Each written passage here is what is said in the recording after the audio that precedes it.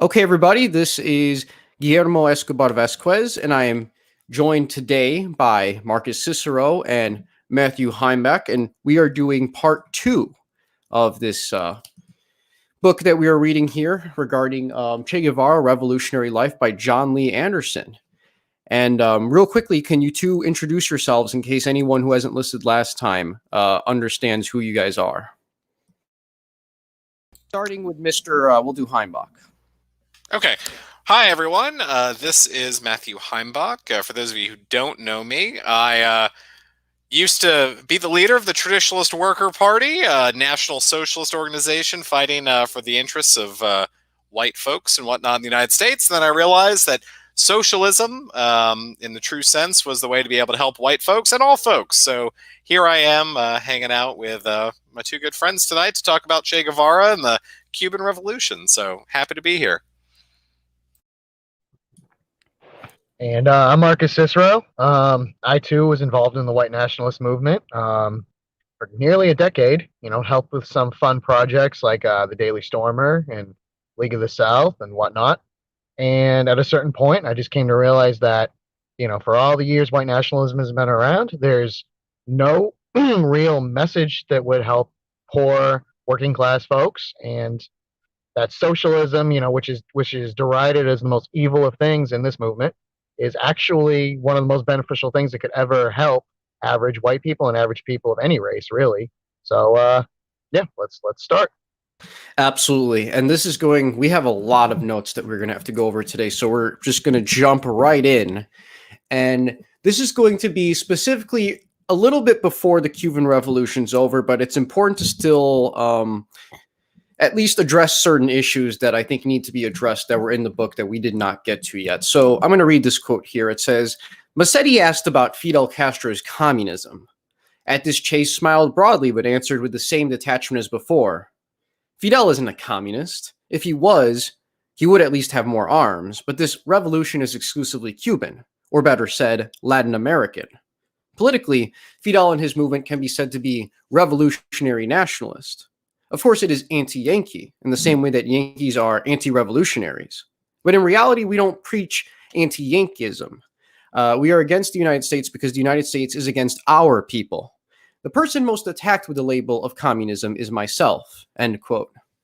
And it says here, as for his reasons for joining the Cuban force in Mexico, Che saw a strong connection to his years of travel.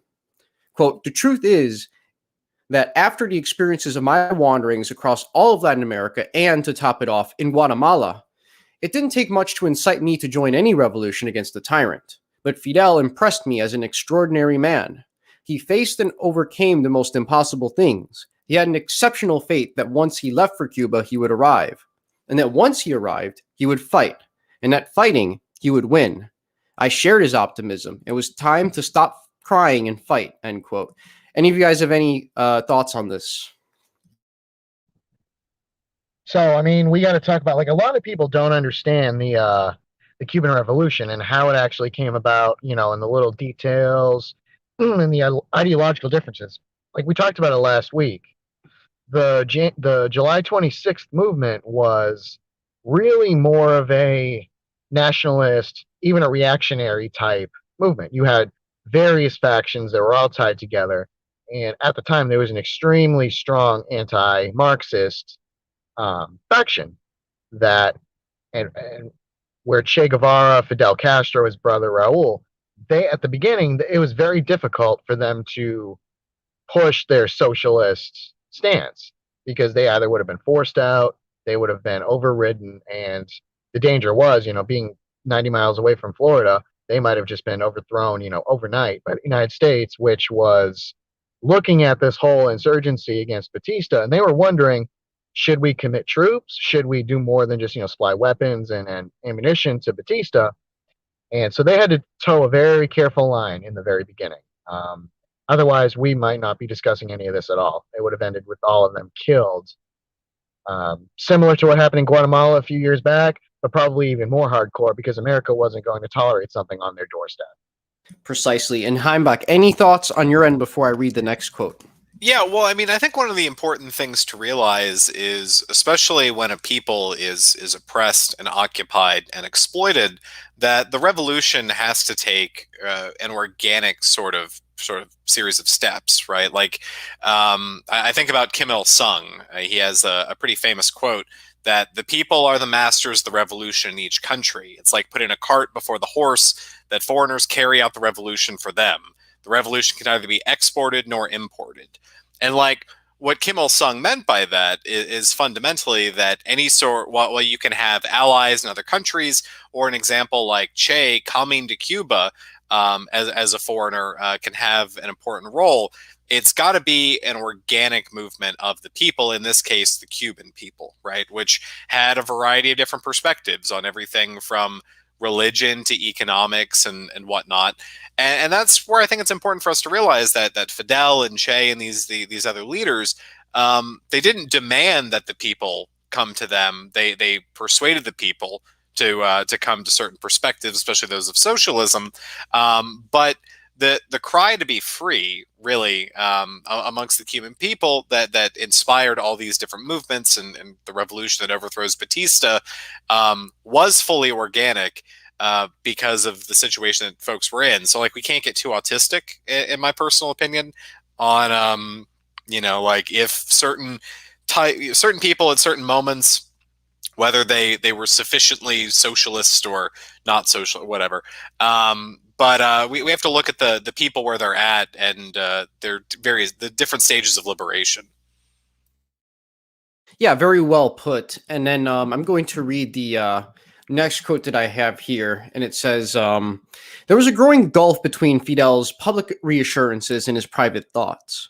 On June 5th, shortly after the first American supplied rockets were being used by Batista's Air Force in the Sierra Maestra, hitting a civilian's home, he wrote to Celia Sanchez, quote, 'When I saw the rockets that they fired on Mario's house, I swore that the Americans are going to pay dearly for what they're doing. When this war is over, I'll start a longer and bigger war of my own. The war I'm going to fight against them. I realize that will be my true destiny.'" End quote. And yeah, just sort of shows how these people are sort of like evolving as all of this goes on when they realize the United States is essentially not going to let them be, and there's going to be no real way to coexist with these people, essentially, or with the United States government specifically, and their CIA, which is conducting endless gay ops 24/7. Now, I have another quote here, which I think is pretty good. It's something a bit on a different topic, but I think it's good to go over here. It says, "What was it about Che that so magnetized these men? He could not have been more different from most of them. He was a foreigner, an intellectual, a professor. He read books that they did not understand. As their leader, he was demanding, strict, and notoriously severe in his punishments, especially with those he had selected to become true revolutionaries. When young Harry Villegas and a few other youths went on a hunger strike at Minas de Frio over the bad quality of the food, Che threatened to shoot them. In the end, after conferring with Fidel, he softened, making them go without food for 5 days, so that they could know what real hunger was. There were many more times when they suffered Che's severity for mistakes that other commanders might have passed over or even committed themselves. Each sanction Che meted out came with an explanation, a sermon about the importance of self-sacrifice, personal example, and social conscience. He wanted the men to know why they were being punished and how they could redeem themselves. Naturally, Che's unit was not for everyone. Many fell by the wayside, unable to take the hardship and his rigorous demands. But for those who stuck it out, being with Che became a source of pride. He earned their respect and devotion because he lived as they did, refusing extra luxuries due to his rank, taking the same risks as they did in battle. He was a role model for these youths, about half of whom were black, and many of them from poor farming families. Any thoughts on this from you two? Yeah, so I mean, we can talk about like from the very beginning, and we'll see it. Sorry, got a little frog in my throat. We'll see it later on after the revolution when they're in the process of building socialism in Cuba. Che was very much a man of the people. Che was a very austere kind of person as well. So he demanded a lot, but he also had a lot of I'm trying to think of the right way to put it. He had a lot of high expectations for these people because of what he wanted them to accomplish. He wanted to create the new man, a new socialist man that was going to transcend, the typical materialism. Um, I guess you could call it Americanism in a lot of ways, just because of this part of the world that was infecting a lot of Cuban society, especially the upper classes and the middle class. He didn't want these people to become infected by it. He didn't want them to just take power and then, when they're in power, immediately succumb to the same luxuries that, say, the Batista regime or the regimes even before Batista went through. He didn't want decadence to take over because socialism can't exist in a society of decadence. It's about uplifting the peasantry and uplifting the worker, but at the same time, you don't want to fall into the same bourgeois tendencies that you were fighting against in the beginning.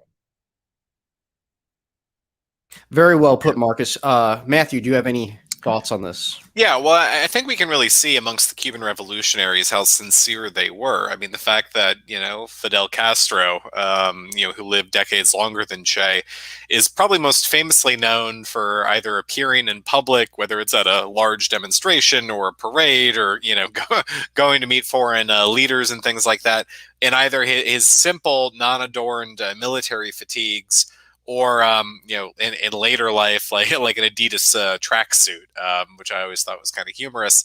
But no flashy rings or fancy suits and stuff like that. Like he dressed like what he was, a man of the people. And I think it's the same sort of spirit that really guided Che. I mean, and the Cuban Revolution, I think, is so inspirational for folks like us because in a lot of ways, it was far from perfect, because there is no such thing as perfect when it comes to politics.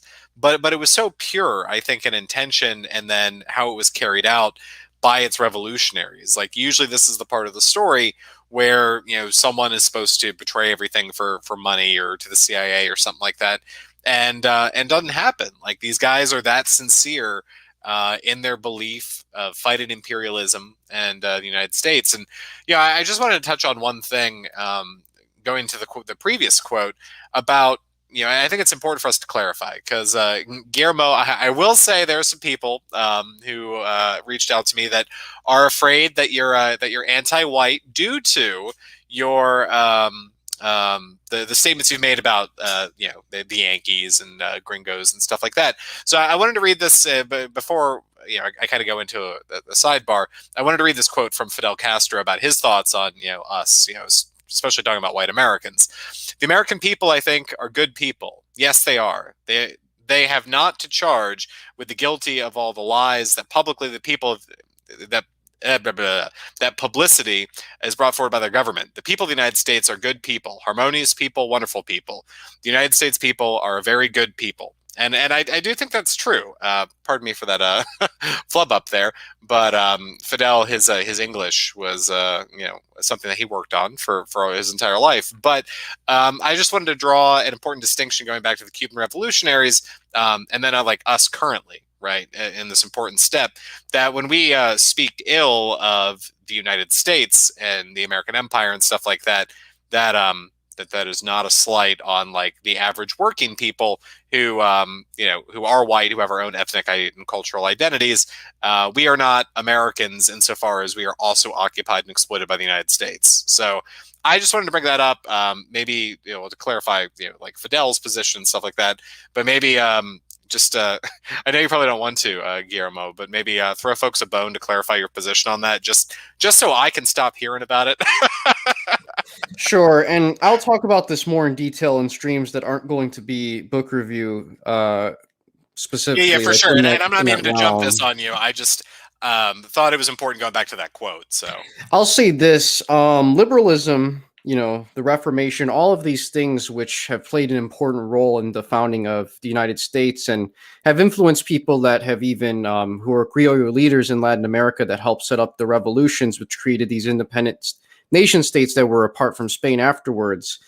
These revolutions have had detrimental effects on working class people all over the globe, or specifically in Latin America and in North America. And, I'm not going to pretend that there aren't serious problems that, white working class, black working class, or Hispanic working class people don't, have as a result of that. They absolutely do.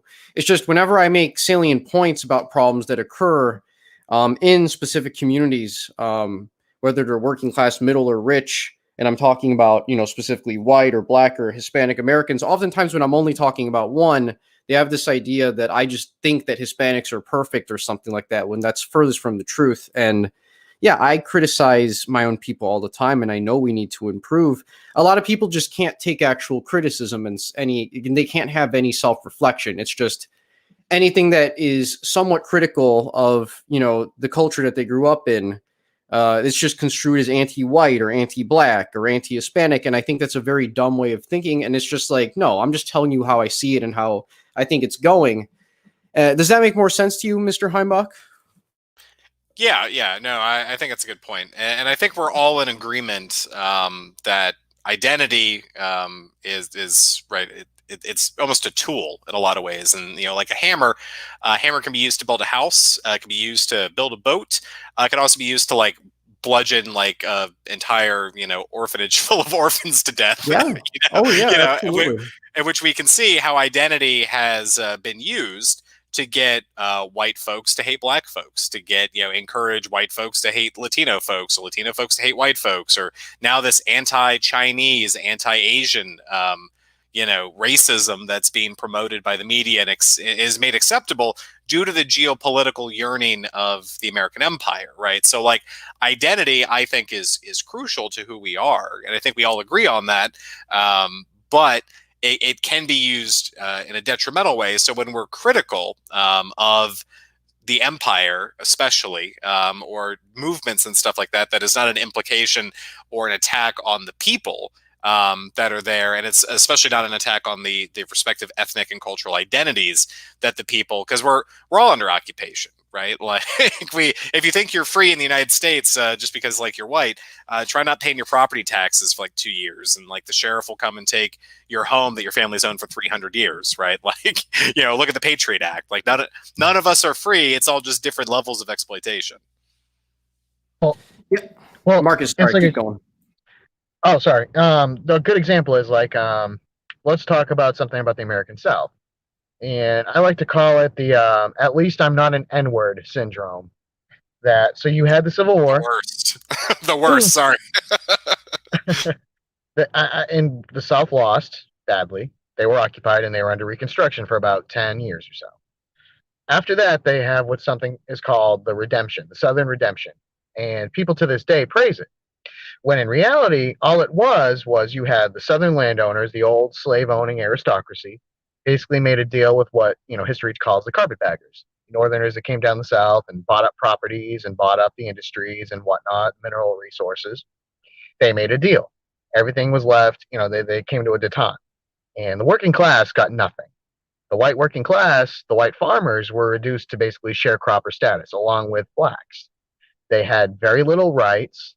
They, in theory, were superior to the blacks, but in reality, they lived on little plots of land where they had to basically, in a feudal type system, give up part of it to the sharecrop landowner. They suffered from malnutrition, disease. I mean, we talked about it last week. Northerners would come down south and they would wonder if these people were mentally retarded or inbred, when in reality, it was a lot of them suffered from brain parasites that had actually lowered their IQ, stunted their growth, gave them joint and bone problems, et cetera, et cetera. They live on farmland, but they had no fresh vegetables or fruit. They lived on hardtack and maybe a little bit of salted pork.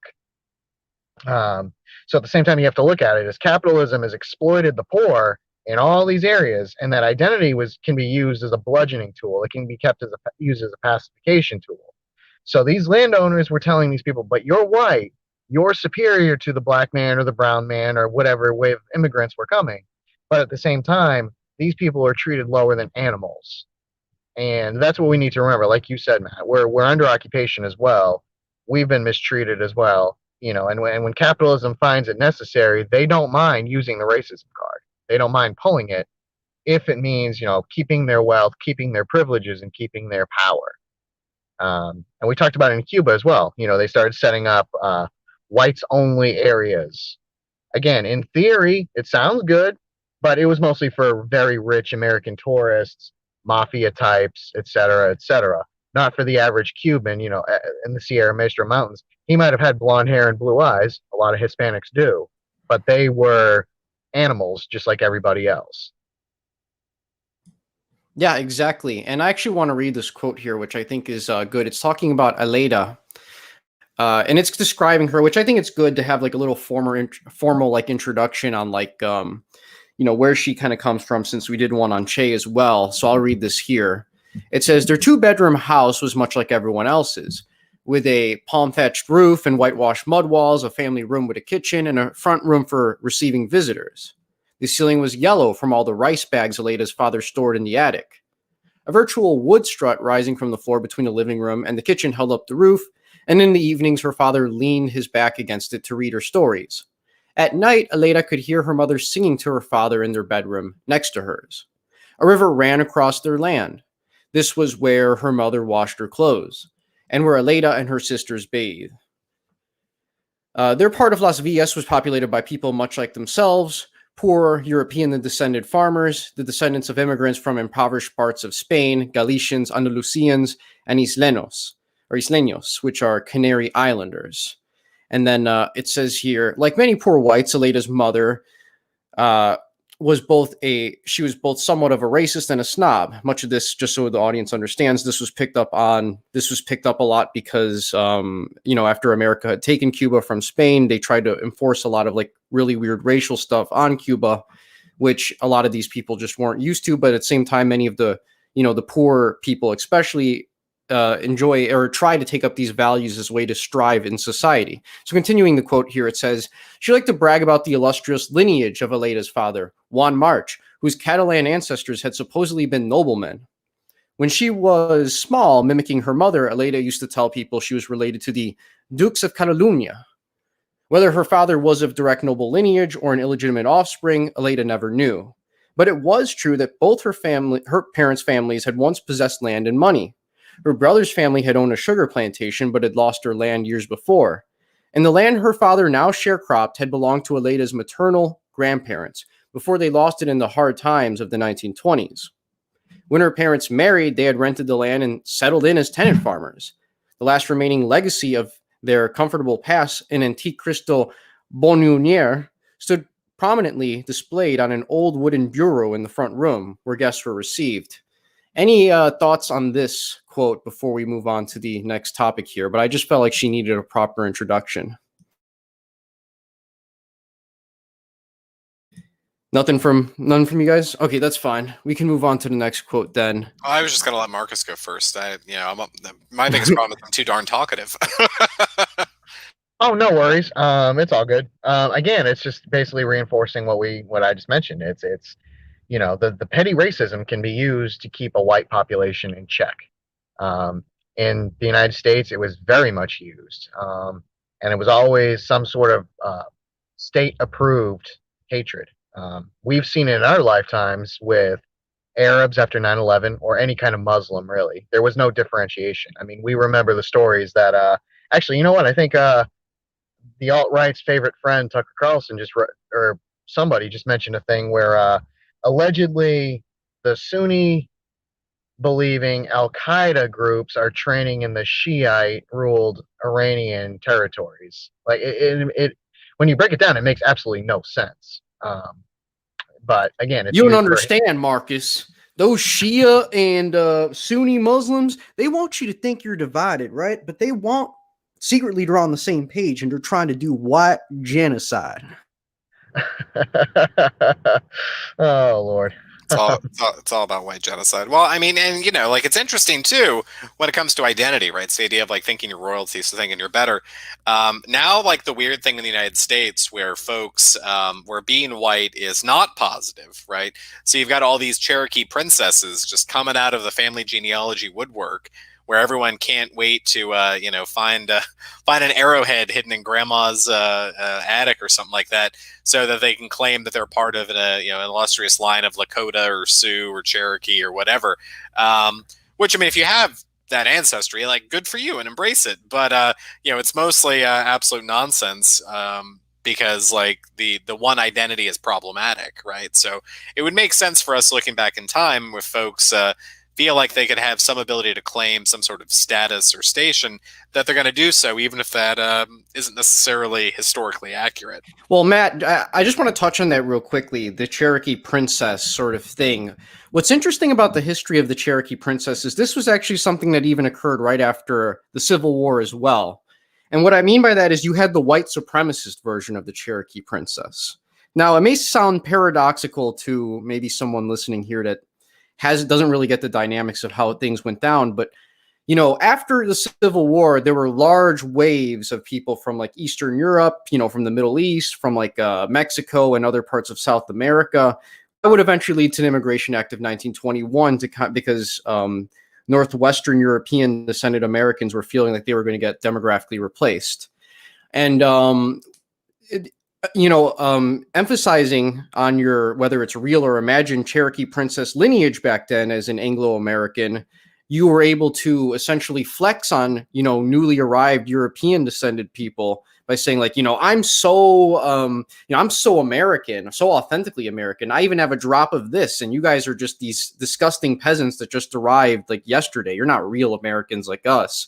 So you had that interesting situation as well. And I just wanted to read this comment by Christian Montalvo, which is true. He says, gringos can be black or Hispanic. Also, the term isn't only used when referring to white Americans. So that's something a lot of people don't get.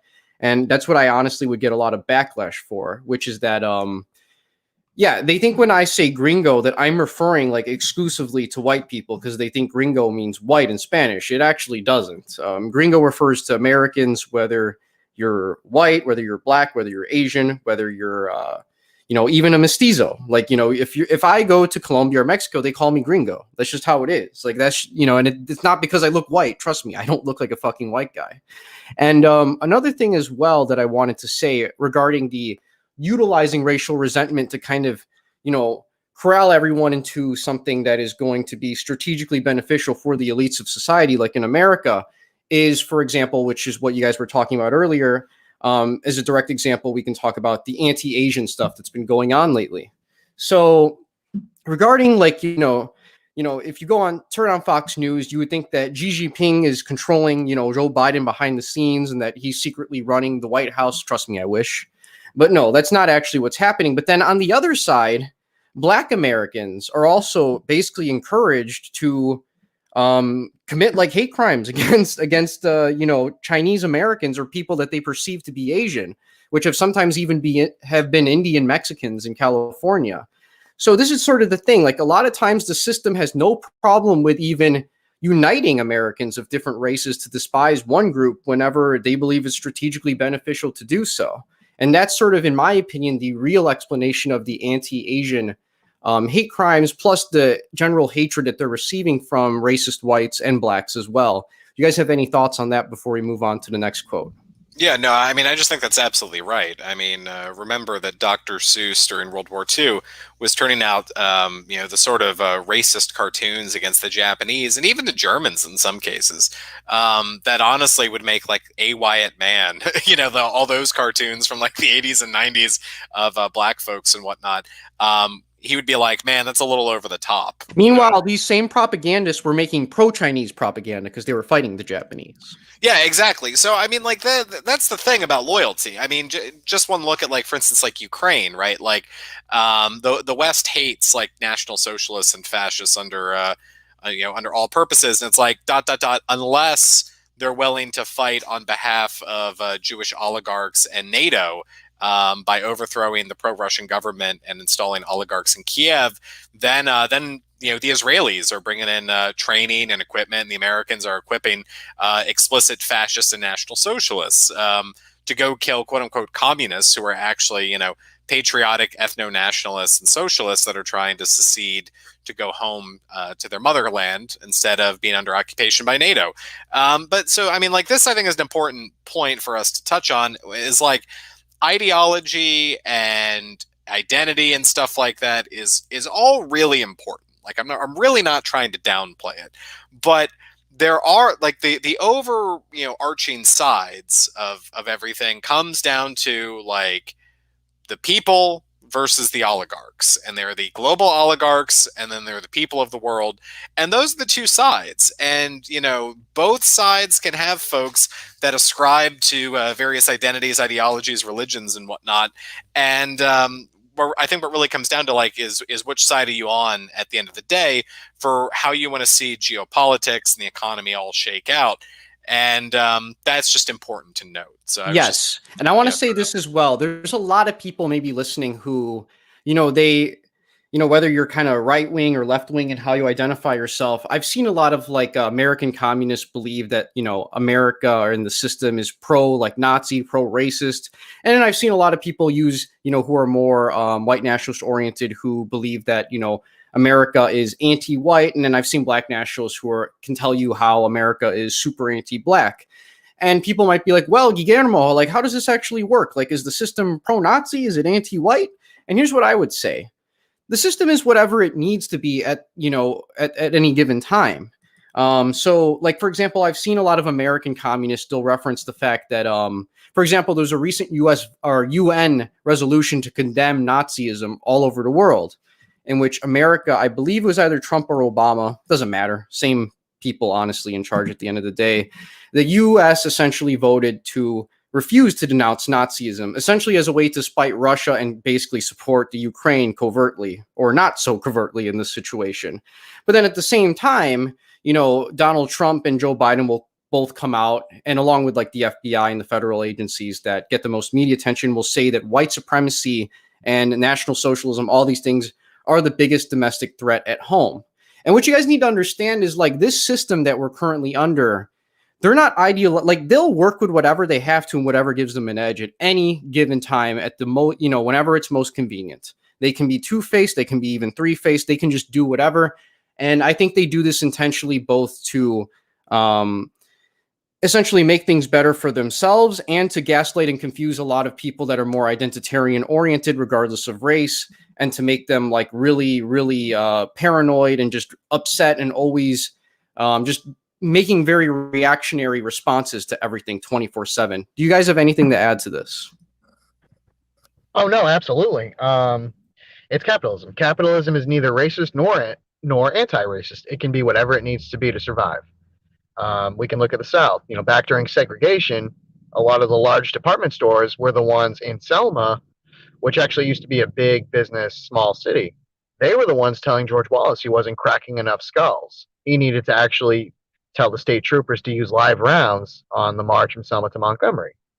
Fast forward a couple generations, and these are the people putting BLM flags on their websites, selling BLM shirts, and telling people that they need to combat their white identity. It needs to be what it needs to be. Yeah, and here's an example too. Walmart will put out, they'll sell anti-fascist clothing at stores. I remember people made a big deal about that. But then they'll also sell For My Legionaries to their Walmart. They'll just do whatever. You know what I mean? I mean, there's a grocery store chain in the American South. It's called Publix. And a few years back, there was a white nationalist meeting. I want to say it might have been a Richard Spencer speech, and there was a little bit of chaos. And Publix opened up their grocery store to Antifa activists, let them in, and gave them free food, free water, whatever, free drinks.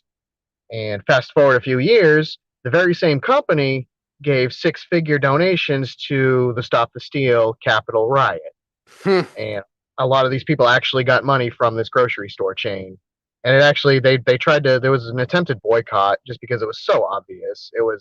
They gave money to people after they were calling for violence, talking about overturning the election and whatnot. So it's yeah, capitalism is two-faced. It can be whatever you need it to be. And it's devious like that. If by some miraculous stroke of fate, some bizarre, weird parallel universe, this country suddenly became Nazi Germany Part 2. Swastikas, everything. Hitler somehow comes back from the grave and is in charge of the United States. Capitalism would fall on its knees and grovel and start putting swastika banners on their websites. Yeah. Well, and that's important, not to get lost in Nazi Germany, but Marcus, you bring up a really good point, right? So the industrialists that were getting along well under a monarchy, then they were getting along not as well under democracy or whatnot. That's just because everything was topsy turvy. They had no problem zig heiling all day long every day until they tried to like off Hitler. Right. And then they were looking to cut the best possible deals with the Allies so that they could stay in business. And we kind of touched on that in the last show. And I think it's important also to understand the flip side, to bring it back to Cuba, as to how like Franco, of which I have so many critiques of, but Franco in Spain and Cuba did have a positive relationship that was like a red-brown alliance sort of thing built Well, on and a Hispanista alliance as well. Just want to make that very clear, because he was supporting Fidel Castro and Pinochet as both the way to try and spite America. Yeah, for sure. So, I mean, I think it's just important to know how things can. It's not just so ideological. So that's like discussing geopolitics and race and stuff. It gets really bogged down. I mean, during the Cold War, the United States had no problem propping up, Rhodesia and South Africa, which were literally apartheid states, right? That were apartheid states not only fighting their own conflicts, but funneling weapons and training stuff to like black rebels in Mozambique and stuff to commit like absolutely horrific war crimes because there couldn't be a successful black socialist state on the borders of the apartheid states. And then, of course, when the Soviet Union collapses and the Americans don't need those allies anymore, then they have found the error of their ways and they hate racism. And we need to open up the markets and bring about liberal democracy and a rainbow nation, in South Africa. So it's always willing to change. It exists as a parasite for one reason, and like a leech, seeks blood to suck blood. Capitalism seeks profit and will do absolutely whatever it can do to then suck profit and exploited labor out of the population and the natural resources and things like that. So, like, Precisely, yeah. And just actually continue, Matthew. Sorry. No, I was finishing. I was just saying, like, so it's important to understand, like, when we're talking about the United States or we're talking about all these, imperialist capitalist powers, to really understand them, because it seems schizophrenic, right? Like, to truly like look at American foreign policy over the past 200 years. Like Marcus and Guillermo, you both said, like, one day it was racist and then it hated racism. Like, one day it was about democracy and the next it was overthrowing democratically elected governments. Like, we're going to support a anti-woman, anti-gay regime in Saudi Arabia today, and we're going to withhold food aid to kill black people if they don't allow butt sex in Botswana. Okay, like it seems truly schizophrenic if you don't understand the capital question. Like, capitalism is the only way to cipher out, like, even like the Jews. It's capitalism, right? Because like the only thing that makes sense to understand the United States and Great Britain as Great Britain basically got sucked up and is like a husk. It's all broken now, and America now is the hive of the parasites. But to understand everything, I think we need to understand capitalism first and foremost, which then helps us understand everything that's going on. We're talking about Cuba, then we're talking about Latin American revolutions, then we're talking about like a global context of Soviet Union and China. Capitalism is the only lens to see this through because it's the only thing that's consistent. Yeah, precisely. And I would also say that on top of capitalism, since it is, the United States and Britain were heavily founded on Anglo-Saxon values that often predated capitalism. It's important to say as well that, let's see, what's the best way to put this? It's that with the Anglo societies, such as like the U.S. Empire or with Great Britain, like you had a situation occur where you had essentially the first shopping malls, the real shopping mall nations created, where multinational corporations ultimately had the final say in society in a situation that was unique in that, like for America, for example, like America was founded as a place where neither the military nor any sort of church could ever step in and try and be the referee against, these multinational corporations and these people with these oligarchs with all of this money. In many other traditional like countries and societies and empires that existed in the past, you had these sorts of checks and balances on society with the military and the churches. America was never like this. And as a result, you it explains a lot of why America currently is what it is. And yeah, Marcus, I'm going to open up the floor to you. Anything else you want to add to this? Oh, sure. This is going to be controversial. I've said it to you guys both privately before, and people who know me know I say this a lot. I don't want to get your channel suspended, but so we talk a lot about Jewish influence, right? Banks, media, corporations, things along those lines. Well, when they came here, you had a big wave of Jewish immigrants come here, mostly from Eastern Europe and Germany, around the turn of the 20th century, right? From about 1890 to about 1920. Right after Civil And War. yeah, exactly. Well, I'll mention that as well. But when they came here, they were poor, mainly. They were, a lot of them were illiterate, but in America, mostly in the northeastern ports like New York, Boston, whatnot, they found their land of milk and honey. It was capitalism, unbridled capitalism under the robber barons.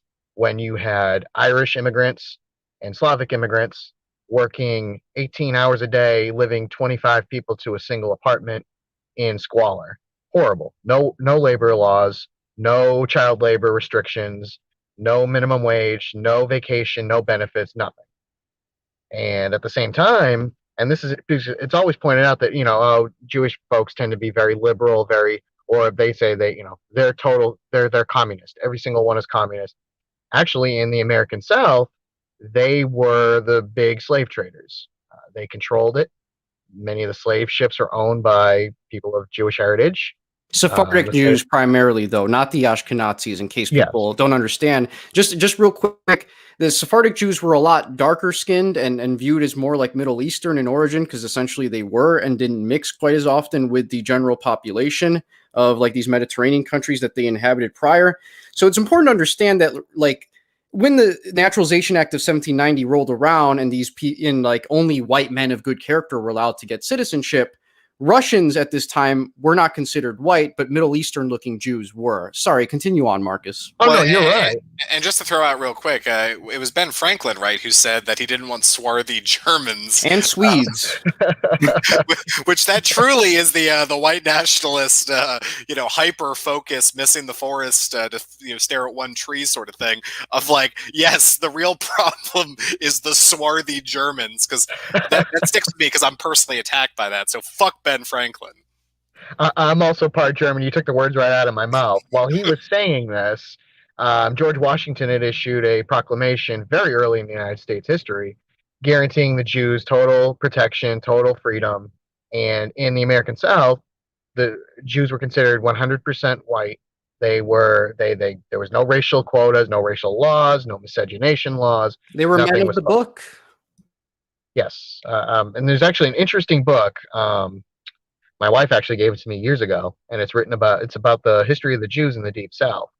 And it talks about how they were 100% white.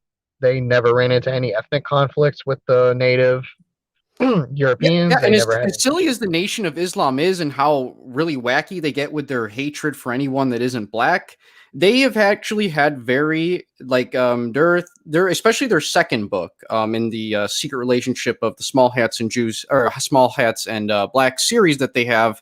They outline how Jews and Anglos work together side by side very well in Southern society to manage as middlemen minorities like this. Well, specifically the Jews, they were a very influential middleman minority in not just slave trading, but in the slave economy as well, in terms of other facets like the cotton industry and things like that, because these were ostensibly white people. And my hot take here is Jews are white Americans like anyone else. And if anything, they've always been one of the highest tiers of white Americans alongside with Anglo-Saxon Americans. So if you have a problem with white, or if you have a problem with all of these things that I'm talking about, well, Jews are white and they always have been. And you need to really, stop coping and claiming they're not white, because honestly, nobody cares what a weirdo internet white nationalist on the internet has to say.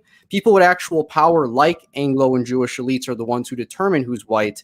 And the verdict's been settled for hundreds of years, guys. Sorry, I hate to break it to you, but that's the case. Guillermo, I think an important thing to touch on, I think we discussed it a little bit in the last episode, discussing the racial policies in Cuba, but whiteness is both, I think I said before, in my opinion, is both entirely real and entirely invented, right? Like it's real in terms of those of us who live it, who come from a long line of like a real culture, identity, and heritage.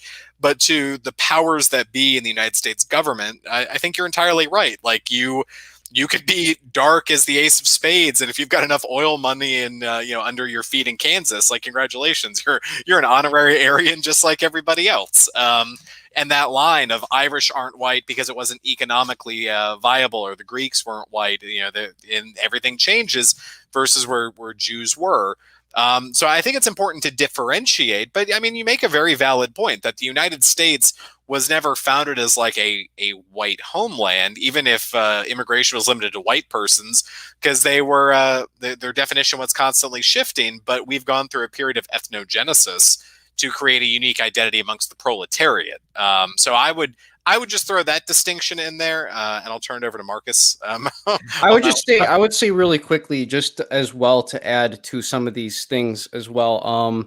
One reason I really despise the fact that America was trying to push all of this sort of like racial ideas onto the Cuban people, just to bring it back to the story, is sort of due to like this post I actually made earlier on Telegram, which I'm going to kind of talk about here. And Marcus actually helped me out with this. So I had realized, the show I Love Lucy, this was a show that was made in the early 1950s. A lot of people think of these sorts of early 1950s shows as very trad and indicative of a very wonderful and wholesome society that, white Americans just don't get to experience anymore. But here's something that they don't tell you about, this sort of stuff. When I Love Lucy was created, Lucy's husband, both, on the show and in real life, which was the same guy, it was Desi Arnaz, he was not viewed as a white man, despite the fact that he was a Cuban of Spanish descent entirely. And white Hispanics were not viewed as white back then. I Love Lucy was officially banned in Mississippi, Georgia, Alabama, Tennessee, and Arkansas, because this was something that the lawmakers of these states determined was promoting miscegenation. And the Wikipedia article for I Love Lucy even highlights that it took several years for the show to get approval because it featured race mixing. Also, despite the fact that Desi Arnaz was entirely Spanish, he has even talked about how he got denied access to rural bathrooms in Florida because he wasn't white. And then on top of that, the Ku Klux Klan also protested this show during the entirety of its run because, again, they said this was propaganda meant to encourage Southern women with great honor to mix with those dirty Spanish men. And God forbid we ever have that. Right, guys? But where are the Spanish women's at? That's what I want to know. I mean, one of the interesting things too, it's like, where was I going to go with this? Yeah, it's interesting. Again, we're going to talk on the, I've mentioned the Jewish thing. A lot of times, if you talk to an average white nationalist, they will say, every Jew is a communist. Every Jew is a hardcore liberal that wants black men with white women, everything, every sort of thing under the sun. Well, Columbia Studios back in those days was, of course, owned by the Small Hats. So it was founded by them. And Desi was actually a very educated man. He had been here for, I think, 20, 30 years at that point. His family had come here in the 1920s. And when he went to audition for, it may have been for I Love Lucy or something before that, they basically called him a monkey and told him that he can beat on bongo drums because that's all Hispanics can do. So it's just one of those. It's like I said, it's things can evolve. Capital can be racist, and even the Small Hats, which I would say are more tied with capitalism than Marxism or any form of communism, they can adapt as well. Like I said, in Selma, they were telling George Wallace to crack more skulls, and then their grandchildren are the ones, pushing for refugee resettlement in rural Mississippi or Alabama. Yeah. And the best part is that these sorts of like elite sort of people in like the South who push for, the mass refugee resettlement are also the same people that are going to intentionally live in neighborhoods that are never going to allow for these sorts of people to ever get into them unless they're of extraordinary wealth. But then again, if you're of extraordinary wealth, usually you're not going to be a refugee unless you're like someone extremely important politically in another country that's about to get executed or something along those lines. That's where all the Nigerian princes are going. They're going to Tim Wise's neighborhoods. Yeah, I mean they should. I would honestly support that. I think Tim Wise should really live in a place that is ethnically diverse if he's, going to talk about how great it is. And the best part is I think someone like him would probably enjoy living in a diverse city like San Antonio, Texas or something like that, but he's a racist. He doesn't want to generally experience diversity, and that's the sort of thing that I just despise two-faced people that don't want to live the stuff that they preach. I don't care if you call yourself an anti-racist. I'll call you out too if you're going to be a white liberal who's a piece of shit, which is what Tim Wise ultimately is. So moving on here, I have another quote. So this is interesting. And here's why. So let me just read it. Che kept up a formidable pace of activity. On January 13th, he inaugurated a military cultural academy in La Cabaña.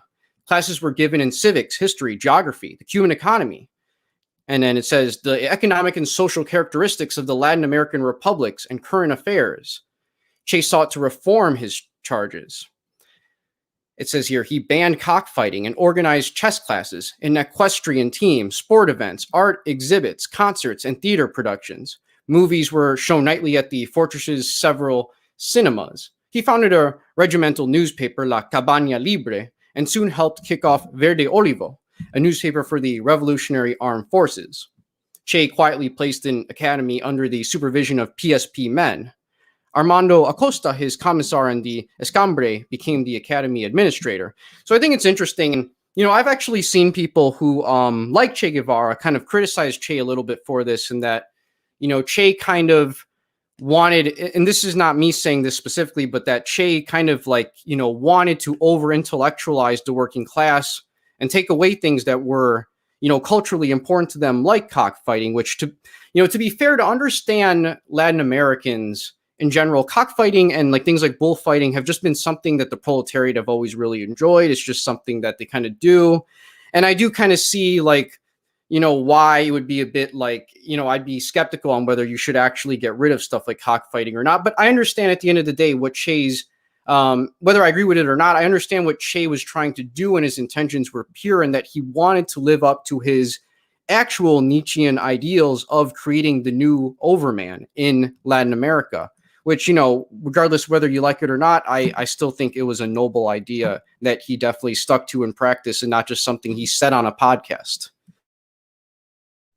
Well, I mean, the interesting thing is that socialism historically has always been very pro-education.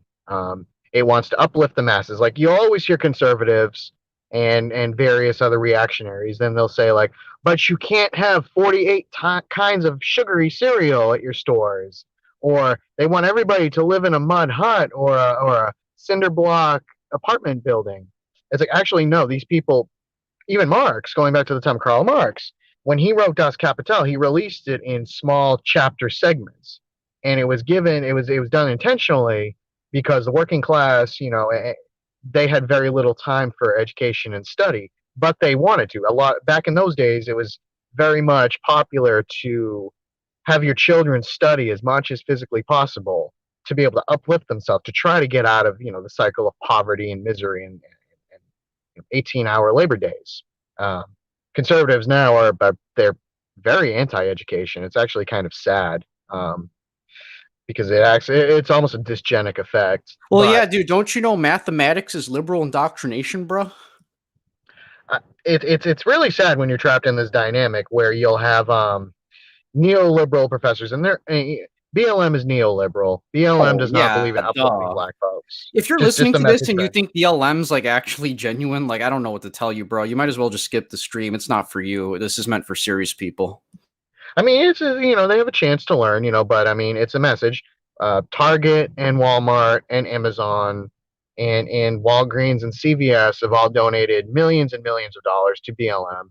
It's not Marxist Leninist. It's not socialist. And blacks don't lead it. It's not black people donating all that money to it, just so everybody understands. Did we throw out on the last stream about, I think I might have, but I want to bring it to people's attention that in honor of Asian American Pacific Islander Heritage Month, the new Asian American Pacific Islander Foundation that was created, has the leader of the Anti-Defamation League running it as one of their board members. So just again, Oh, so of course, so a white guy's leading this fucking thing. Like, what a shock. well, I mean, Jonathan Greenblatt, I wouldn't. I mean, he does have pale skin, but that's only to cover the reptilian hide that's underneath.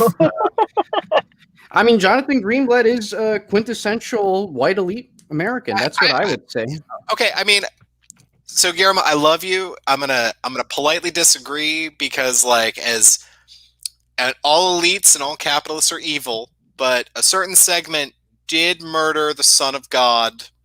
Just throwing that out there, and that does differentiate them in a distinct way, regardless of the color of their skin. I promise I'm not trying to get down too much deep of a rabbit hole on that one. And there are Jewish comrades that are members of the proletariat that are part of the struggle, and I'm not trying to shit on them, but we can't forget that certain aspect. But let me counter with this real quick before we move on and read this comment that I like here. And it's this: the fact that this man who leads the this I guess Asian pro-Asian group, quote unquote, he is also the leader of an organization that was literally set up to defame the honor and reputation of two innocent black men that they claim murdered Leo Frank, despite the fact that all the evidence is contrary to it, and the fact that Leo Frank's lawyers were all using extremely white supremacist arguments in order to try and get Leo Frank found not guilty. And despite the fact that he had the best legal team like in America that money could buy,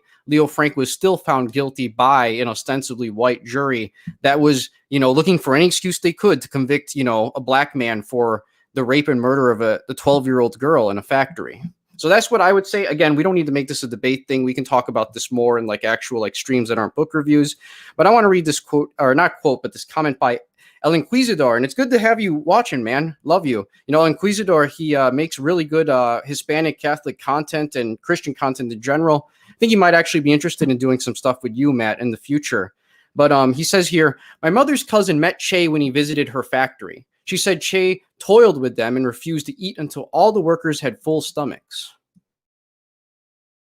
And yeah, this is that's Matthew, awesome. I mean, that it just shows being one of the people. You know what I'm saying? I mean, here's a man who has education. He comes from wealth. I mean, he could have had a life of leisure. He's out there, hacking up lungs and nearly dying in the jungle.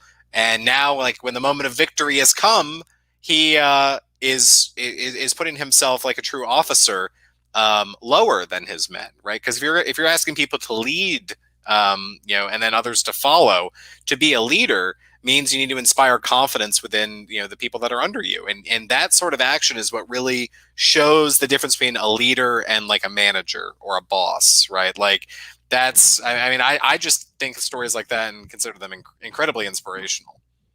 I mean, there's a story after the revolution, maybe I think it was in 1960, early 1960, so about a year in after Batista's driven off.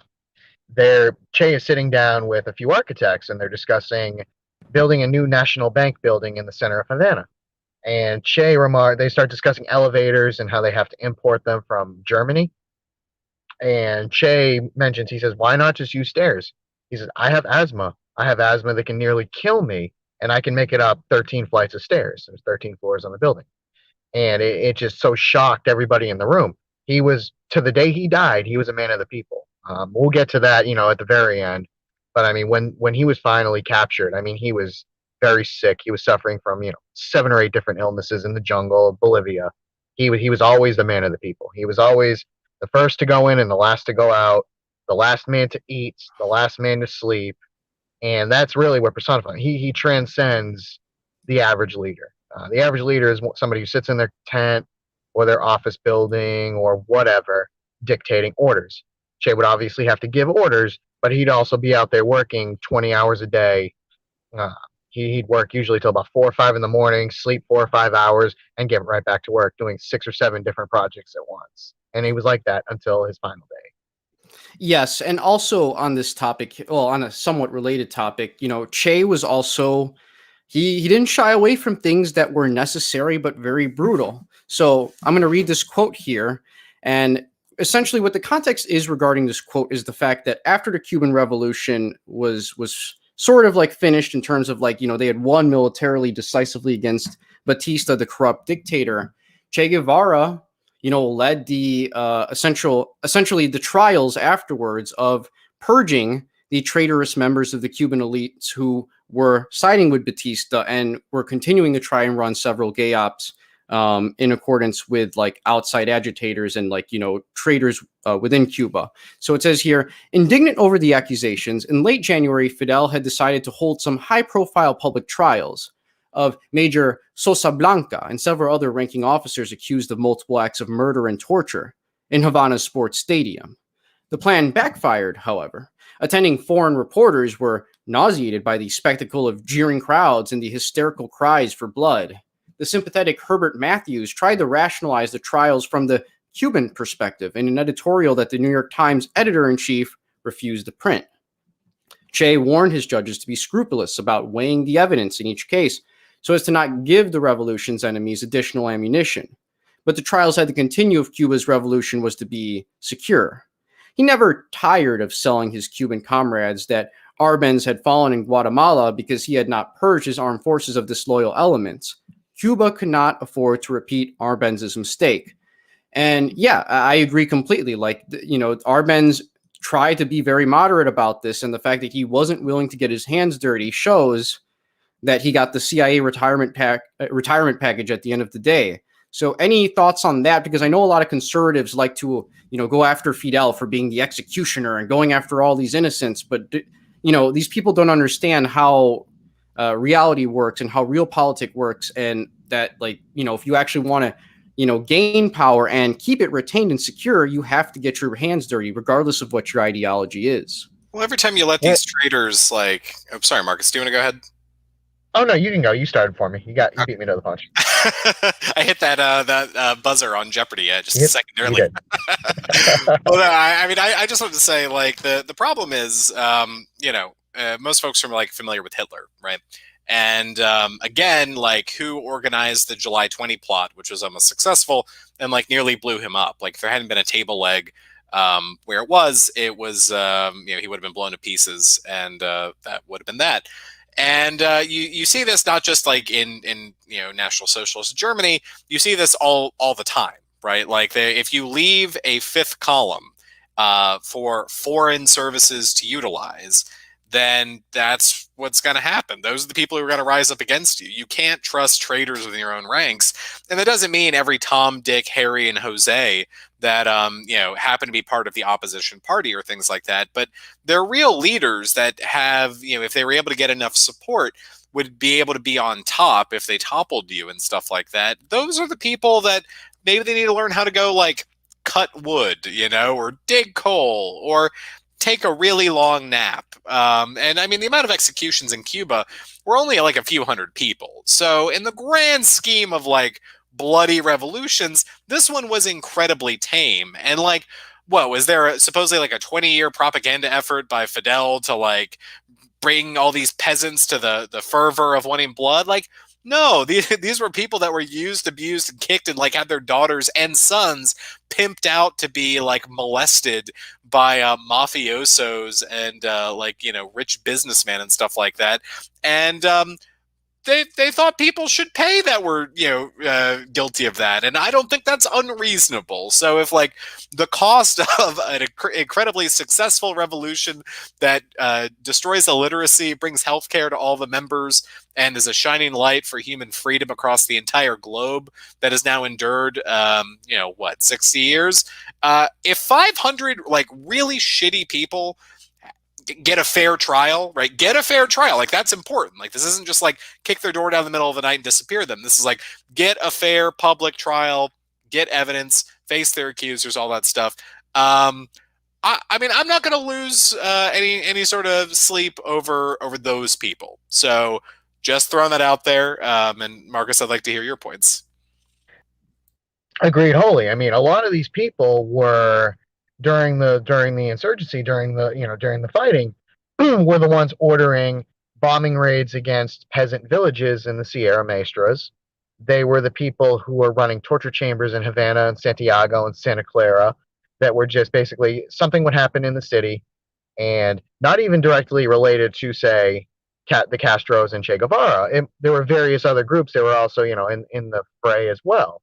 And they would just round up 200 people, take them into a dirty, dark dungeon, torture them, rape them, women and men, and sometimes kill them. They would never be seen again. So, yes, these were Batista's torturers. They were the interrogators, which were torturers. These were terror bombing commanders. These were military unit commanders that were ordering civilian executions, et cetera, et cetera. And one of the interesting things is in a socialist revolution, and this has happened in every single one across the world since really 1917 during the Russian Revolution. There's always pushback from the capitalist world. People talk a lot about the Stalin quote unquote show trials, and a lot of the stuff you hear was compiled during the Cold War, usually by British intelligence or American intelligence services. So it was skewed. During most of the 20s and 30s, you had a lot of foreign intervention attempts in the Soviet Union. And usually it was using people already in the Soviet government to try to have the leadership overthrown, have the system driven out, and capitalism or feudalism or whatever brought back. It wasn't fighting for the honor of the czar. It wasn't fighting to bring back the old monarchy. It was basically to how can we break apart this new country and exploit it to the fullest. And during a lot of these show trials, what would happen is you would see these Soviet officials confess, and it was because usually during their arrest they were shown mountains of evidence, like, hey, you were communicating with this embassy, this official who's actually a spy, this diplomat. You were going to kill Stalin when the time was right. The biggest one was Bukharin. I think that's anybody who knows Soviet history. He was probably the biggest convicted official during those times. And Cuba studied this. The Castros and Che Guevara studied this. They knew about this. It was common knowledge, and they didn't want to have to repeat the same drama, the same issues. And ultimately, if they didn't lash out, they would have been overthrown. There was no question about if; it was a question of when.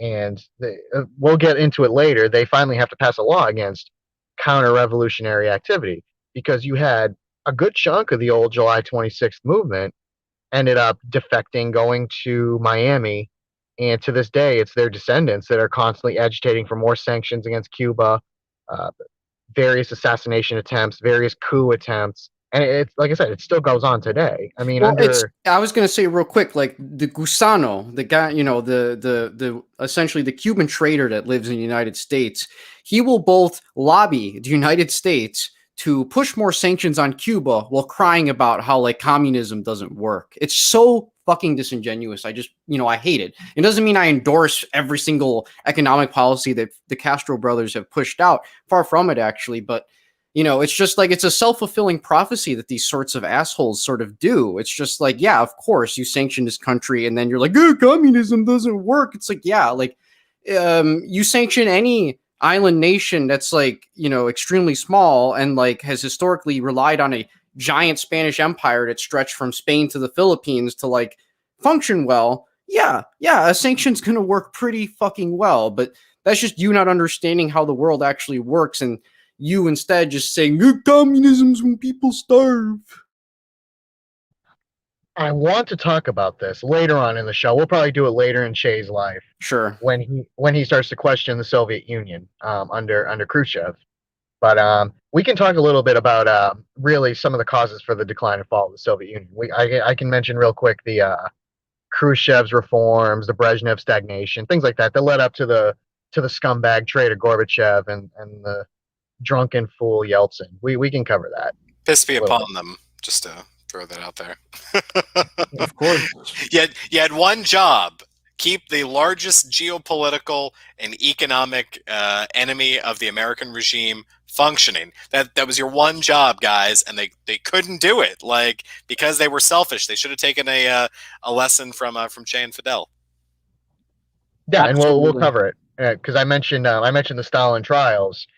Well, I mean, we can talk about what happened when the Soviet Union moved away from Stalinism, and immediately what happened. I mean, it wasn't a course of decades. It was the cancer appeared. I mean, literally almost overnight. Of course it did. And yeah, let's read this next quote, which I think is going to be good. This is, I believe he is in a conference full of like other Latin American socialists. Let me just read this out here. It says, most dramatically of all, Che bared his evolving vision of a continental revolution, not only challenging the conventional communist theory of party-led mass struggle, but throwing down the gauntlet of violent confrontation throughout the hemisphere. Quote, the example of our revolution and the lessons it implies for Latin America have destroyed all of the coffeehouse theories. We have demonstrated that a small group of men, supported by the people and without fear of dying where necessary, can overcome a disciplined regular army and defeat it. This is the fundamental lesson. There is another for our brothers in the Americas who are in the same agrarian category we are, and that is to make agrarian revolutions, to fight in the fields, in the mountains, from there to the cities. Our future is intimately linked to all the underdeveloped countries of Latin America. The revolution is not limited to the Cuban nation, because it has touched the conscience of Latin America and alerted the enemies of our peoples. The revolution has put the Latin American tyrants on guard. They, like foreign monopolies, are the enemies of popular regimes. The revolution had enemies, but it also had friends. End quote. And then it says Che ended with a call for a spiritual union between all the peoples of the Americas, a union that goes beyond demagoguery and bureaucracy to effective assistance, lending our brothers the benefits of our experience. Today, all the people of Cuba are on a war footing and should remain so. Their victory against dictatorship is not transitory, but rather the first step in Latin America's victory. So that's the end of the quote there. Yeah, I just wanted to kind of highlight how Che's sort of like vision is evolving and getting stronger, post-revolution, and the sort of influence that he's kind of putting out there to his Latin American comrades after he had, this is not just him talking. He had just helped lead a very successful revolution, and people were in awe of him and looking to him for inspiration. It's interesting because it does kind of sort of fly in the face of some of what Karl Marx wrote. He always, he was in the mid 1800s during the Industrial Revolution, Western Europe. Imagine the world of Dickens, right? Ebenezer Scrooge. I mean, Oliver most Twist. people can't honestly think like that. Like, it's just like it was so horrible. Like, materially speaking, like you can kind of picture it in your head, but like even we, as educated as we are, like cannot even fully understand how horrible conditions were at like factories at this time period. No, like I mean, there's a few. I'm from the Northeast originally, and you can go to places like Lawrence, Massachusetts, Lowell, Massachusetts, and you can tour the old mills along the Merrimack River where where the Industrial Revolution kicked off in the United States. And you can see where the workers, mostly Irish immigrants, lived, where they worked, and the conditions. I mean, it's awful. You're talking homes or apartments that were maybe 200 or 300 square feet for a family of 10. I mean, it was just unfathomable. And Marx always envisioned that the revolution would come from the working class, from the proletariat in the cities. And most of the revolutions occurred among the peasantry, where the conditions were so bad. These people were treated like we've mentioned, like the sharecroppers, lower than animals.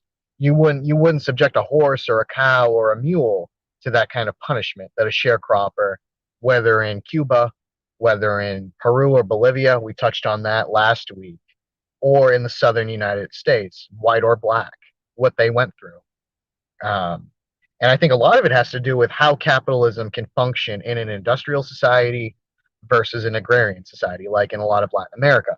Capitalism seems to have almost a life support switch where it can bend a little bit, not break, but just bend enough to protect itself. We saw it in the United States with FDR, with the New Deal programs, and with a lot of the labor laws that really lasted from the 30s until the Reagan administration when they just started to come undone.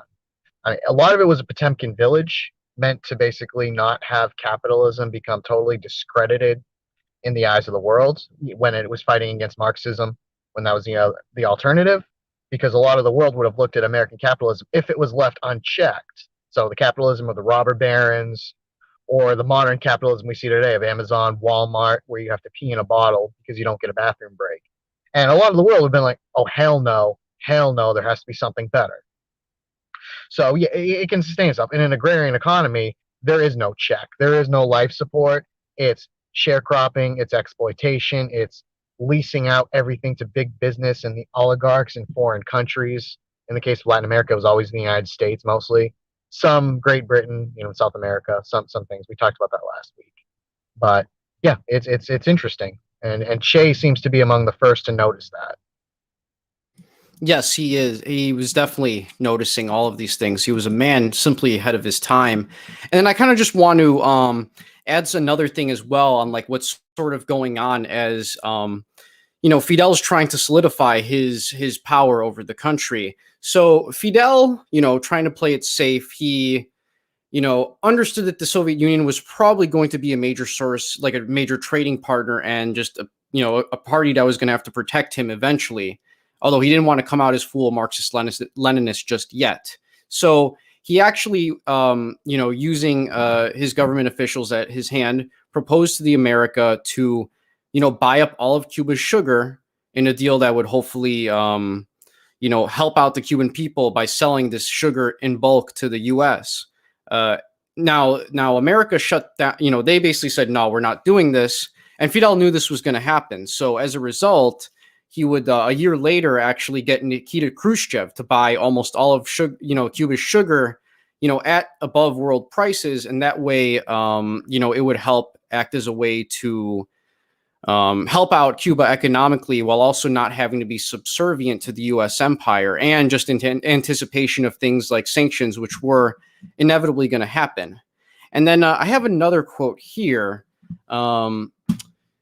So it's kind of like sort of Fidel Castro and like his sort of like vision on what he believed was going to have to occur in the future. And it says this. It says this was published, quote, in the magazine Humanismo. It says he wrote that the common bond between Cuba and the newly independent former colonial states was the dream of freedom from economic exploitation. He argued that revolutionary Cuba, personified by Fidel Castro, was a good model for change not only in Latin America, but in Asia and Africa as well. And he called for an international anti-American imperialist alliance. Fidel, he seemed to be saying, could be its leader. So I believe it's Che Guevara actually writing this. And it says, might it not be that our fraternity can defy the breath of the seas, the rigors of language, and the lack of cultural ties, to lose ourselves in the embrace of a fellow struggler? Cuba has been invited to the new Afro-Asian Peoples Conference, and Cuba will go. To say that is true, that Cuba exists and that Fidel Castro is a man, a popular hero, and not a mythological abstraction. But it will also go to explain that Cuba is not an isolated event, merely the first signal of America's awakening. And when they ask, are you the members of the guerrilla army that is leading the struggle for the liberation of Latin America? Are you then our allies on the other side of the sea? I must say that to them and to all the hundreds of millions of Afro-Asians that I am one brother more, one more among the multitudes of brothers in this part of the world that awaits with infinite anxiety the moment when we can consolidate the block that will destroy once and for all the anachronistic presence of colonial domination. So I really liked personally what Fidel and Che were kind of pushing for here, because, yeah, I do believe, again, because I'm a fourth positionist, in a more multipolar, fair world and not a unipolar world. And I believe that, when the American empire is acting like the way that they have since the Cold War, there are definitely other people in the world that, we should be able to form, again, strategic, mutually beneficial alliances with, because I think, again, we are much better in a multipolar world where it's not just one empire that's dominating over everyone else, and that there are different spheres of control and general harmony in comparison to just one major part of the world, like the United States, just imposing their will on everyone else. What do you guys think about that? Not all at once now. Who wants to go first? Matthew, I see you here. Yeah, no. Well, I didn't want to keep going first. Shame on me, right? No, I mean, this is the basis of Marxist-Leninist internationalism, and I love it. It's all about one struggle.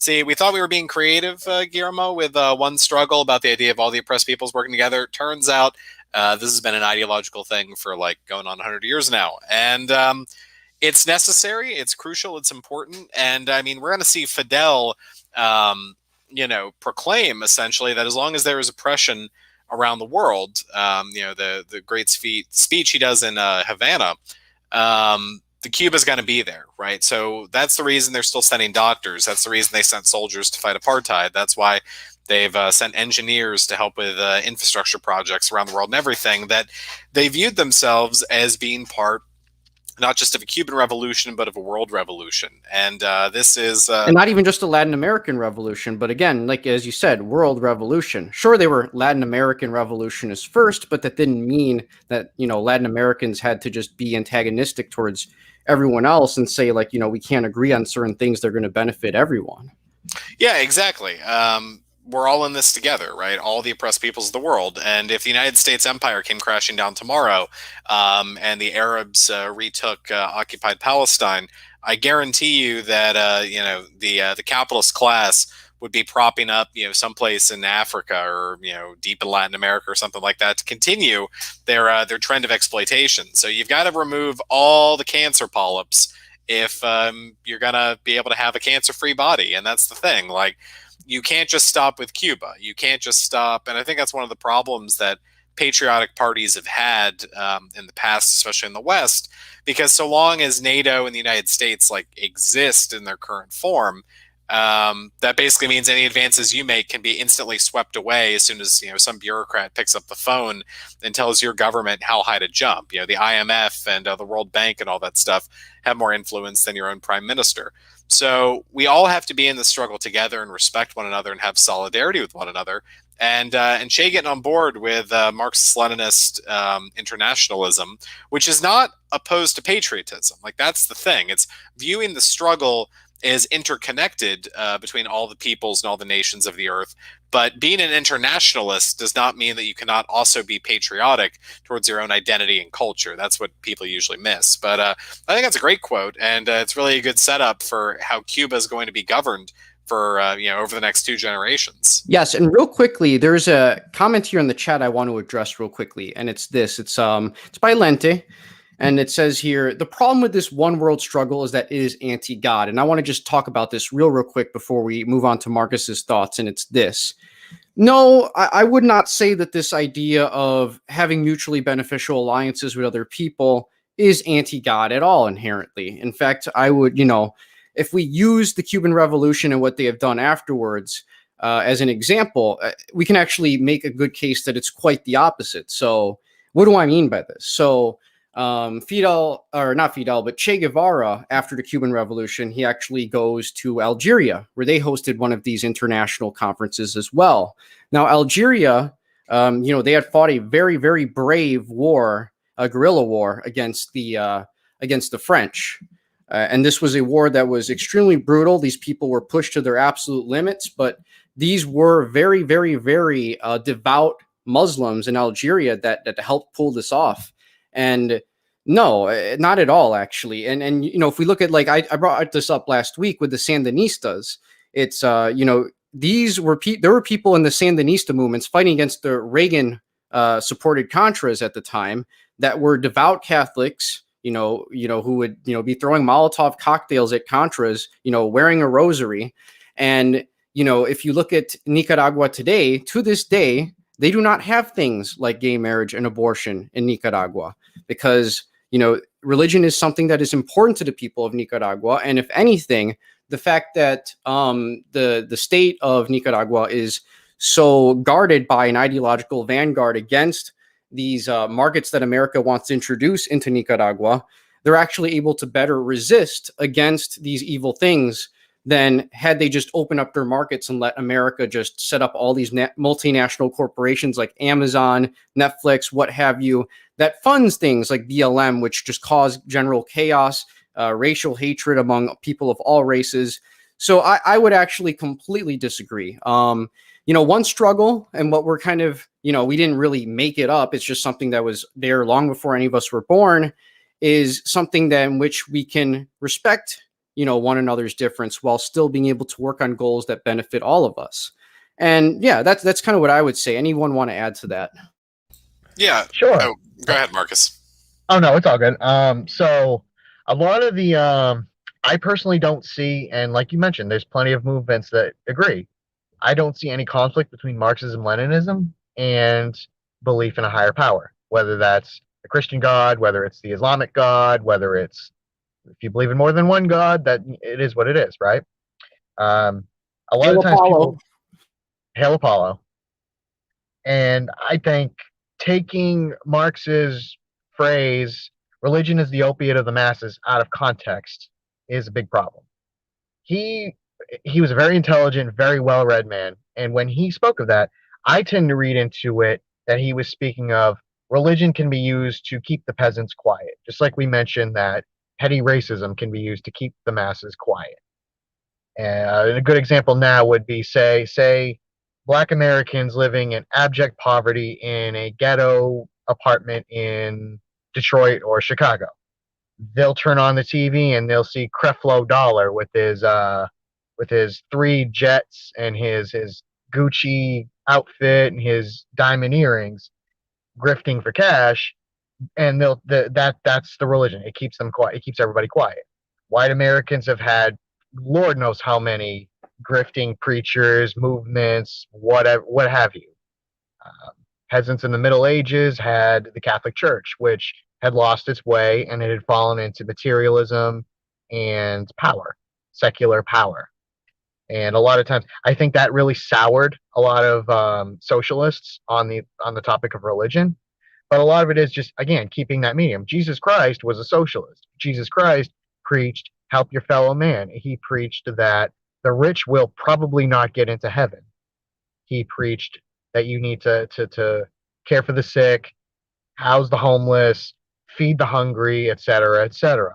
That right there is more the message of Marx than it is the message of capitalism, where it's rat race, get what you can, stab your fellow man in the back, twist the knife as much as you can, and then take his house.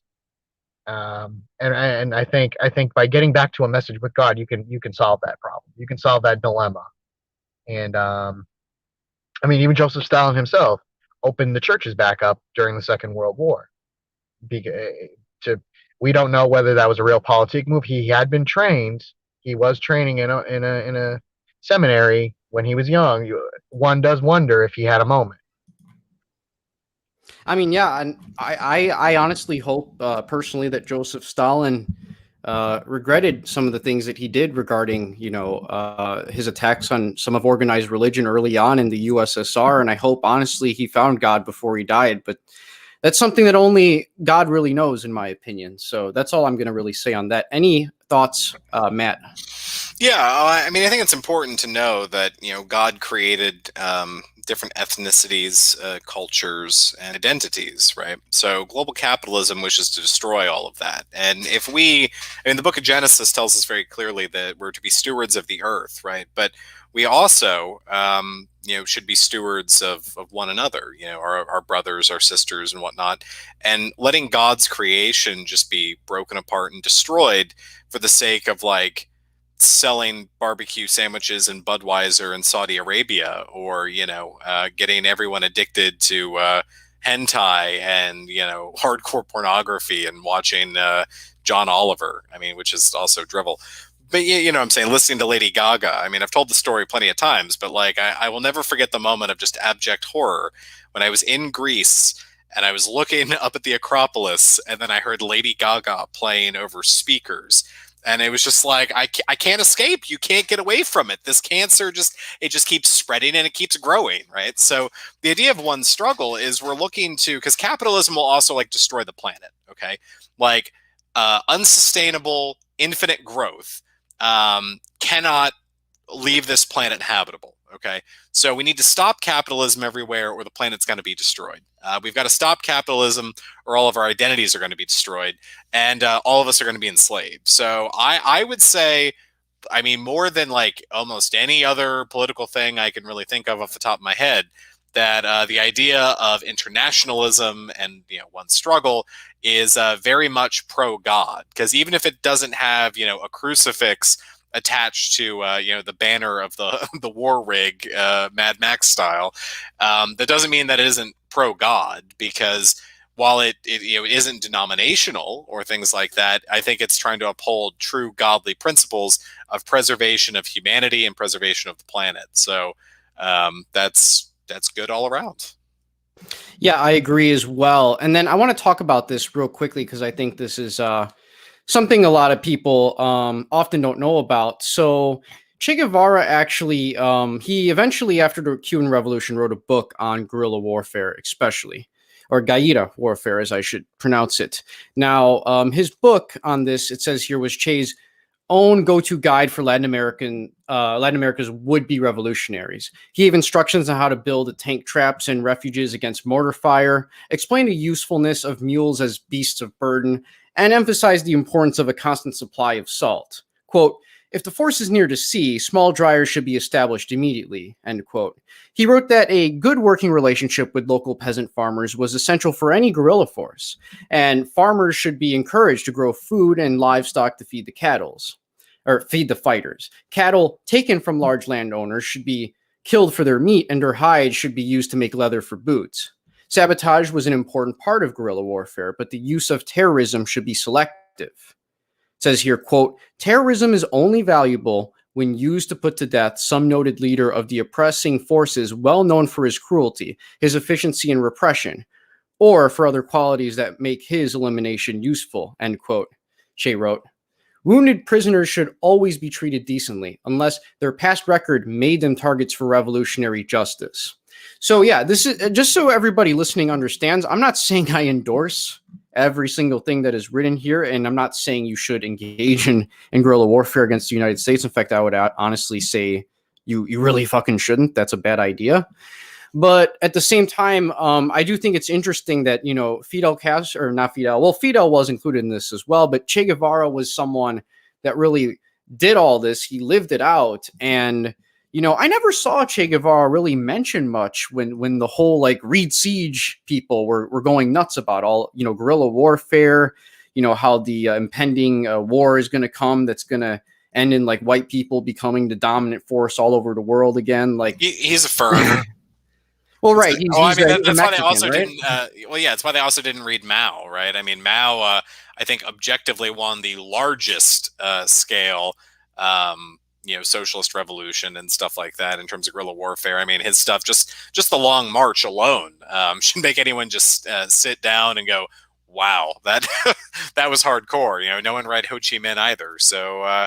They're all foreigners, so we can't learn lessons from them. They're not white men, Yeah, everything is literally just 1933 Germany. Like, you want to ask me any question, it's 1933 Germany. That's the answer. And all I'm going to say is that if you're someone who's so fixated on studying guerrilla warfare and you're all about siege and you love James Mason and all that stuff, you're one of those kind of nut jobs. I would say that maybe instead of, looking for inspiration to some guy who has just been a loser all his life, has never amounted to anything, and, his books were just honestly, for the most part, trash, Christian identitarian trash, I should say. Maybe you should look to actual people that have, I don't know, successfully led a revolution and see what maybe they had to say over, what people that just grew up and never did anything except, get in very sketchy arrests for themselves. Like, maybe you should listen to people that actually did it, is my point. Anything you want to add, Marcus or Matt? I've got 4 things real quick. So the guerrilla warfare book is still taught in military universities in the United States and in the UK. It's actually, when we get to the end of Che's life in Bolivia, we'll explain. I can explain a little bit more why, but I mean, it's such a masterpiece in its discussion of the topic. Again, not telling you guys to engage in any kind of terrorism. That's bad. You will be arrested or killed. Don't do it. But what he wrote is beyond a shadow of a doubt one of the most brilliant on the subject ever done. Number 2, we mentioned Ho Chi Minh real quickly. For those who talk about how they wish the horrible regime in South Vietnam had won the war, maybe they need to look back on their own history. When Ho Chi Minh was a young man, I believe Woodrow Wilson was the president in the United States at the time. He came to the United States to want to learn about democracy. He was a young student. He was very well educated. He multilingual. He wanted to teach his people the American experiment and spread it.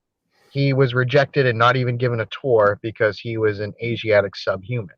Just a little fun fact. And it turned him against the West. It was one of the seeds that planted when that happened in DC. And let's see, number three was the fact that we'll probably start discussing this a bit more as we go on. The book was dedicated to Camilo Cienfuegos. I think I said that right. He was actually on the cover. Cienfuegos, yeah. Yep. He was a fellow revolutionary, and he had been on a plane ride back to Havana on a beautiful, clear day when he just disappeared.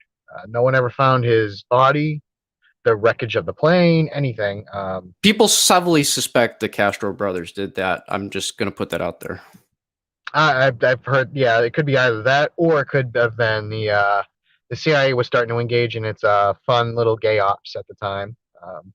At this point, we're seeing random aircraft bombing sugarcane fields, and firebombing warehouses and storage for grain. So I almost wonder about that as well. Yeah, you never know. And what's your fourth point? Fourth point is, again, he spoke about getting the goodwill of the people. And in the white nationalist community, I've always heard that. It's always been mentioned. I mean, we could go back to Covington. We can go back to William Pierce. Two of the big that advocated actual violence against the United States. And they never talk about the winning the hearts and minds. That's never a thing. It seems to be absent from any of the writings. It's just, I guess it's well, everyone will just awaken to their superior whiteness and will then fall in line. You don't need to provide any sort of physical support or infrastructure or anything. I mean, anything tangible and real, right? It is just the power of whiteness. The masses shall come forth. Yeah, it's step one: rob random armored cars. Step two: shoot random Jewish radio host guy. Step three: question mark, question mark, question mark. Step four: total Aryan victory. And just so anyone listening here understands, we're talking about the Order, which was this white nationalist terrorist group of the 1980s. I just want to say real quickly, fuck those guys. That's all. We are. They to this day, they're the only. It's the only white nationalist related case that the Secret Service had to get involved in. And out of all the federal agencies, they are the most competent. They're the most effective, the most well trained, the most well educated. You do not want to piss those guys off. And you know what I love? Hold on real quick. You know what I love about the Order? Like the biggest guy that they managed to flip in order to get this thing destroyed was a Hispanic guy named Brandon Martinez. So just want to remind all of you good white nationalists, if you're hate listening to me right now, this is what happens if you let Hispanic people in your ranks. They're going to turn on you because at the end of the day, they're just really not in the same movement. Like they understand it fundamentally. They're going to on some level, especially if they're in these Nordicist circles, that they're not the same and are ultimately just tools to be used by extremely racist Nordic-centric people. And I'm sure that played a role in sort of Brandon Martinez finally deciding to turn on the Order. But yeah, continue. Sorry. I mean, just to throw out on that, Fraser Glenn Miller, who just recently died this past week, actually, the man that decided to be a quote-unquote hero and went shooting up a Jewish community center and amazingly only killed white people. Like that, I mean, truly, you go to a Jewish community center and only kill non-Jews. Not that killing innocent Jews and random Jews is acceptable. It is not. I'm not condoning any sort of violence, but that whole thing. He just died this week, but he was as white as they come, and he turned state's witness against the Order too. So just throwing that. Yeah, and just to throw, what I just want to say, Guillermo, is this point that Marcus is bringing up about the loyalty of the people. It goes within your ranks too. Like if you don't have identity is important, okay, and I fully support it. I am proud of who I am. I'm proud of my people. But I have solidarity with everyone else that's involved in the struggle. I think one of the problems is when you've got a cause that I'm not saying fighting for your people and identity isn't a motivating cause, pardon me. But one of the issues is is when you dumb it down and weaken it to it's just like my whiteness or my Hispanidad or my blackness or what I mean, whatever, right? And there's nothing motivating economically, socially, religiously for like a truly better world. It's you just come down to basically like petty racial identity and racial resentments. That doesn't really breed the loyalty necessary for people being willing to charge machine gun nests. Like, or take the 10 years when you get caught with counterfeit currency. In the case of the guy from the order, they end up flipping. Or Fraser Glenn Miller, who was found like drunk in his whitey tighties after declaring war on the United States government. He gets arrested like drunk and whimpering without a shot fired, and then he becomes a state's witness. I just think there's a fundamental weakness about a lot of the id poll movements that don't motivate people sufficiently to be willing to make the sacrifices that are necessary for revolutionary politics. I mean, Marcus, I'm curious to your thoughts. No, real quick though, I want to say something real quick. I agree. I mean, I am a believer of Hispanidad, but unfortunately, I have seen people within my ranks who often say that they're pro-Hispanic and they want to advance the cause of helping the general well-being of Hispanic people thrive in this evil globalist world. But then some of these people just spend all day ranting about how much they dislike black people. Like, they think like this revolutionary. And like, I don't keep my mouth shut on this. When I see this sort of stuff, I call it out for what it is, which is just petty racism that gets you absolutely nowhere. And I've seen it happen a lot in both white nationalist and black nationalist circles when I would observe them for many years. And I want to also just real quick before I pass the torch on to Marcus, that on the topic of Glenn Fraser, just to further dishonor his memory, I am kind of saddened that none of the news outlets that reported on his recent death brought up the fact that, this man has been caught red-handed in the past, soliciting the services of black transsexual prostitutes. And despite he was the fact just giving him a ride, Guillermo. He was just trying to be a helpful, honest black man and pick up these pretty prostitutes. By God, sorry. Right, and I think it speaks volumes that this guy was caught doing this red-handed, and he was just kind of just given a pass, and everything was just hushed up and thrown under the rug. But yeah, that's all I really wanted to say. Marcus, you can go.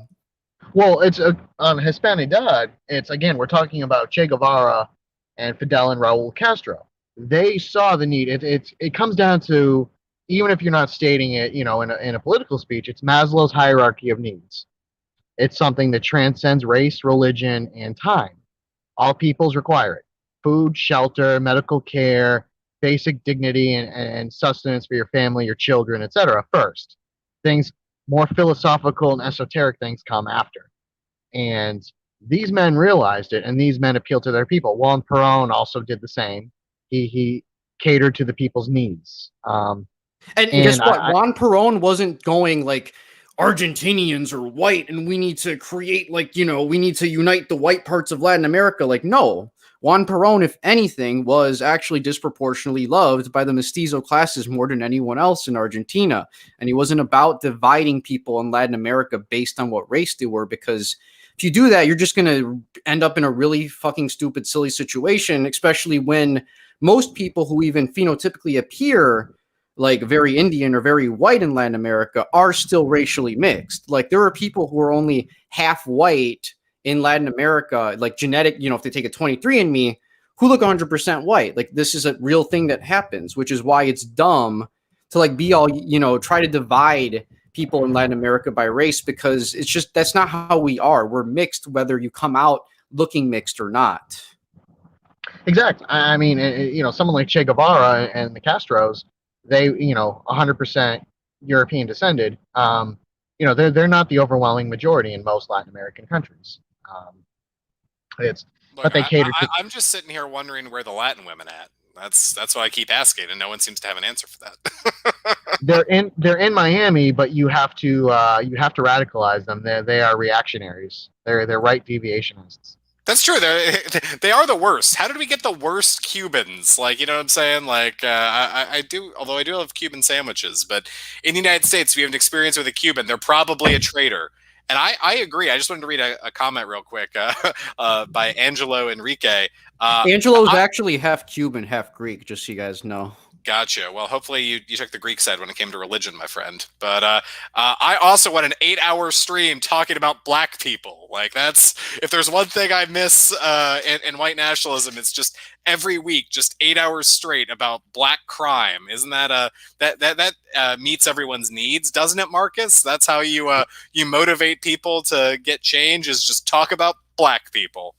Stay tuned because we're going to take a special change in the podcast. We're going to show, instead of discussing Che Guevara's experiences in the Congo and in Bolivia, true one struggle, we're going to show 47 clips of black people stealing from Walmart. Sorry, that's just that's I mean, God bless it, and make lots of money. That's where the real money's at, Marcus. Like we're fucking up here trying to have some dank assessments of historical events and geopolitics. But guys, what if the races were reversed? Could you imagine? Well, no, because we don't commit crime. I must say, as a proud white man, no white person has ever committed a crime ever. I was told that by David Duke, so it must be true. Where's the super chats at, y'all? My Jewish ex wants her alimony check. Guillermo, we don't want to trigger you too much with TRS references because then we might spend an hour on Eric Stryker. So yeah, and I'm going to devote an entirely separate stream for the garbage that he put out last night on the topic of Hispanidad. But I'm gonna again, this is for another time. This is not about Eric and his dumb Mexican Nazi stuff that he's up to. This is about Che Guevara, a man who actually is white, unlike Eric Stryker. So, ooh, shots fired. So yeah, oh, shit. I'm going to read out this quote here, and it says, "This is sort of so." This is something important that occurred. It's regarding one of the most wealthy men in Cuba at the time. So it says here, Che laid out his offer. Lobo was invited to become the administrator of Cuba's sugar industry. He would lose his properties, but be allowed to keep the income from one of the mills. Lobo said he needed time to think about it, but he had already made up his mind. He went home and 2 days later flew to Miami. The following day, the government nationalized all of Cuba's banks and large commercial, industrial, and transportation businesses. All of Lobo's sugar mills and homes and their contents were seized, and his Napoleonica collection eventually becoming a state museum. Now, it's important to understand as well for the reader that Che actually tried cutting a deal with Lobo in which he said, look, I'll let you keep one of your highly profitable sugar plants. You're still going to be able to live a very nice life in comparison to 99.5% of the entire world. But we are going to have to, nationalize and fairly redistribute all of, most of this land, for the actual peasants who have been abused historically, regardless of race, as sharecroppers for a large part of, Cuban history.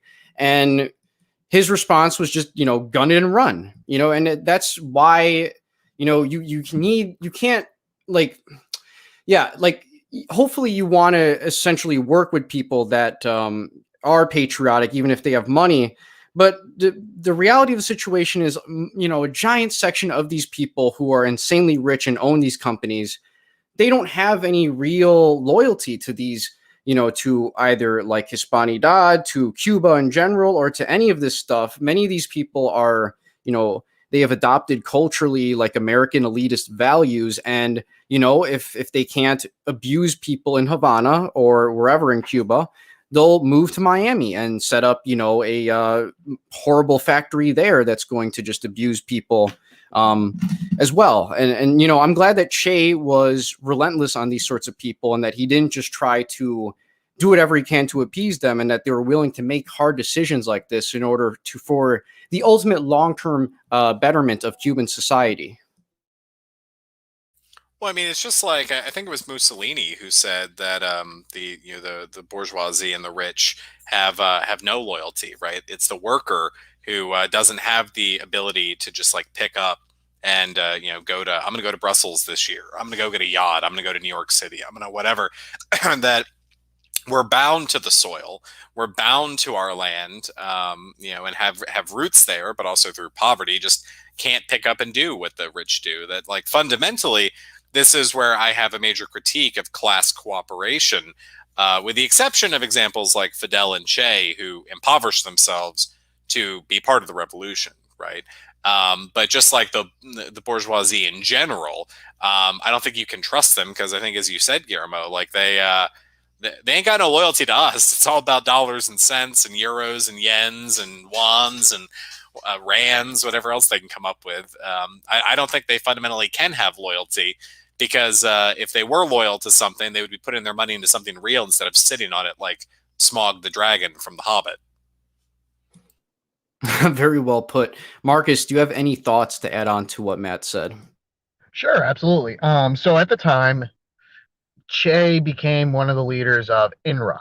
It was a government branch that was meant to nationalize and organize Cuban industry, nationalize Cuban latifundia, which plantations, and distribute land to the peasants under an agrarian reform. At the time, the capitalists were thinking, okay, we've seen this, we've heard this story before. We're going to work with these people. Like we mentioned earlier, capitalism it can morph, it can change, it can cooperate with anybody they need to. And so they basically were, hey, everything's gonna be okay, right? America doesn't want you touching our stuff, and he nationalized it. He took it from them. Capitalists realized he meant business, and they started to leave. Um, and to this day, when you hear Cubans in Miami mostly talking about how we need to overthrow the communist regime and set up freedom and diversity and the global community in Cuba, just remember that these are the grandchildren of people whose sex toy shops were seized or their plantations were seized, where they were exploiting the average Cuban peasant, whether they were black, brown, or white. Like we mentioned, Che's own second wife, her family were just sharecroppers. That's all they had. They lost everything. That they were treating these people like beasts of the field, like animals. Worse than animals, really, because like I mentioned before, you wouldn't treat a horse or a cow or a mule or an ox the way these people were treated. Well, yeah, and that's something that has been a problem, I think, inherently with capitalism, and that's something that a lot of people who don't bring up whenever they're talking about like antebellum slavery was like, I would never defend antebellum slavery. It was insanely cruel, especially on a psychological level. But at the same time, the Southern slave owners understood at this time in the U.S. that unlike Irish workers that you can import in mass, and if they die in a factory, you don't really have to give a shit or compensate their family in any ways. With slaves and more of African slaves in an agrarian sort of society, you actually do have some obligation to actually like make sure they're somewhat in physically good health and like not like dying of disease because they're actually worth money and you have to maintain them.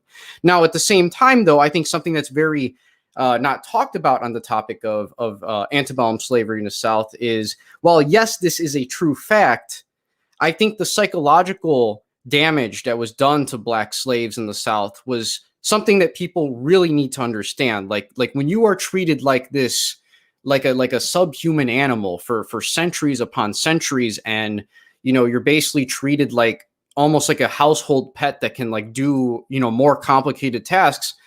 That sort of thing psychologically is, and especially when this is done generationally, that's going to do something way worse to your psyche than like any amount of like physical punishment can do over a long period of time. You guys get where I'm coming from here? Well, yeah, because I mean, we're talking about dehumanization, right? And that's, I think, one of the most important aspects to understand, that keeping a man alive or a woman alive and stuff like that, and just breaking down their soul is, I mean, truly one of the most insidious things like of capitalism.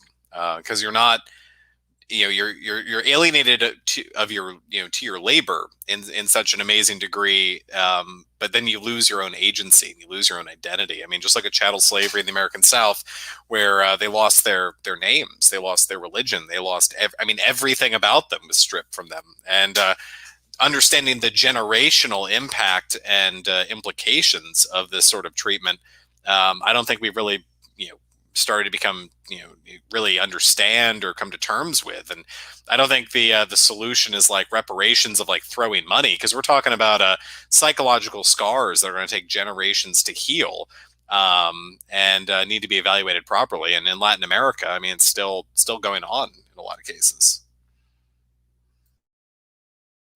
So I kind of, at least for me, the audio kind of cut out when you were talking about Latin America near the end. What were you specifically referring to with that? Oh no, I was just saying that the sort of treatment in Latin America of folks that are still living under the heel of these neoliberal and capitalist regimes, like Oh yeah, yeah, for this sure. dehumanization, like actively still exists right here, right now. So this is not a problem that has been solved, and in many cases, it's only getting worse. I mean, there's more slaves being held right now, just like around the world. I mean, look at countries like Libya and stuff like that that have been destabilized by the West. With open slave markets, there's millions upon millions of slaves still around the world, and that dehumanization has a huge generational impact that we need to take seriously. Yeah, I completely agree. And we're going to actually move on to the next topic very soon. But, I was just thinking, I wanted Marcus to say this, especially when we were on the topic of guerrilla warfare and Che Guevara. Marcus, if you could please, I think this is just a good story to tell. Can you give us the story of whenever you took the League of the South to go hiking? Can you please give that story for everybody? Okay, so you have some groups that talk about an insurgency, right? They talk about overthrowing the government. If anybody's ever read Harold Covington's, what was the first book? The Brigade? I think that's what it was called. It's fairly well written. It's an interesting story, but it talks about an insert. Technically, it was A Hill of the Ravens was the first one, but that was the middle one in terms of time, right? That's no, That's right. that's too autistic. I'm sorry. I'm sorry, Marcus. I'm being a WN Spurg right now. Oh, is that the one with the 16-year-old kid that ends up? He has the small hat, stepdad, step siblings. Is that the one, or is that No, no, another one? no. Well, the Hill of the Ravens is where it takes place after the Republic has already been won, which is a really easy place to start your story, and figuring out who a traitor is from 20 or 30 years Okay. past, and everything is perfect and wonderful because it's what, by God.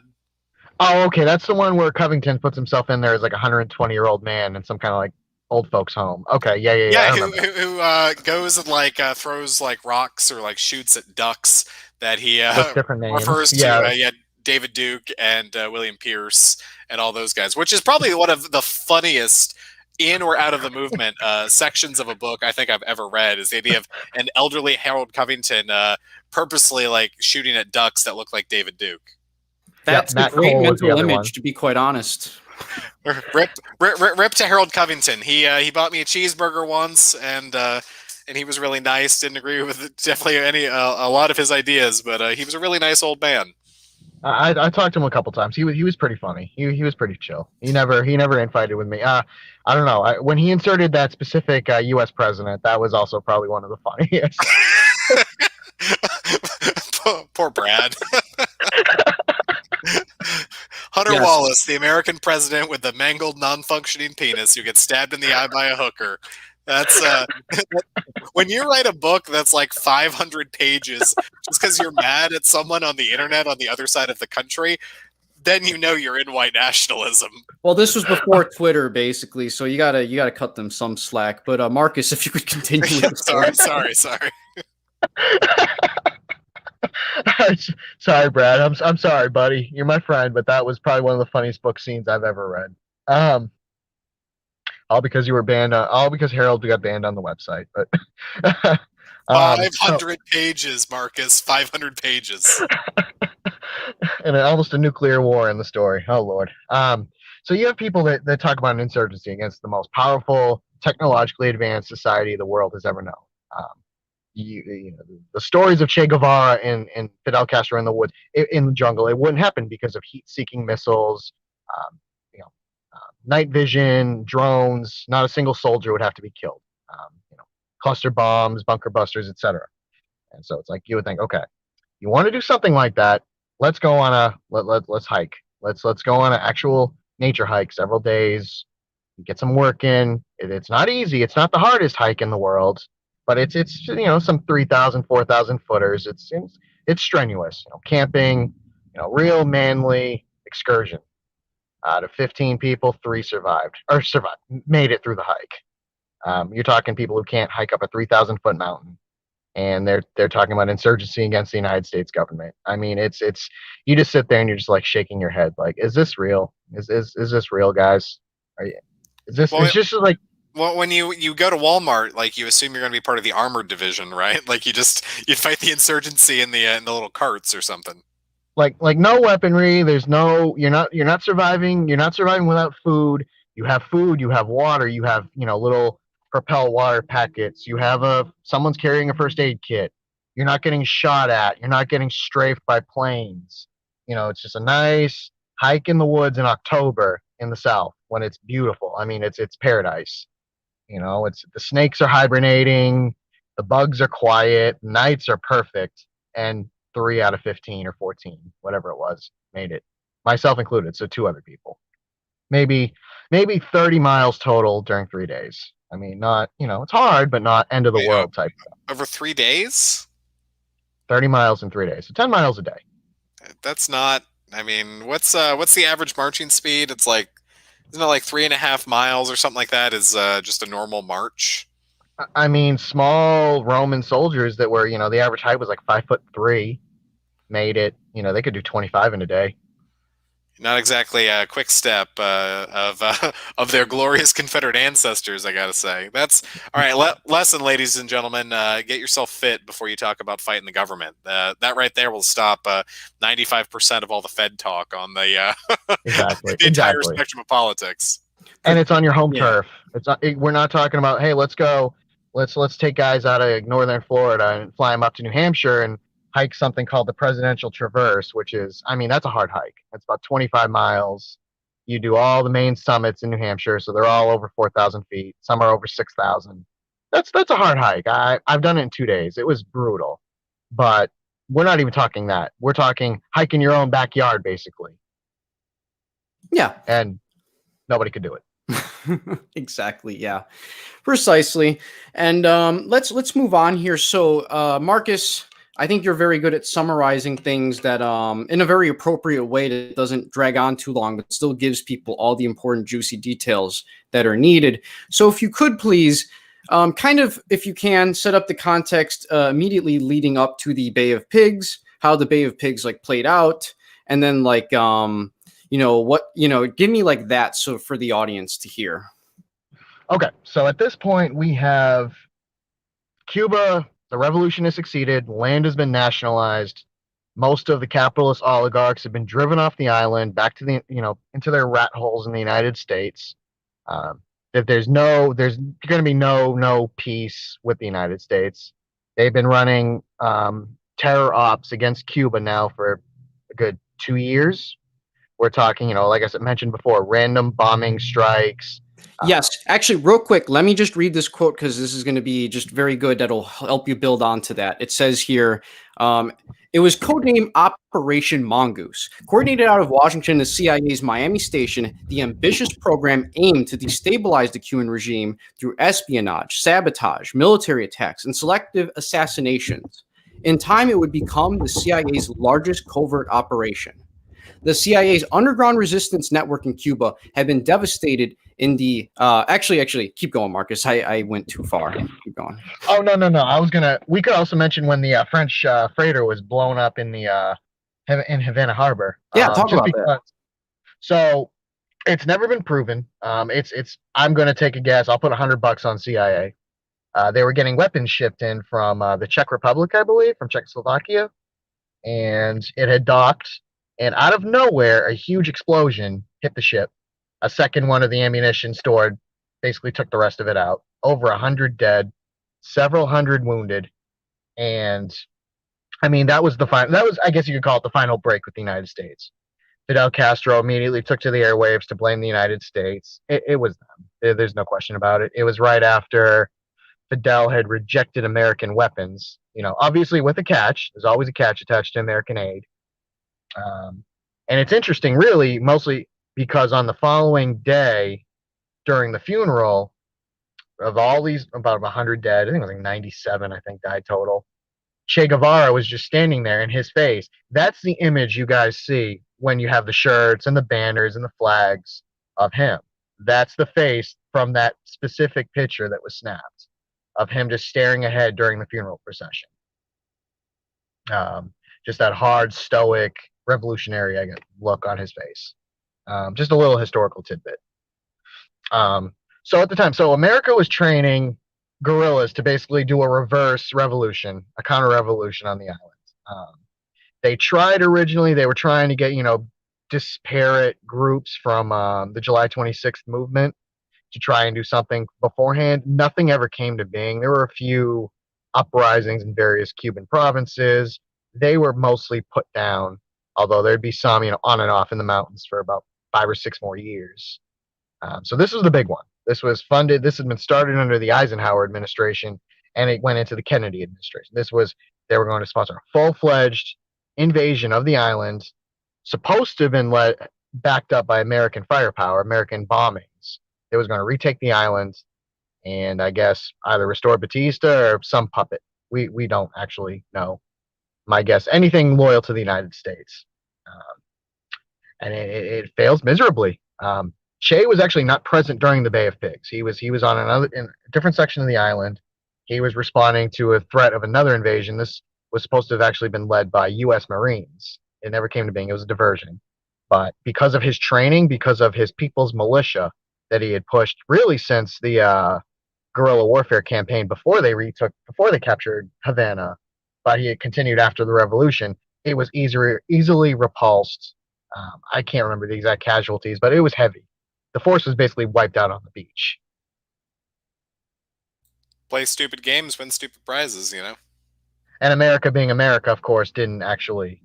They didn't launch their carpet bombing. They basically kind of backed away a little bit as well. Well, and it's just something to touch off as well, that it wasn't just the CIA, it was also the mafia. That's, I think, really interesting. Like, they wanted their casinos and their kiddie brothels back. So when you think Bay of Pigs, like, you can't just think the sneaky American government and how messed up we are. Like, the American government was actively working hand in glove with terrorists and the mafia. So talk about some interesting bedfellows, but their unifying principle was just the worship of money. Like, that's the thing, how you get like Italian gangsters in the same space as like Cuban exiles that lost their sugar plantation and their slaves and the CIA. Like, it all comes down to money. Well, that's the thing. A lot of people don't actually. They might have heard stories about the casinos on Havana, on the Ocean Strip, but under Batista, Havana was basically the mafia's playground. There was no Las Vegas. Meyer Lansky operated out of Havana. In fact, he actually, during the revolution, almost got caught. He almost found himself put against the wall because he was running a lot of these brothels. I mean, you're talking degeneracy on a level that we really can't comprehend in the United States. We hear about, prostitution going on. I think we can comprehend it, but I get what you mean. I mean, to think about what the Cuban people were subjected to. Oh, yeah, the Cubans, this was like, what the hell, man? Their children were working in the brothels. Their teenage girls were working in the casinos, dealing blackjack, and then, have to do a little small favors for these. Imagine an obese Italian gangster flying in from New York, coming in. He wants some business. It's disgusting. And the fact that you still have Americans, a lot of nationalists too, that denounce the Cubans under Castro, under Che, as being somehow, I've heard everything from, evil, Bolshevik, anti-white, what have you. It's like, think about it. These are, you're talking about people that overthrew actual child trafficking sex perverts. I mean, well, you got to Marcus, you got to remember, like when you try to not let multinational corporations run your country, whenever you set up a situation where you allow black people to read along with poor whites, and whenever you actually try to set up a more equitable economic program that tries to not exploit people and encourage economic parasitic practices like usury, that's white genocide. And I'm sorry, I gotta call you out for being anti-white, dude. It is what it is. Clearly Secret you're Jew. a Bolshevik who hates white people. Stop talking. Secret Jew. You're all secret Jews. You're suggesting for a second that we should perhaps be equitable with other groups of people. Yeah. Secret Jew, all of you. Che Guevara, Jew. Fidel, Jew. Everyone's a Jew. Anyone I don't like is Jewish. That's an actual belief among white nationalist circles. I've heard it half a dozen times over the years that the Castro brothers were actually half Jewish. That's an actual belief. It's amazing. Hey, Guillermo, you mentioned teaching black kids to read. I have to bring up Huey Long and his little dealings with the Ku Klux Klan. Um, as governor of Louisiana, his big thing was education, roads, infrastructure, but most of all, schools. And his thing was, hey, maybe we should give some textbooks to black school children so they could learn to read. White And genocide. he had the Ku Klux Klan coming after him, and I believe he said he would hang any of them that showed up in Baton Rouge, which good for him. Yeah, good for him. Good. And he called out the militia, which I think is like the best part. They like put machine guns up and dared any of them or any of the corrupt Standard Oil cronies, in the state government and stuff like that to come and get it. So Huey Long, he knew what was up. Like this is the difference between democracy and the will of the people, right? Like they buy democracy, but doing the true will of the people. Like they voted for Huey Long or they supported Castro and Che to get things done. Damn it! But the institutions of democracy, which are so sacred, and we've got to let Walmart be able to spend all this money to mystify the proletariat to vote against their own interests. Like, no, that's not government doing the will of the people. That's just like bribery and corruption with more steps. Again, I mean, you hear in circles, Southern nationalists to this day, they write these big long articles talking about the redemption, 1876, 1880s, that time period. It's like, no, they were just making the landowners were just making deals with each other to treat you all like garbage.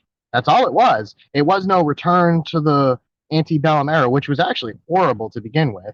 I mean, and afterwards it was just they just re-enslaved everybody, and also now took the white working class and made them sharecroppers as well.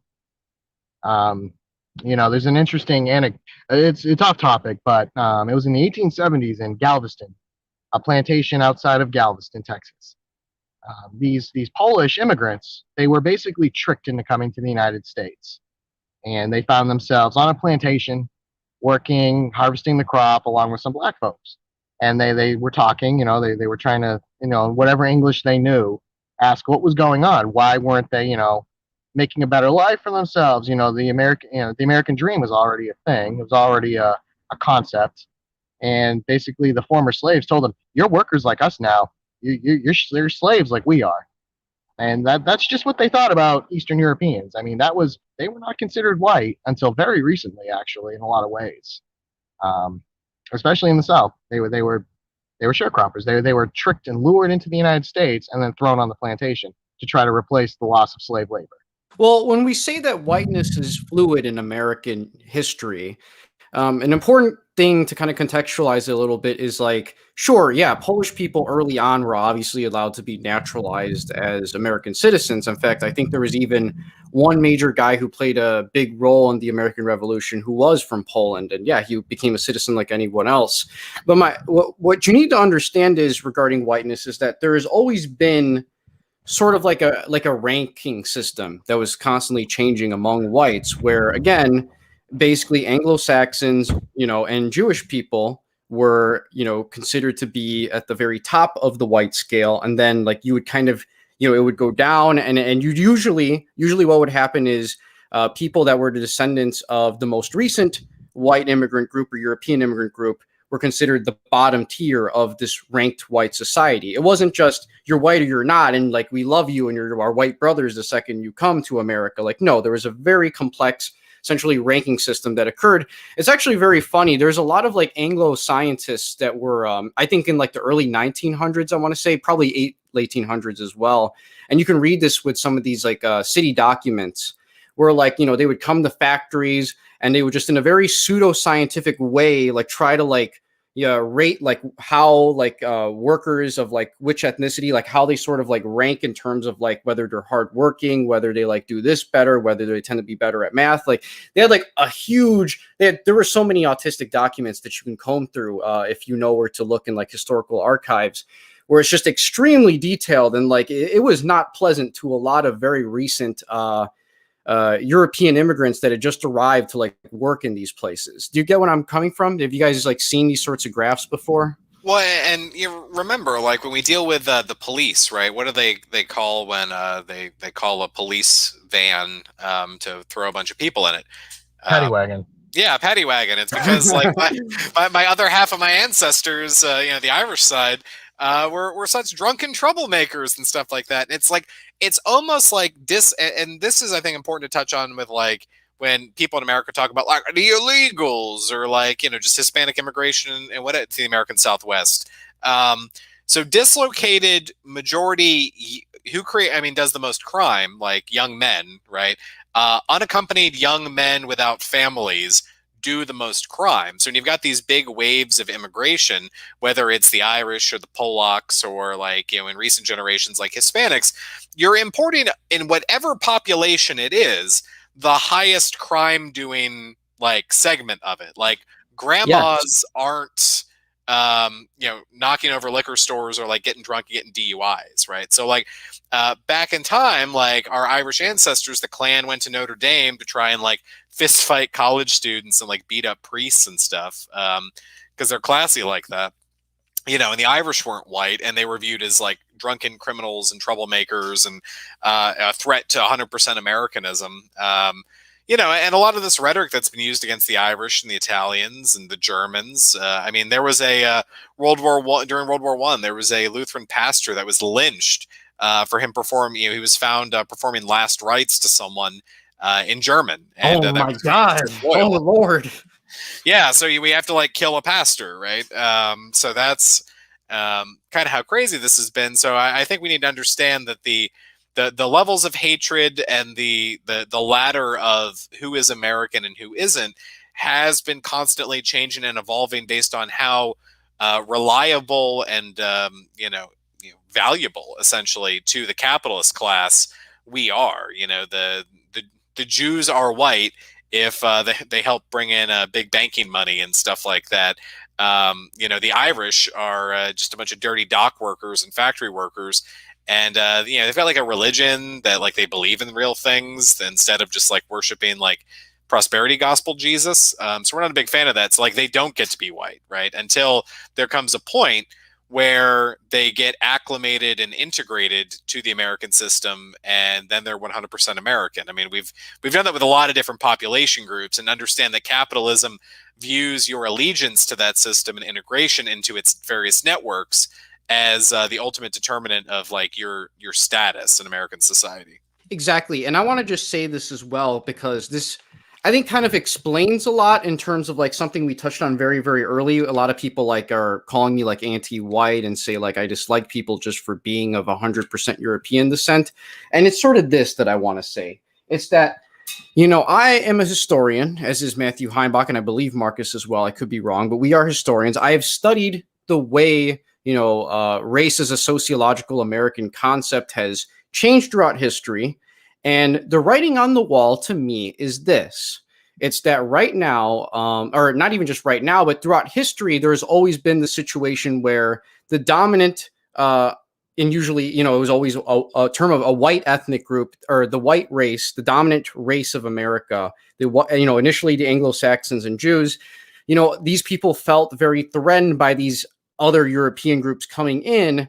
And the way that they would kind of calm down a lot of the people who were often of the middle class and proletariat who would adopt these sorts of ideologies that the elites were pushing, the way they would calm these people down is to eventually absorb them completely into white American society, as you brought up earlier, Matthew. And my thing is, people believe that this is anti-white because I'm doing this, but it's like, I believe it's my mission right now to do whatever I can to try and prevent Hispanics who view themselves either as white or as black, which I've seen both of it happen. I actually interviewed a guy on my channel, I think a few weeks ago, called Radical Latino, who is 44% European, 20% black, and he thinks he's white. And I'm not trying to be a dick to you, Radical, because you've actually been very nice to me publicly and privately. But it's like at the same time, I don't want this for Hispanics. I don't want us to come to America and either like try to get absorbed into black American culture or into white American culture, and that, we lose our ethnic roots in the process. I specifically believe that the current writing on the wall shows that Hispanics are eventually, because there is a lot of white anxiety going on in the United States on the topic of whites become minority by 2040, that eventually Hispanics are going to be completely integrated into white American society and are going to be counted as just regular white people like everyone else. And I think after Hispanics, people like Indians from India and even like Northeast Asians who have always been prosperous in the United States are also going to get their white treatment in terms of like they're going to try to integrate them as a part of the white American race. And I'm just saying I think we should reject that. I don't think we should play this game where we want to just be black or white. We should honestly just be our own thing, embrace what we can, hold on to our language, hold on to our religion, hold on to our customs, and not just want to be like a pick-me class of people that just wants to be white, because I've seen what it does to people like recent immigrants, and it's just not good. Anyone else want to expand upon this? Well, I mean, I think it's important for all of us to be true to our identities, right? I mean, and that's the thing. Like, it's not anti anyone else to want people to stay true to their roots and their culture and their language and customs. Like, for me, it was a very depressing moment to be walking the streets in Germany, to be surrounded by my kin, for lack of a better term, where my ancestors came from, and where family, my blood of my blood is still walking around, and not have the language, right? I mean, I guess I could try and learn it, but it's never the same as growing up with it, and not being able to just seamlessly fit in to what should be mine as part of my my patria, right? So I think it's important for Hispanics to keep their identity and to respect themselves and not allow themselves to get gobbled up in many ways, like all the different ethnic groups that now create whiteness. And it's not to say that whiteness isn't real, because it's kind of been Borgified over centuries, and I'm part of it. Like, that is my identity. I can't be a German. I can't be an Irishman. Like, it's not the way it works. I'm white, for better or for worse. My kids are white, and what happens to white folks, I've got to fight for them. But I think it's important that people try and resist the assimilation of the American empire, because it's not about Americanism. It's just about capital at that point. It's stripping away your humanity and identity to make you a better producer and consumer. So I would encourage anyone to be able to fight against that. And I mean, Guillermo, I think one of the things I've also heard too is that because you don't have as critical a view as conservative reactionaries would on immigration, I've heard people say that that means you believe that like white folks shouldn't be allowed to exercise self-determination in North America. And like, I don't think that's your position at all, but maybe while we're down this rabbit hole, that might be a good time to clarify, like, do you agree that every group of people should have the right to self-determination in this land, whether they're indigenous folks or black folks or white folks or whatever, which should allow them to be exclusionary if that's what that community decides, so long as they're bound together by a sense of solidarity for the international struggle? Like, just to throw that out there. Yeah, so this is going to confuse a lot of people if they're of this racialist orientation, but I would say it might come off a little paradoxical, what I'm going to say, but at the same time, I think, a situation where the American empire is destroyed, where the elites can no longer use their race baiting tactics to, try and create more racial and ethnic divisions in North America and throughout the world, because they're exporting this sort of stuff as well. They're not just keeping it in the United States. I think a world in which people aren't obsessed with whiteness or blackness or brownness or whatever have you is a world where people who are of European descent are going to be inherently better off when it comes to, whether they're going to be attacked for their, what they are racially. Do you get what I'm saying? Like what I mean by this specifically is, like Latin America, we can use this as an example. There's tons of people that are 100% of European descent that live in Latin America. Some of them have had family there forever. And, these are people, no one attacks them for being white. Like, no one's, trying to target them for, the situation that, just because of their heritage, nobody cares if a white person in Latin America wants to, only like date and marry other, like, people that are white. Like, we don't care about that. Like, we're fine with people having racial preferences when it comes to dating, because trying to force people like date and marry people that they just don't want to is dumb.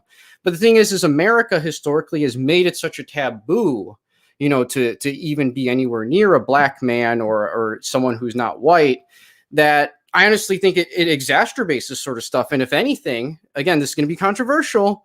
If anything, I think it makes people that are both white men and women fetishize like black Americans even more sexually than they would have in a more healthy society. It just wasn't obsessed over, how pure of a white or black person you are. Does that make sense, Matt? Yeah, no, I totally get what you're saying. I mean, the current racial animosity being stirred up by the elites against different populations, especially white Americans, is created by the economic and social forces of exploitation, where the sins of the elites are passed on to the white proletariat. So all the resentment, justifiably, that exists from Hispanic folks or black folks, indigenous folks, whatever, gets aimed at like random Joe Sixpack instead of at Wall Street. So like and it encourages Joe Sixpack to just be the most cartoonishly clownish racist person ever as well. Yeah, I agree. I mean, the founder of the Black Panther Party said that the poorest white man often can be the most racist, because like that's all he's got. Yeah, it's all he's got left. I mean, it makes perfect sense to me. Well, and Marcus, you take it. You're going to knock this one out of the park. So it comes back down to, at least I'm not an N-word syndrome. It's the poor sharecropper has nothing. He doesn't even own the land he's sitting on.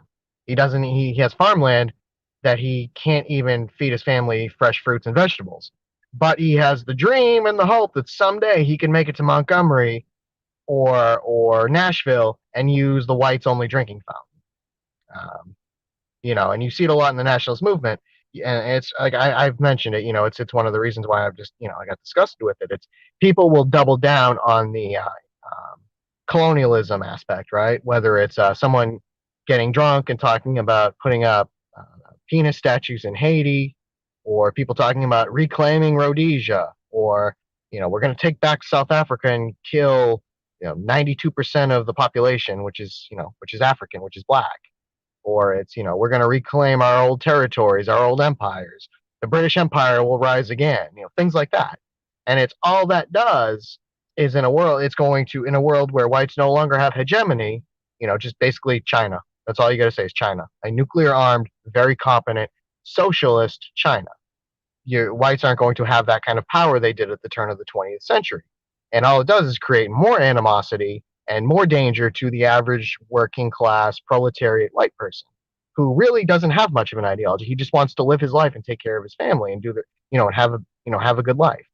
Under socialism, if it's one of those things. You can look at former socialist countries in Eastern Europe, and they're far better off from the demographic point of view and from the cultural point of view, and and the stability point of view, than a lot of Western Europe, the capitalist parts of the continent. Or the United States, which has problems, that make Western Europe's look like it's nothing. And I have to remember that under socialist system, it seems like whites would do far better off. They would have a better chance. They would have a better life. A lot of the old racial strife would be gone, because under one struggle, you can eliminate a lot of that animosity and a lot of that mutual hatred. You're not going to have the black man and the white man and the brown man and the yellow man fighting over scraps that the capitalist class decides to throw on the ground. You're not going to have them ripping each other's throats out for that job, the rare 2% of jobs that pay a living wage. Under a socialist system, everybody's going to have it better. Everybody's going to live in a fair, tolerant society where identity can be preserved, because the material ends of the hierarchy of needs are satisfied.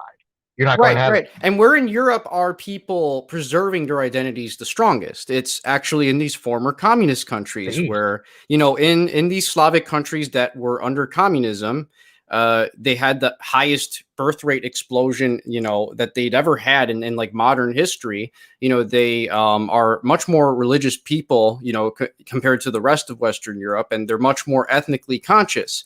Like, that's the sort of thing. Like, I'm not saying like communism now, because again, that's not what I'm for, even if Mr. Heimbach is. Oh yeah, But no, full communism now. Let's do it, guys. But I But understand the historical context in that, like, these people were able to better preserve their genuine ethnic identity under a very strong socialist vanguard that existed in Eastern Europe over these just capital, allowing things like what happened in Western Europe, where it's just like they had an economy where you just had multinational corporations plan it all out. And like, surprise, surprise, it ends up destroying culture on a mass scale, and it ended up destroying birth rates as well, and just infecting people all over Western Europe with this mind virus of liberalism, which is just horrible in my opinion.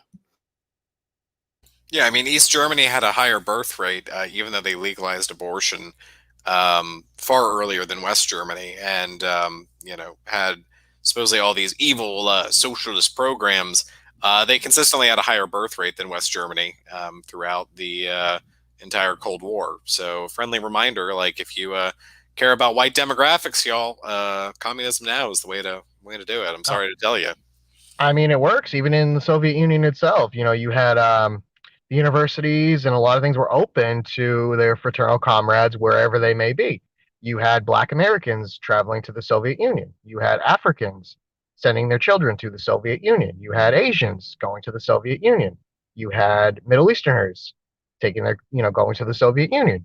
And yet they did, the demographics are far more stable and far stronger than they were, say, in Western Europe or the United States, where it's just basically, hey, population, A, B, and C, come to our country, and well, good luck. Enter the rat race. Good luck. Well, this is going to be Fight for the scraps. controversial, but Bernie Sanders was right when he said mass immigration is primarily a, capitalist concept in which big business is trying to just, demographically displace two separate sets of people as a way to just essentially create, like, this unlimited supply of free labor, or not free labor, but very cheap labor, so that they can just abuse them like a slave class.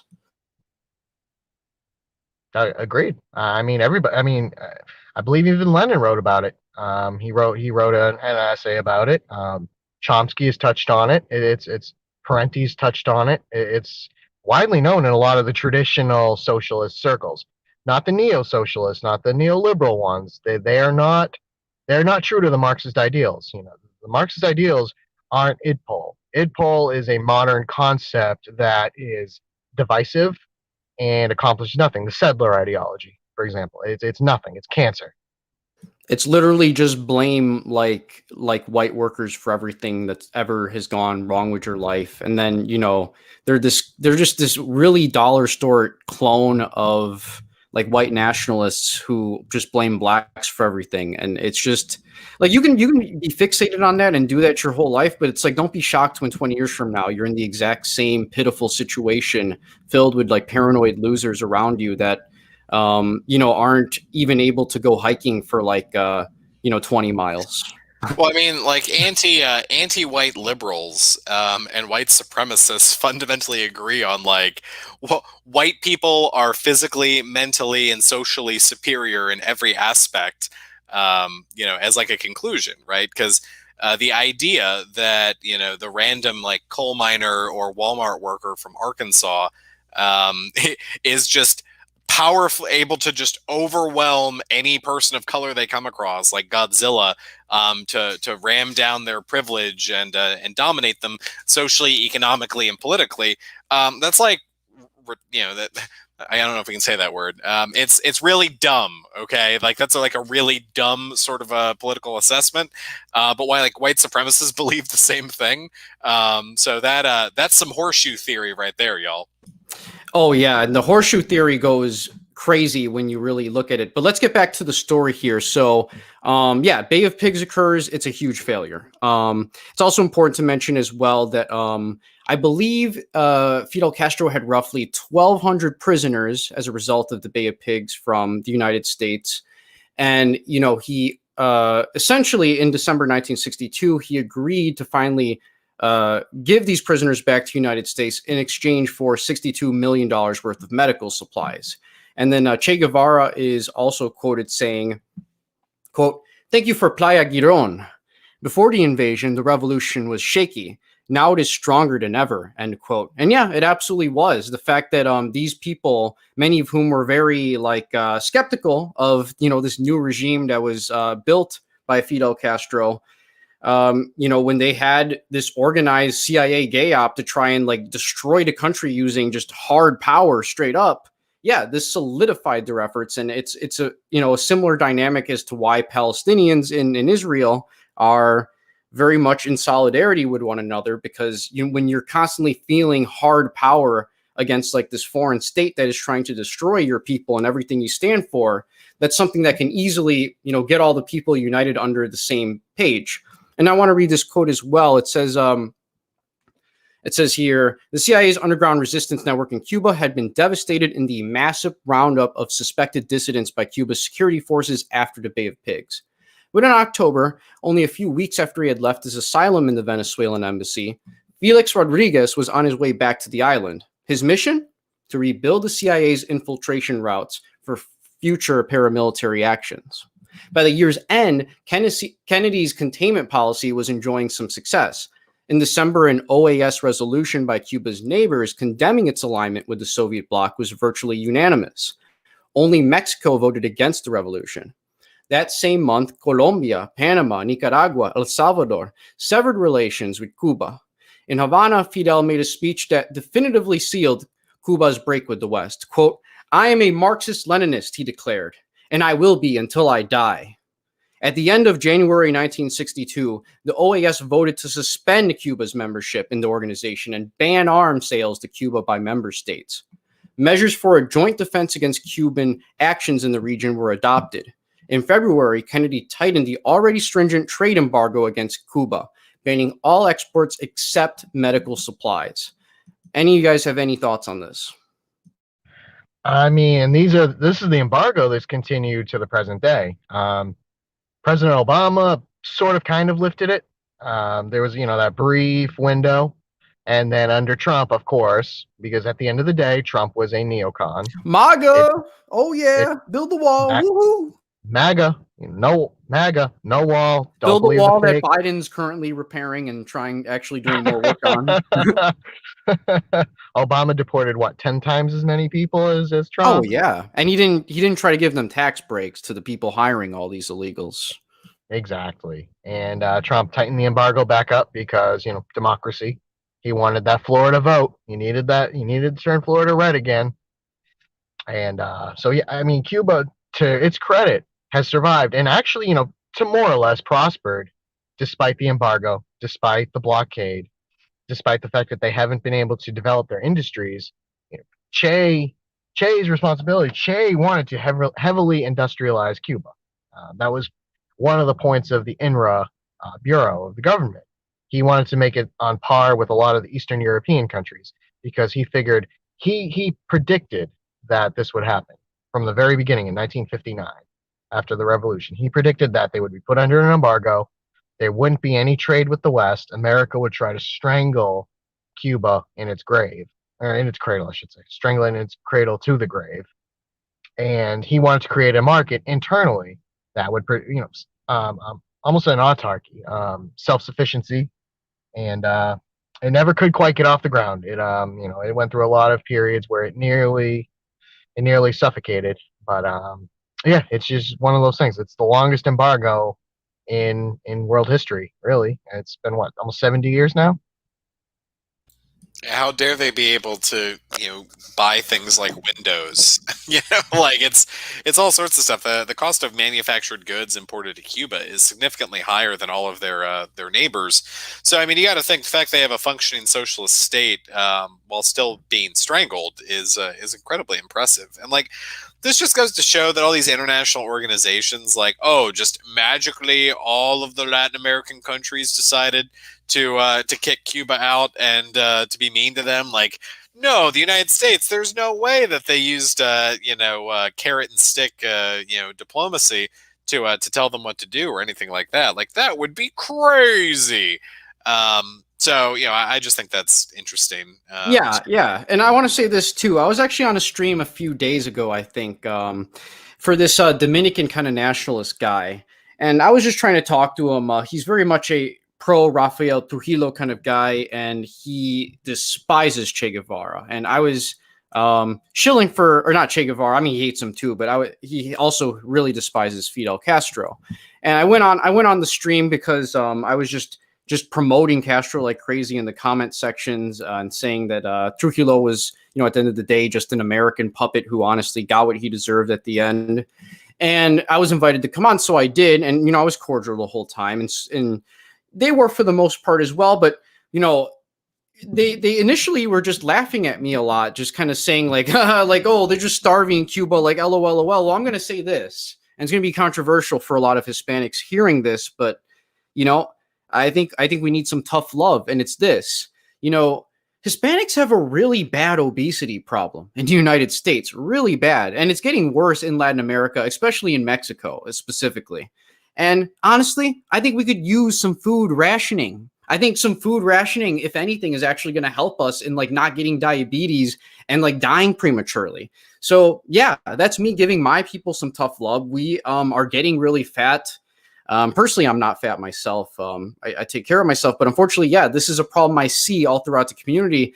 And it's like, you really shouldn't laugh at the fact that it should really be telling that these Cubans that live in Cuba, despite all of these economic sanctions, are living, they have much higher lifespans and are living longer than Hispanics that are growing up in the United States, smoking weed and eating junk food their entire life. So that's what I'm going to say to this. I'm just giving you guys some tough love, but you understand, I think, ultimately that I'm coming from a positive place. Anything you guys want to add to that?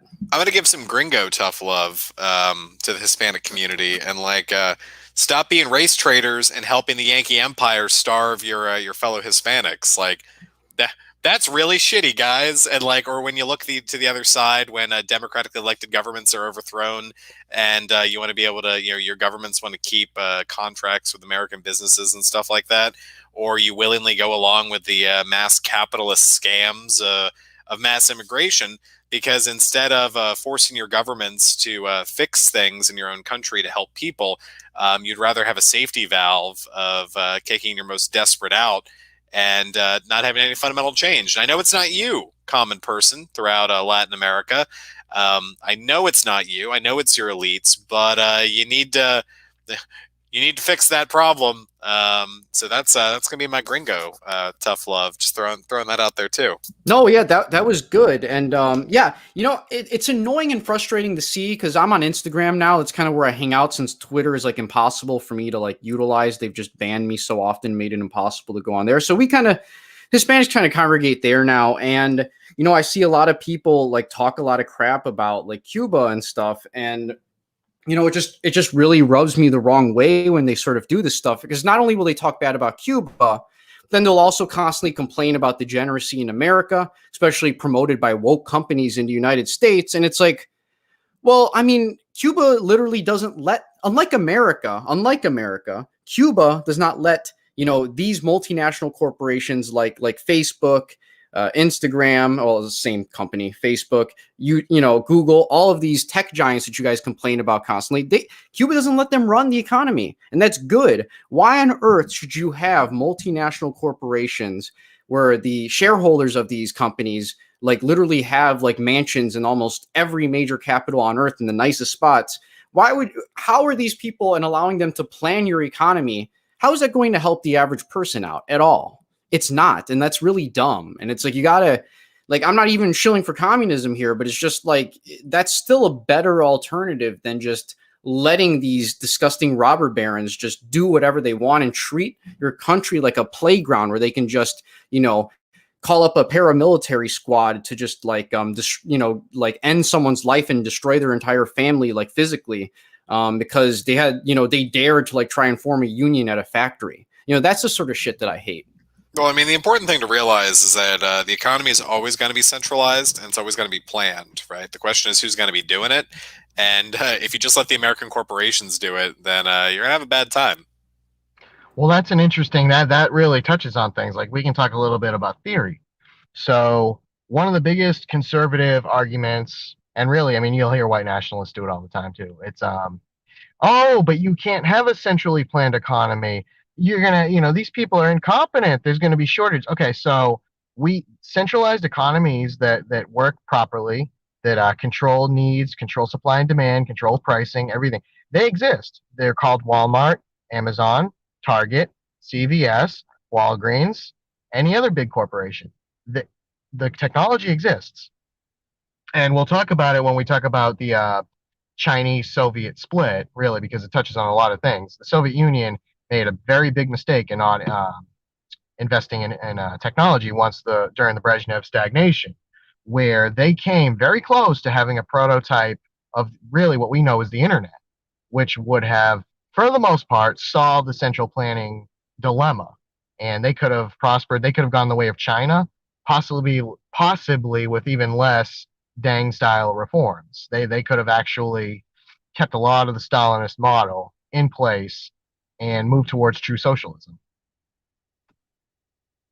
Yeah, very well put. And I want to, if you can, just for the, I don't think there's really much more to add to that. That's great. If you could, let's start talking about, please, if you can summarize the important aspects of the Cuban Missile Crisis. Like, what is it that was, what was it primarily about, Marcus? Why did it happen? What were the important takeaways that occurred? How did it end ultimately? And yeah, what are the details? Give the audience everything you know. Okay, so the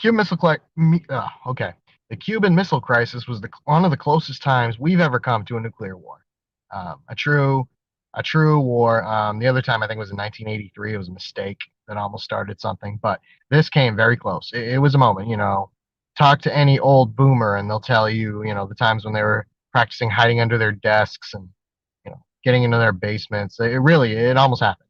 And a lot of it was because of aggression on America's side. America was trying to place missiles as close as they could, nuclear tipped missiles, to the Soviet Union. So they had them lined up in Germany, they had them lined up in Austria, they had them lined up in Italy, they had them in Greece, and they also started placing them in Turkey. Within, a lot of times back then, a lot of the missiles didn't have true intercontinental capabilities, right? So 500 miles was their limit. So they had to place them as close as they could to the key Soviet cities that if a war happened, they could just obliterate them, in the span of a couple hours. The idea on the Soviet side was, okay, you want to play that game, then we're going to try to negotiate a deal to place missiles they've had advisors in there since 1960, but place actual nuclear tipped missiles in Cuba, right? Right off the coast of the United States. It'll be a good checkmate and keep the United States quiet. The tensions got very, very heated. Cuba was willing to welcome them in, and I think it was Che who actually he was willing to use them. He wanted actually to he was ready to pull the switch, to start off the final exchange. Che believed death to America like just any possible way, and if that meant nuclear hellfire, he believed for the benefit of all humanity, it's got to happen. That was sort of his thing, and Nikita Khrushchev kind of thought he was a bit nuts when he would say that. I'm not taking a side here. I'm just saying that's how Khrushchev kind of viewed Che trying to agitate for nuclear war. Well, Khrushchev ended up backing down. He pulled out. He didn't commit. It came very close to where America was threatening to sink any Soviet ships. They were transporting missiles. The Soviets were threatening to launch missiles. It became very close to a hot war. And the military's played war games, in the Pentagon, and the Russians have done the same in the Kremlin, where change one little thing, and we would have had a nuclear war in the 60s, and that would have ended it. But yeah, Che was devoted. I think his quote was something along the lines of, if a few million die for the sake of socialism, then it's worth it. Something, to paraphrase it. Yeah, he said something along those lines. But I want to read this quote since it's pretty, it just adds right to what you're talking about, Marcus. And it says this. So Fidel learned that Khrushchev had made a deal with JFK behind his back, offering to pull out missiles in exchange for a promise not to invade Cuba and a withdrawal of the U.S. Jupiter missiles from Turkey. Fidel was incredulous and furious and reportedly smashed a mirror with his fist when he was told. Che tersely ordered his troops to sever his command post communication line with the adjacent Soviet missile base, and he rushed off to Havana to see Fidel.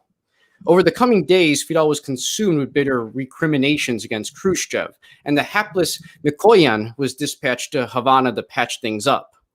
Mikoyan did what he could, but Fidel and Che were convinced that Khrushchev had sold him out for his own strategic interests. Their talks went on for several weeks and at times were exceedingly tense. One day, a mistranslation by the Russian interpreter sparked a shouting match. When the misunderstanding was cleared up, Che calmly removed his Makarov pistol from its holster, handed it to the interpreter, and said, quote, "If I were in your place, the only thing left to do," according to Alexander Alexiev, he's basically saying, like, he handed him the pistol. He's like, just kill yourself. That's basically what he's saying. And then it says, according to Alexander Alexiev, everyone laughed, including Mikoyan. Che's dark humor had cleared the air. And then in public relations between Moscow and in public, so relations between Moscow and Havana remained fraternal. But under the surface, the situation was extremely tense. And it stayed that way for some time. In the streets of Havana, indignant Cubans chanted, "Nikita Marquita, lo que se da no se quita," which translates in English to, "Nikita, you little queer, what you give, you don't take away." So any thoughts on that? Based.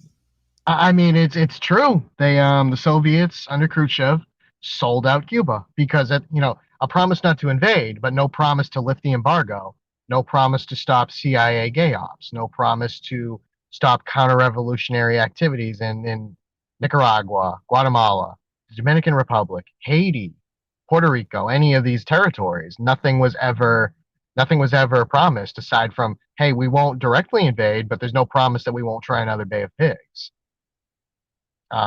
Well, I mean, I guess and that's important to see. Like, the Soviet Union was in decline the second, like, Stalin stopped drawing breath, because, like, the revolutionary fervor, you don't need bureaucrats. You need revolutionary fervor to keep building things. And the Soviets, like, beat the Americans to space and did a lot of amazing things and really helped the world, I think, in a lot of ways. But that was really a turning point. I mean, that's, not to jump ahead to the Russo-Sino split, but I mean, Mao's whole thing was he was like a revolutionary, and the Soviets were being pretty weak-kneed in a lot of ways. And that, instead of having unified world socialism, that we get this split that hurts the entire global movement. And that's kind of annoying and lame,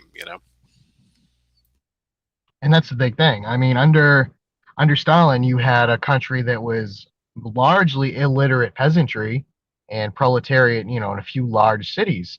And he introduced almost universal literacy. Medical care skyrocketed. Life expectancy skyrocketed. Industry exploded. They were second behind the United States in GDP and closing the gap fast. Riding on that wave, yeah, they were the first into space. They were the first to establish a lot of technology. And like I mentioned earlier, they were even the first to come up with a prototype of the internet that would have basically solved the central planning and corruption problem that, affected them at the end. So it's Khrushchev was the beginning.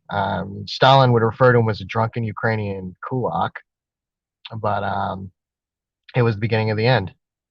Nobody saw it yet, but the cancer was in there. We can see it in hindsight.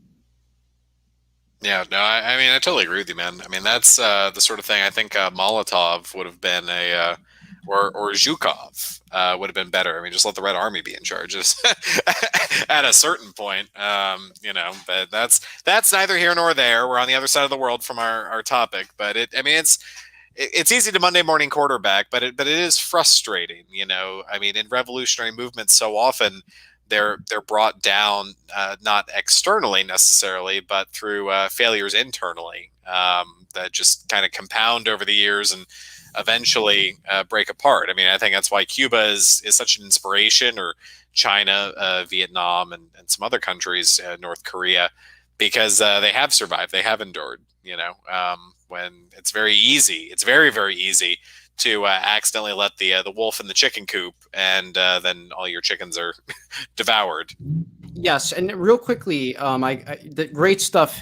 I'm going to read two quotes, and then once I am done reading the quotes, I'm going to let Marcus continue, because I want Marcus to kind of give the audience basically a good idea of like of like just fully contextualizing this the problems that Cuba was beginning to experience with not only the Soviet Union but with also Mao's China as well. But first, I'm going to start with a quote that's just going to be about Che's like general personality, which is going to be a nice little thing to throw in there.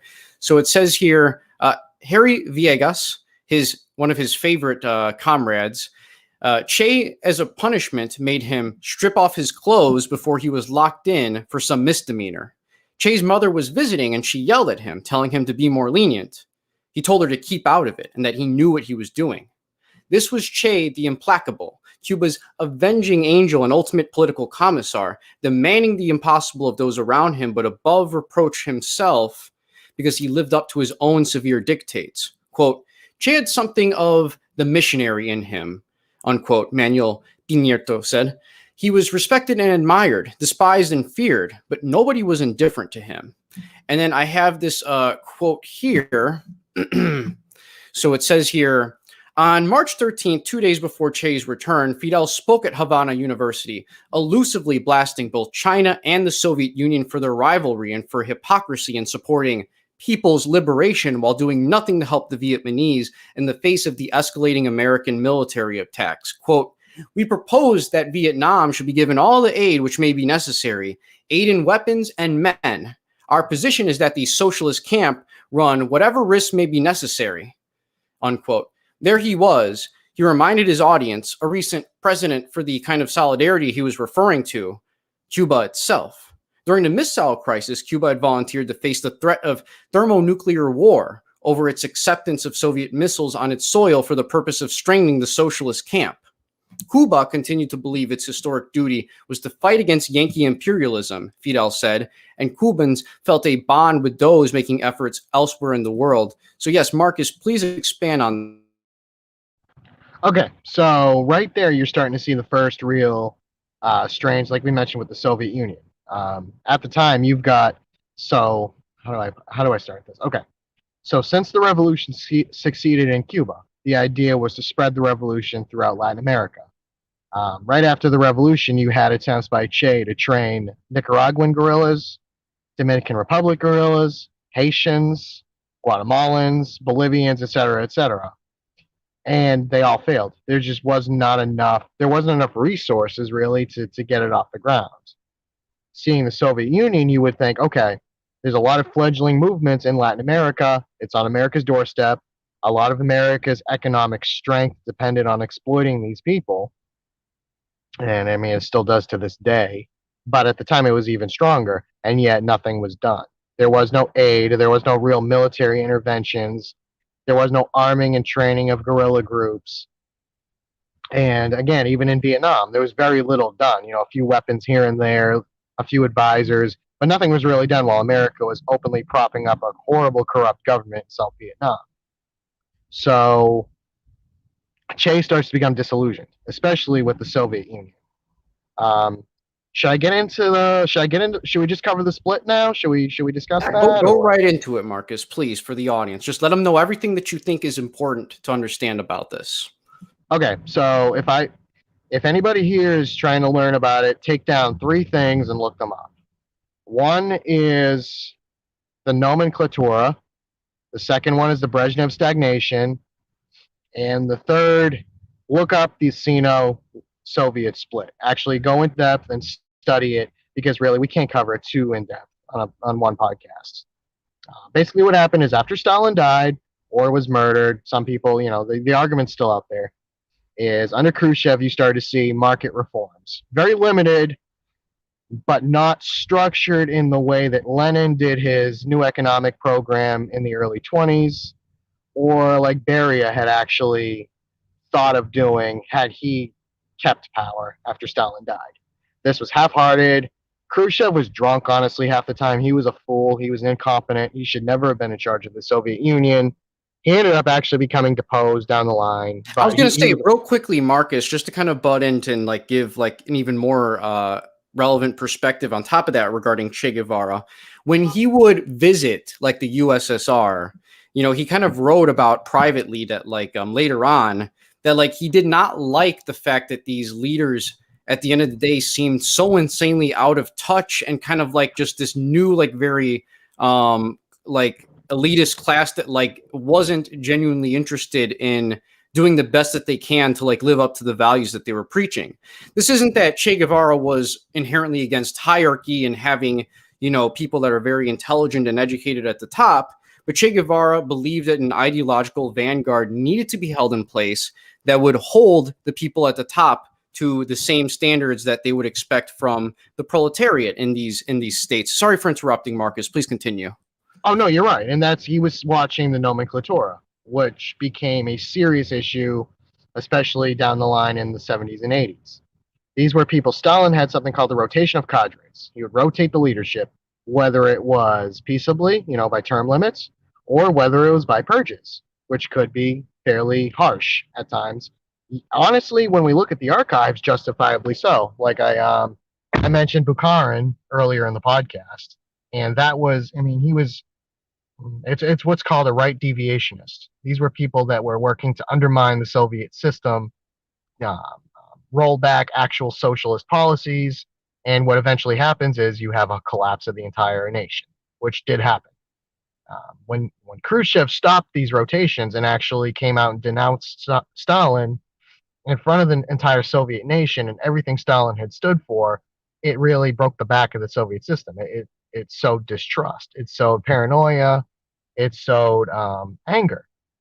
And what happened is by the time of Brezhnev in the 70s, you had this elite class that kept their positions for life, usually were growing older and more decrepit. We kind of see an equivalent in the United States nowadays when you have presidents in their 70s, heads of Congress in their 70s and 80s, a bureaucracy that's getting older and more senile. Well, it's just their time, Marcus, and like, which is ridiculous. Like in the Soviet Union, you'd have like some guy who, like, well, he's been a party member for 50 years. It's like, but he shouldn't be in charge of food production for all of Ukraine. And it's like, well, it's his time, but like, that's literally how our system runs too. You know what I'm saying? And that's it. That's a crazy way to run a government.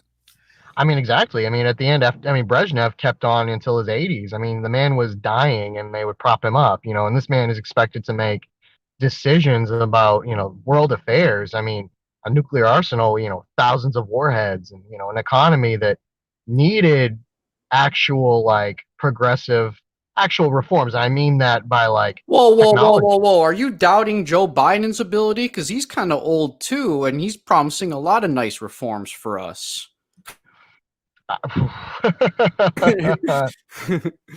It's an improvement over Trump telling us to inject bleach, but it's the House of Cards is eventually going to come crashing down, but it's it's getting there. But yeah, it's and then you get to the time of Andropov, who was hooked up to a kidney dialysis machine, and he's expected to run the country, run the Soviet Union.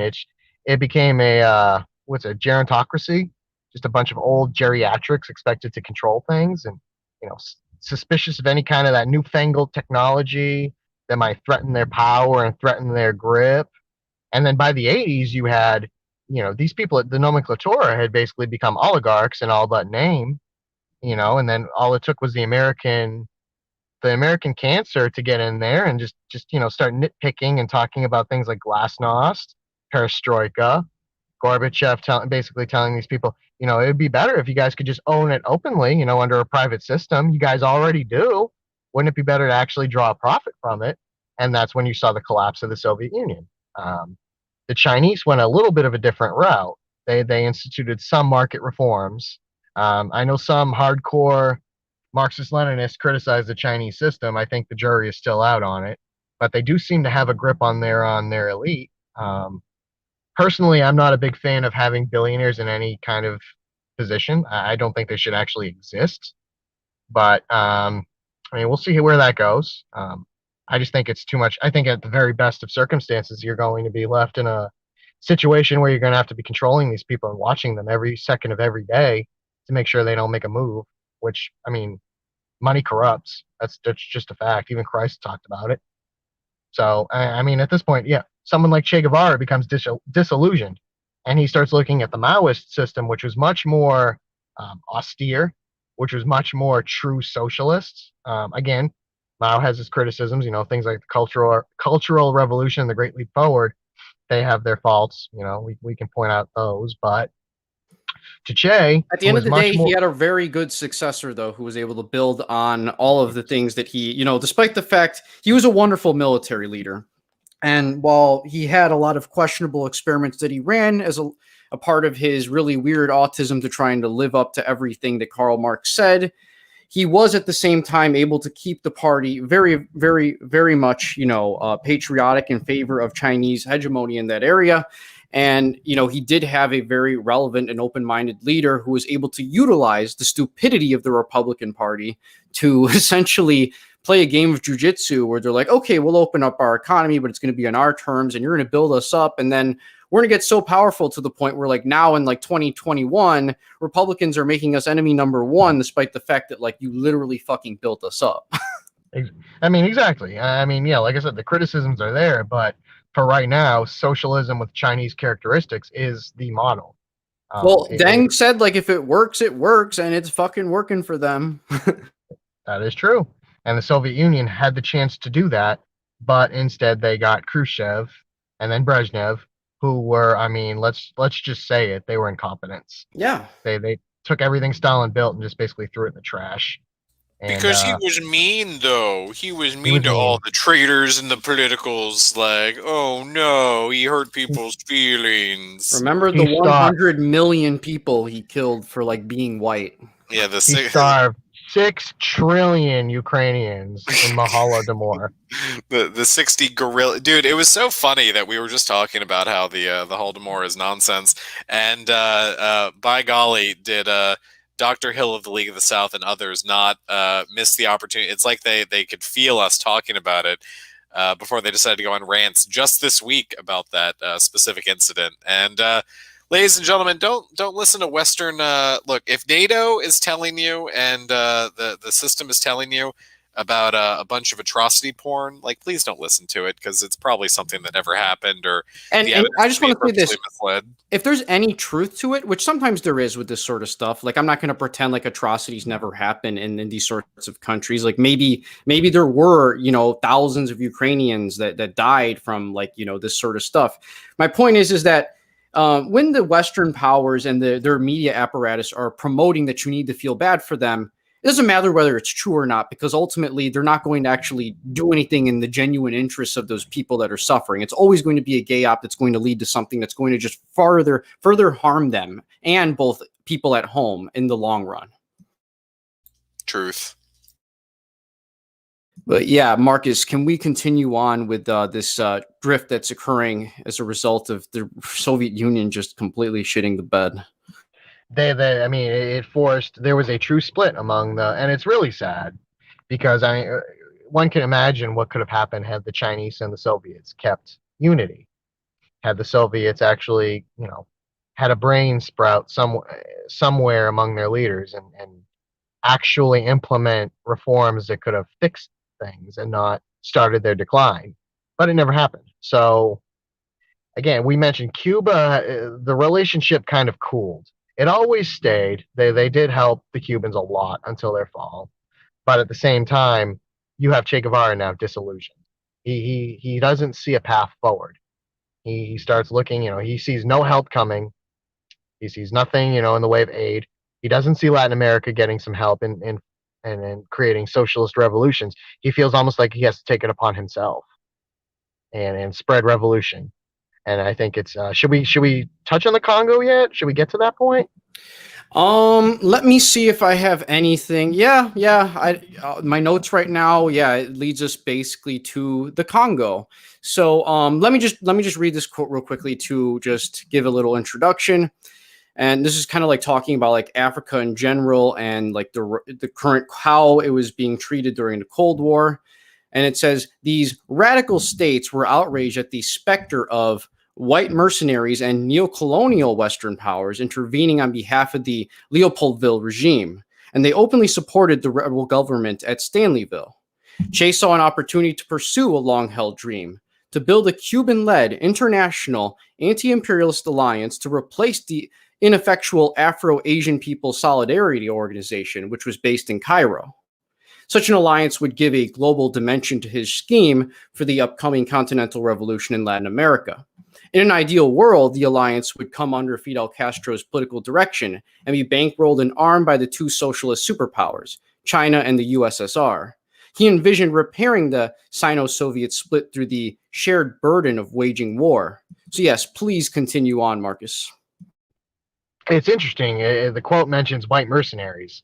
It was a very big thing, in a lot of the magazines at the time in the United States. They would recruit Americans, whites, to go to Africa, to be a soldier of fortune. I think that was actually the name of the magazine, and to fight these people. And it would it would be openly racist. Looking at it now in 2021, it's almost like a caricature. I think even Harold Covington went to Rhodesia, I think, and didn't they kick him out or something like that for being too racist? Yeah, he was too racist because he kept threatening, which I think is really funny. He was threatening a Jewish lawmaker in the Rhodesian parliament or something like that. And Jews are white in Rhodesia, so you can't be doing the wrong sort of racism in an apartheid state. No. Yeah, it's interesting too because it's in South Africa. They've done genetic lineages studying back on a lot of these apartheid leaders and founders. Not just leaders and founders, but just the ordinary people as well. Just to make this clear, please continue, Marcus. A lot of them aren't pure Aryan phenotypes or genotypes. No. That's Jewish science. Listen here, they went in and they took my spit that I sent in and they said that I'm a secret Negro, and that's all Jewish science. They did it to trick me, so I would leave the League of the South. That's I've actually heard that. Marcus, you've heard that talking point before, haven't you? Because by golly, have I. And let me just say, for the sake of genetics, I'm as surprised as everyone else is that my DNA came back 100% white. So wasn't expecting that, but whatever. But the cries that it's all Jewish science, small hat science. Personally getting involved to trick anyone who has any association with the movement for having 0.1 sub-Saharan African. Hilarious. And I never get tired of laughing at it. Oh Lord. I mean, the stuff you hear. Marcus, go into detail as well about like the last two leaders of apartheid. Tell the audience just how racially mixed these white leaders were. So this was done before genetics. So Jewish conspiracy, BTFO.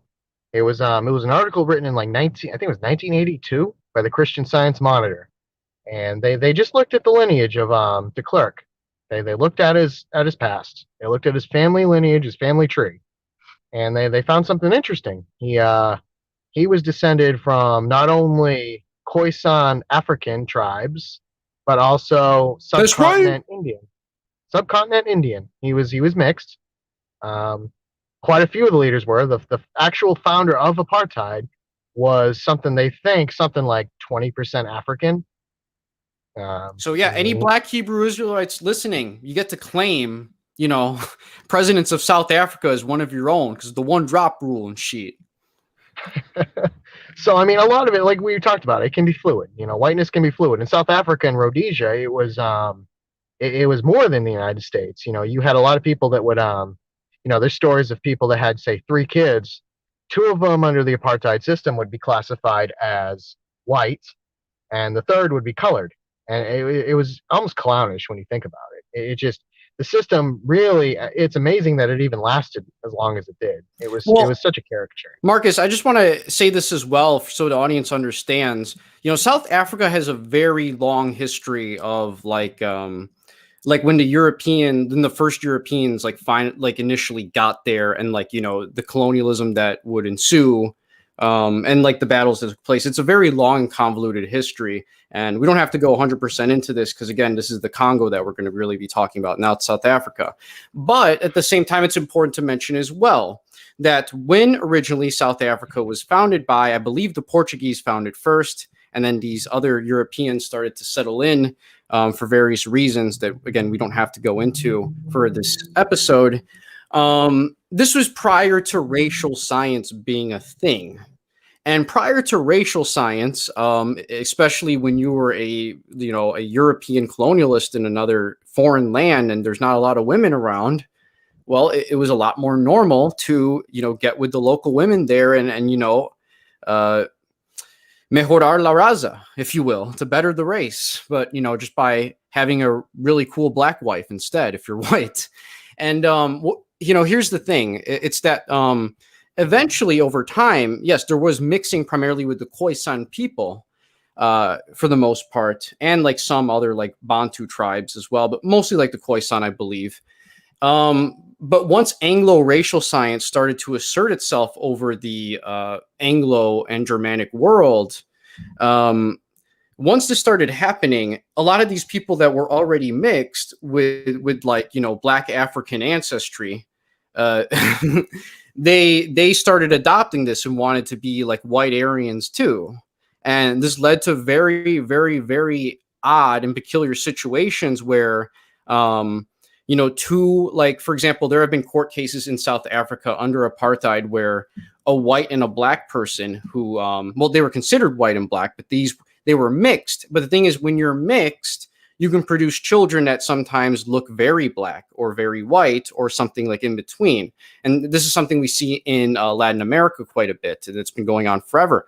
But there were some scenarios in South Africa where people who were ostensibly white, despite being phenotypic, despite they were phenotypically white, but genotype is not the same as phenotype. Genotype is an entirely thing altogether, which is why I'm like 3/4 like Spanish myself in ancestry, but I don't look it, even though I'm a quarter Indian. Like I look way more just like a normal mestizo, and then there's people that are like 50% European that look like they're 100% white. It's just something that happens, and you get siblings that will often look like they're a different race.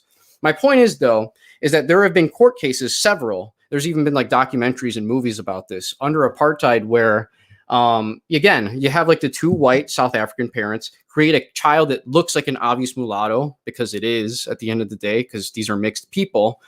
And this would ensue with very long and horrible like court cases, or eventually it would take several years to finally like grant the child to be legally white. And this would be something that the entire family would like celebrate after.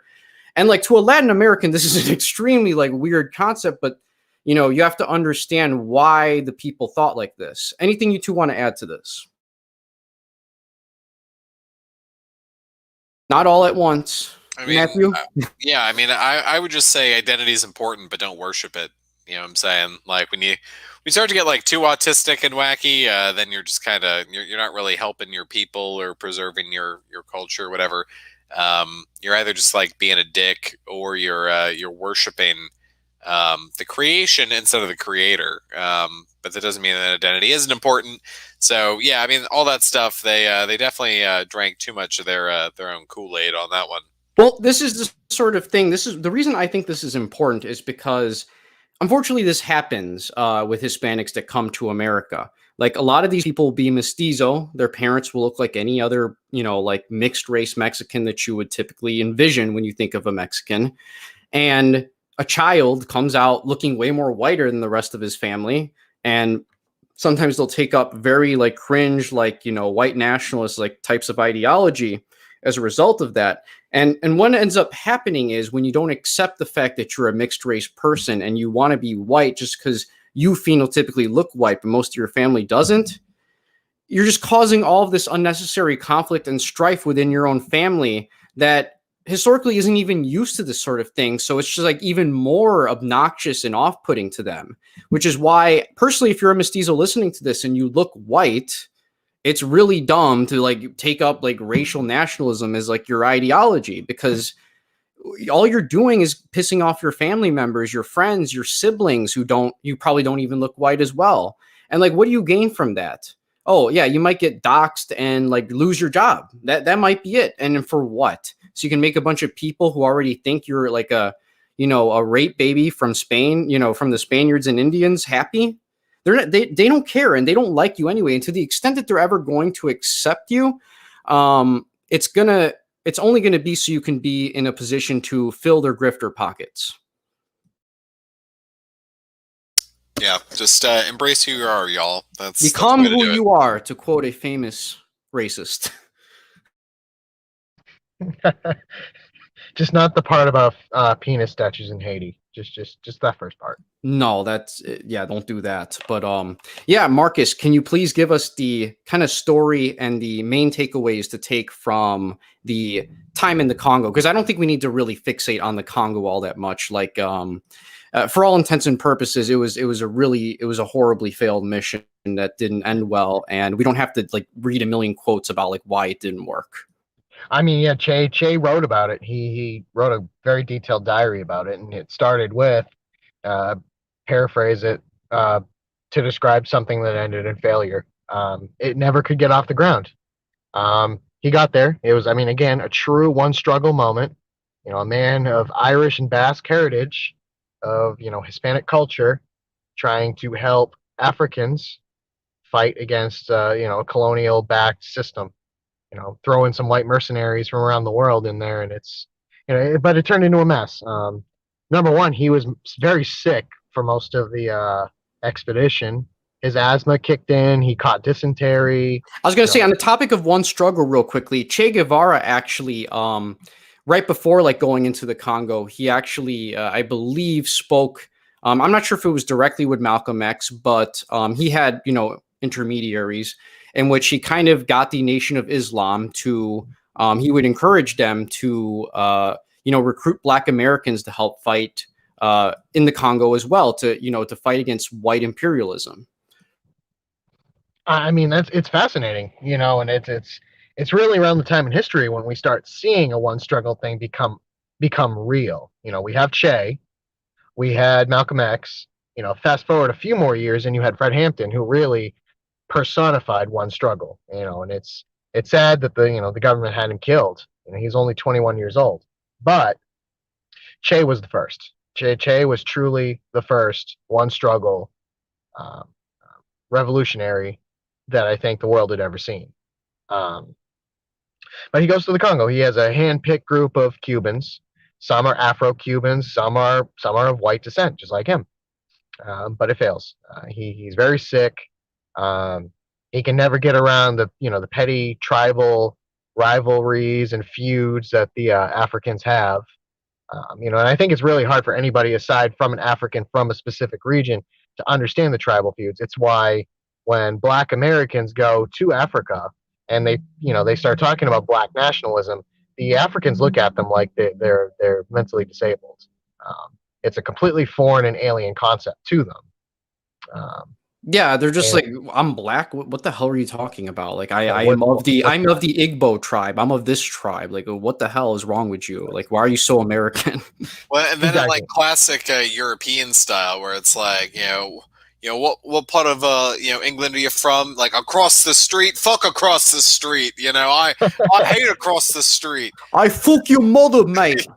Yeah, was it Tuesday? She coming over? Like all that nonsense versus like, I mean, you can go to Eastern Europe, especially in the Balkans, and you try to talk about, say, garden variety white nationalism with them, and they'll look at you like you have seven heads, and they'll talk about how, the nation, the small little Slavic nation, across the river, they betrayed them in 1306. How dare you suggest we ally with them?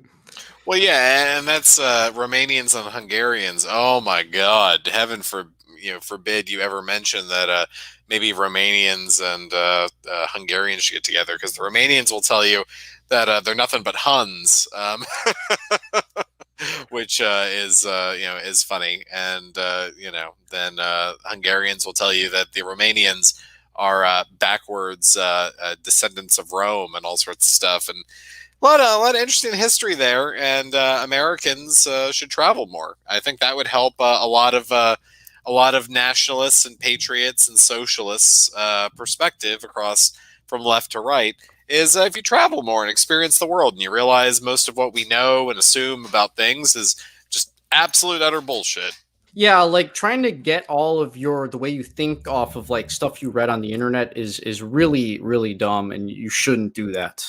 Generally speaking, you should try to under being well read isn't ever bad. I definitely encourage that, but at the same time, You need to actually deal with real people and see how they work, how they actually operate in the real world. And that actually teaches you a lot more than just these really autistic internet stuff. And we lost Matt, but I think we got him back. Here we go. I'm here. Sorry. Yeah, Marcus, anything to add to that before we continue with your summary of the Congo? And then we can go on to Bolivia. I mean, again, just to beat a dead horse, it's interesting. Whether you're talking Europeans, various feuding identities, or even Africans, socialism has proven the best possible scenario at keeping peace and unifying them without destroying the individual identities. Like it worked in Yugoslavia, it's worked in places like Zimbabwe, it's worked in various other parts of Africa. It kept the peace. It kept them from killing each other and kept them from using one tribe using American aid to fight the other tribe and repeating a terrible cycle of exploitation and petty power struggles. So just remember that, guys. Okay, great. And then, so yeah, Congo's basically over. It was a complete failure. And then we have Che preparing to go to Bolivia. And just so you guys understand, before we go straight into this quote that I'm going to read here, it's also important to highlight that we had, just to add on to this, what I'm talking about, Hispanidad and One Struggle, all of this is there was an actual meeting between Che Guevara and Juan Domingo Perón in the late 1960s. This was after his wife Evita had died. And Perón was actually, in exile in Franco's Spain, which is, again, just more of the Hispanidad connection and the One Struggle really asserting itself, even though ideologically, if you're just very American and fixated on ideology, it wouldn't make sense. Why is, this guy, Francisco Franco, allowing Juan Domingo Perón, who was loved by, communist Argentines, why is he allowing him to live there? And why is he allowing Che Guevara to come meet meet Perón there and conspire to do things that are going to, benefit the third world and Latin America at large? Well, here's why. Che went there to tell Perón about his plans to fight in Peru and Bolivia. And Perón was really trying to talk Che out of this. Perón was a very big fan of Che. He, but at the same time, he viewed Che as very much like as an idealist, and he believed that Che needed to be more like him and be more pragmatic over like just trying to, in his mind, he viewed Che as being way too autistic and trying to achieve all of the same goals or trying to live up to all these goals that he had set for himself. He thought that like you need to just be realistic and calm down and like actually like do other stuff instead of trying to like die in a suicide mission in Peru and Bolivia. And also important to remember as well that when Che Guevara died in 1967, Juan Perón wrote a letter praising Che's efforts for the liberation of South America. And not only did he praise Che's efforts, but he, in fact, wrote in great detail about how he had a vision, Perón did, of a united Latin America in which, all the regions could be respected and have their autonomy, but at the same time could be a powerful confederation against, the evilness of the American empire. And, that's kind of like what I'm pushing for today. It's not, I'm not really a chauvinist or like trying to just destroy North America, but it's just like, I understand that at the same time, if you just have a million different states that are not on the same page at all, well, what good does that do you? Like, if Russia goes from like Russia to like 200 different countries, well, that would be America's wet dream, and for a reason. And, they wish they could do that to Russia. And that's kind of why they do things like try to separate the Ukraine and Crimea and just whatever they can, because ultimately, they understand that divide and conquer is a very good strategy. But again, to read this quote here, it says, so yeah, just wanted to touch on Domingo Perón and their meetup that they had. And then while he's preparing mentally, it says here, he had reached a mental state through which he could consciously sacrifice himself for society and its ideals. If he could do it, then so could others. Finally, Che wrote, quote, "It must be said with all sincerity that in a true revolution, to which one gives oneself completely, from which one expects no material compensation, the task of the vanguard revolutionary is both magnificent and anguishing. Let me say, at the risk of appearing ridiculous, that the true revolutionary is guided by strong feelings of love, It is impossible to think of an authentic revolutionary without this quality. This is perhaps one of the greatest dramas of a leader. He must combine an impassioned spirit with a cold mind and make painful decisions without flinching one muscle. Our vanguard revolutionaries must idealize their love for the people, for the most sacred causes, and make it one and indivisible. They cannot descend with small doses of daily affection to the places where ordinary men put their love into practice. End quote. Anything else you guys want to add? Well, I mean, there's also there's a geopolitical reason for Bolivia, and I think Che had mentioned it earlier in his life that it's if you look at a map of South America, it's almost Bolivia's almost smack dab in the middle, right? It borders Argentina, it borders Peru, it borders I believe it does border Colombia and Venezuela on the south, I believe, right? Argentina? So from No, there, no. I wouldn't say Argentina borders Colombia. I think you have like the Amazon jungle as the kind no, of I'm buffer. saying Bolivia. I'm saying Bolivia borders. Oh, all yeah. With the Amazon jungle, I believe it does. Yeah. Sorry, I misheard you. And so from there, you can if you can get a revolution successful there, or at least have a strong guerrilla movement, you can start spreading it throughout the continent. It can start spreading. It's capture the center, and you can start pushing it from the sides. I was going to say real quickly, Jose Vasconcelos in his essay titled La Raza Cosmica, which I actually did the audiobook for in English that you can find on my YouTube channel. He also makes the argument in the early 1900s in this essay that whoever comes to there's going to be a standoff between the Anglo world and the Hispanic world, and whoever manages to win and conquer the Amazons is essentially who's going to be the victor. And he basically said that if the Anglo society is able to and civilization is able to do this, you're going to see the Amazon jungle. All the trees are going to be destroyed, and it's going to be called Anglo Town. That's what he said. But yeah, I just want to let you continue. I mean, it's not exactly wrong. I mean, we see it in Brazil now with Bolsonaro. I know a lot of nationalists were promoting him as some sort of because he said a few racist things. No, he wasn't. I don't think he was racist, but he was more like he would say things that were like anti-homosexual. And I just want to preface here: I'm not a fan of that stuff. I hate that it's being promoted. I don't like that sort of stuff. But at the same time, I understand, however, when a guy who's completely in the pockets of the United States empire is just strategically saying these sorts of things as a way to just rile up people, the proletariat who naturally has an aversion to these degenerate values, as a way to just galvanize support for an approved neoliberal system that ultimately is not going to benefit them at the end of the day, which is why I don't like demagoguery from these electoral politicians. And nothing even happens anyway, right? Like, the issues remain the same, but then like a third of the Amazon gets burned down so they can grow more cattle for McDonald's burgers. So that's the thing. You don't even get, like, we voted for Trump, and what did we get? We got like the embassy moved to Jerusalem. Like that's it, right? Like you never with these demagogues, these right wing demagogues, you never actually get any of the quote unquote cool stuff. It's just always the worst part that you put up with as part of the supposed compromise.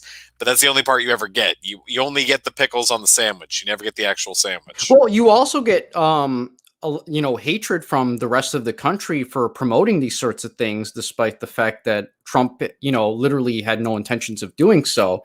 So if you were like someone that was very racist and you were promoting Trump, like you were behaving like a cuck in a lot of ways back then, because you were drawing all this unwanted attention from people that oppose racism and don't like it, because Trump was willing to go out and say this sort of stuff. And it's you who's going to get doxxed and lose your job. It's you who's going to have your livelihood ruined. It's you who's going to be blacklisted from, getting any decent white collar job for the rest of your life.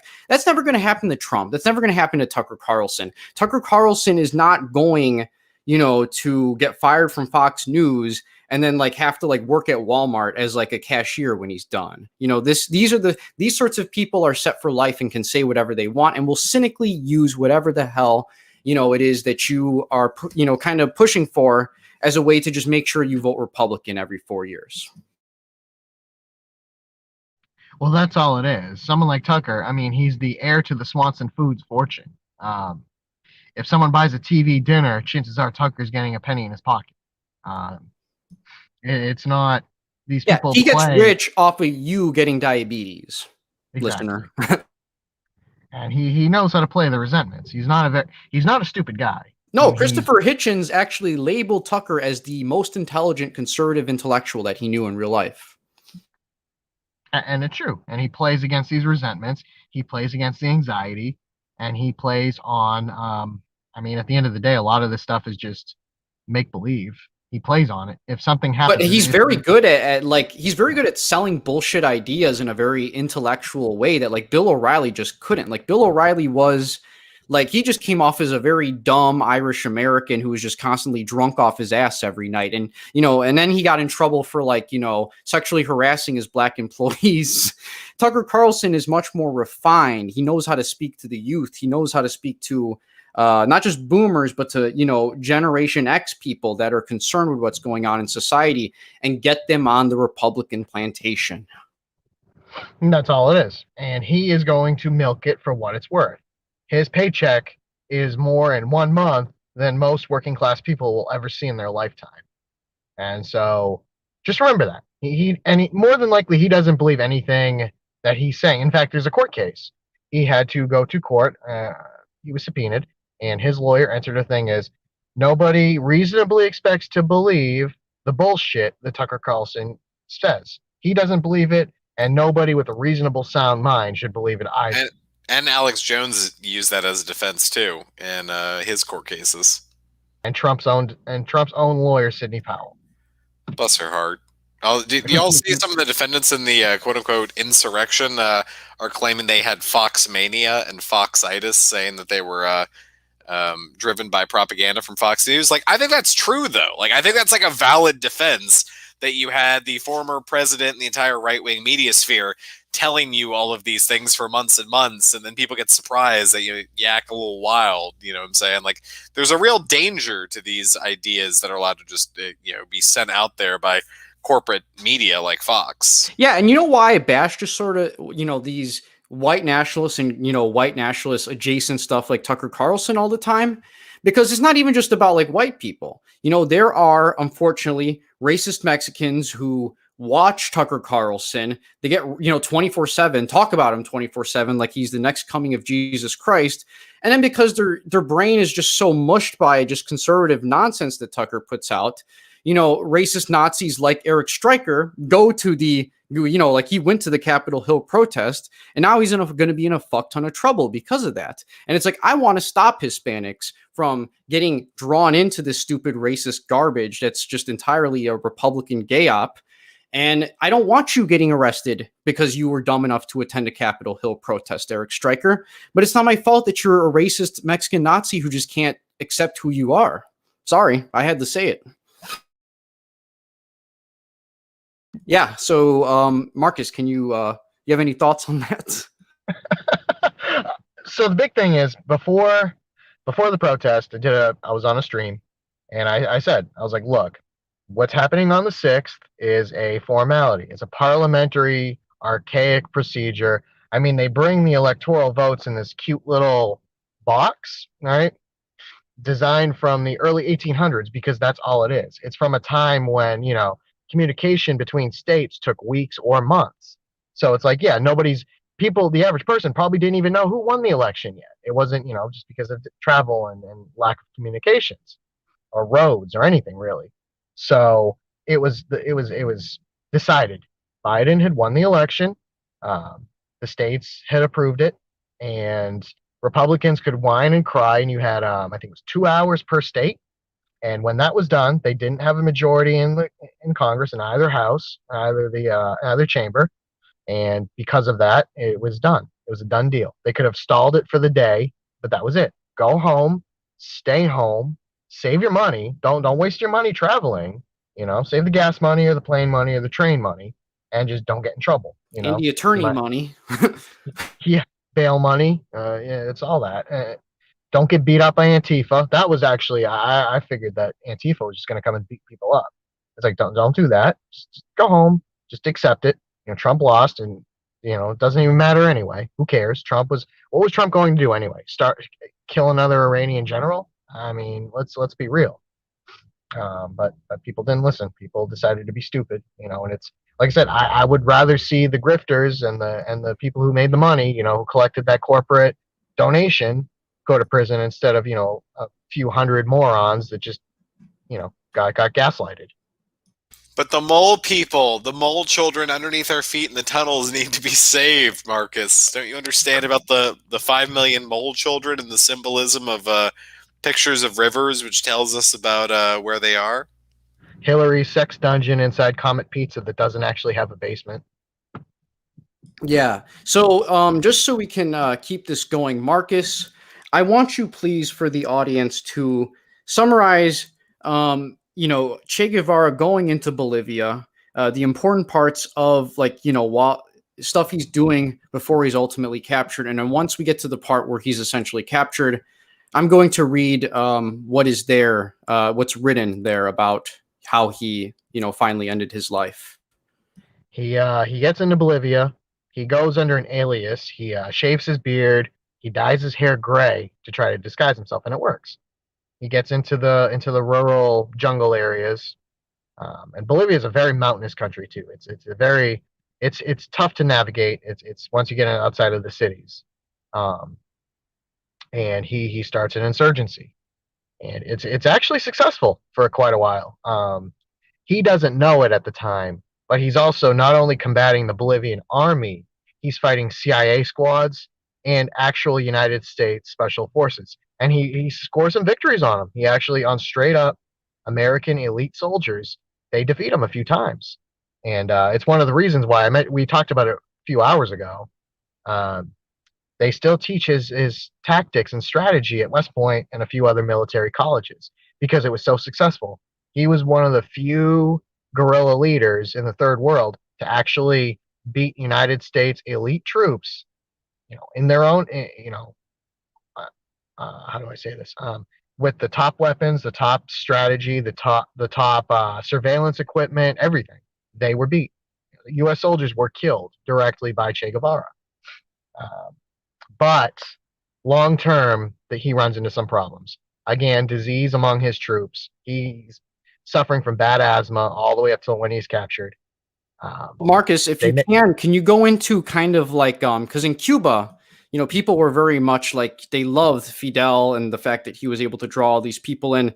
Kind of explain to the audience how like a lot of these Indians living in Bolivia were like not really aware of what was going on, and he was kind of like confusing the shit out of them and frightening many of them because like they just legitimately did not know what this Argentine was like doing there. well, they had learned the wrong language on top of everything in that region. So when they were trying to recruit, they're speaking to them in a native language that's completely foreign to these Indios. It's from the wrong part of the country, and so they run into some issues. They see him almost as some sort of mystical figure, not just an average, guerrilla fighter trying to better them, to better their lot. And he never gets the popular support that he had in Cuba.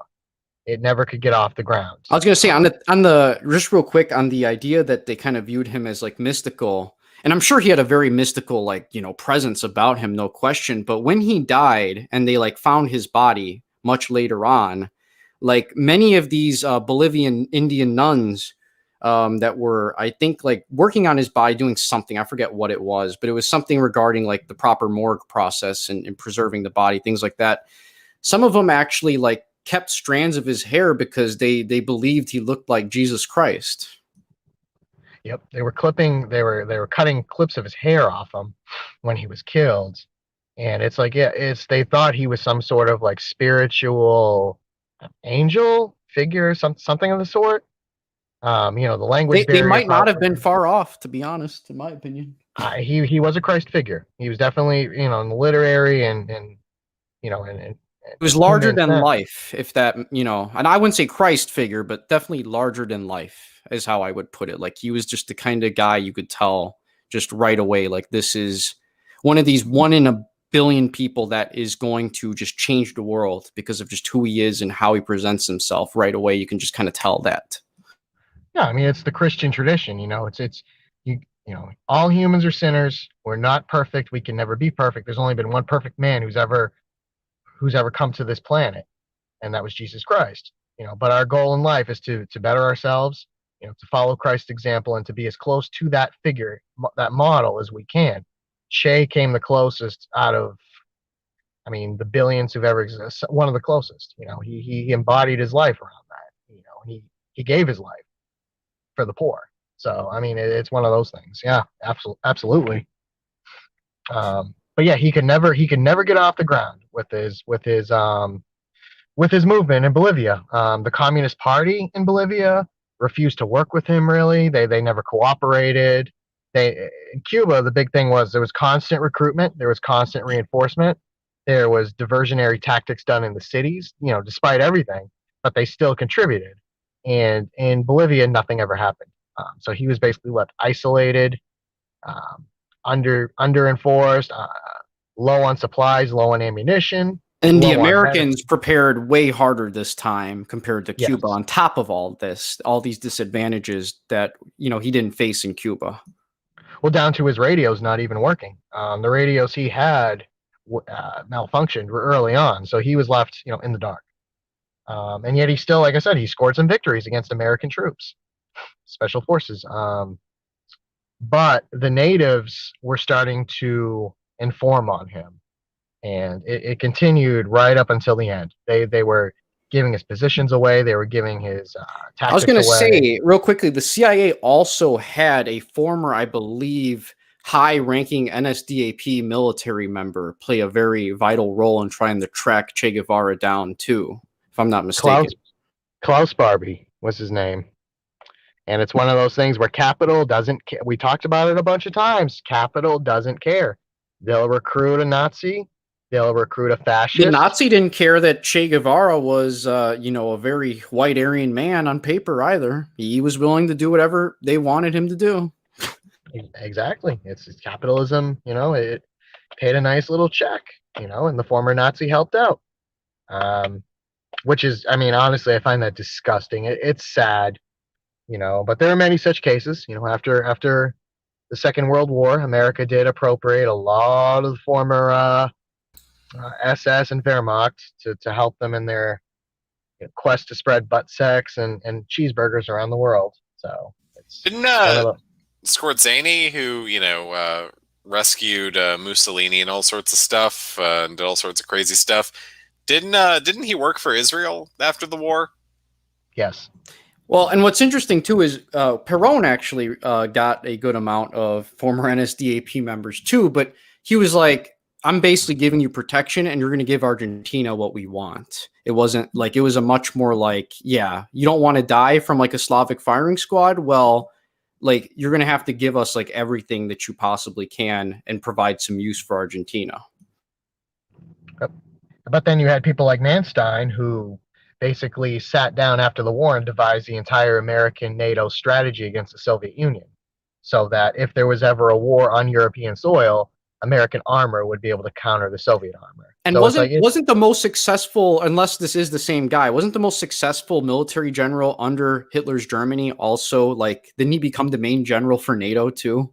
That was Manstein. That's Manstein. Okay, yeah, that's what I'm talking about. It's like went from like Hitler's best general to like Europe, Europe's best general for spreading global homo everywhere. This is what we're talking about. And it only makes sense when you understand it through this specific perspective. You can try explaining it through any other way, and it's going to seem really weird and convoluted to you, and for good reason, because it just doesn't make sense. Yeah, I mean, you had a few that say joined the Arab world, and continued the struggle against Zionism, but very few. A lot of them came to the United States and helped. And it's one of those things where at the end of their lives, I wonder if they looked back and said, "Oh, what did I do? What have I done?" Because if you look at Western Europe now, you see the decline in progress. You see the degeneracy. You see the spread of capitalism. You see the exploitation. You see everything, and even the immigration. That's all done at the behest of capital. You had Britain after the war saying, "What can we do to rebuild our society?" Well, we'll pass we'll pass the NHS, but let's import a bunch of Caribbeans into the country and people from subcontinental India for rebuilding, even though England was in a recession and people are out of work. Germany invited the Turks in. So it's capital. Precisely, yeah. And capital even under social democracy, which is why I hate social democracy and I hate people that shill for that sort of shit. Because at the end of the day, NATO is still a very much under the thumb of American imperialism. NATO still, Europe in general, at least the European Union, engages in extremely predatory practices against, people in the third world. And all it does is just build resentment against the normal European person in whatever country it is that they reside in. And it doesn't really benefit them all that much. And what's sad is like an economic union between Europe actually isn't the dumbest idea ever. But if you're just going to base it off of, a large part just exploiting third world countries for cheap labor, well, you're just like, you're getting the worst of both worlds, which is like, which is sad because, it would make actual sense to have this sort of situation go on with Europe. So, yeah, anything we want to add to that before I read the final section here about Che Guevara's death? Nothing really aside from he's undermanned, he's undersupplied, he's outgunned, he's fighting against not only Bolivians but Americans and various mercenary groups that America's brought in. Different European groups, different European nationalities, like I guess an anti-communist freedom force or whatever some stupid name you want to call it. I was going to say real And quickly, Marcus, would you agree with this assessment? When I was reading this book and I got like near the end, it felt like there was this really dark atmosphere, like a while before he got captured. But when you can tell things weren't going well, where it's just kind of like you can kind of tell like Che Guevara was just like kind of accepting that he doesn't have much time left on this earth and that he's kind of just like making peace with that reality. And to me, it came off as extremely dark. I don't know. What about you? Or Matt can join in too. It's up to you.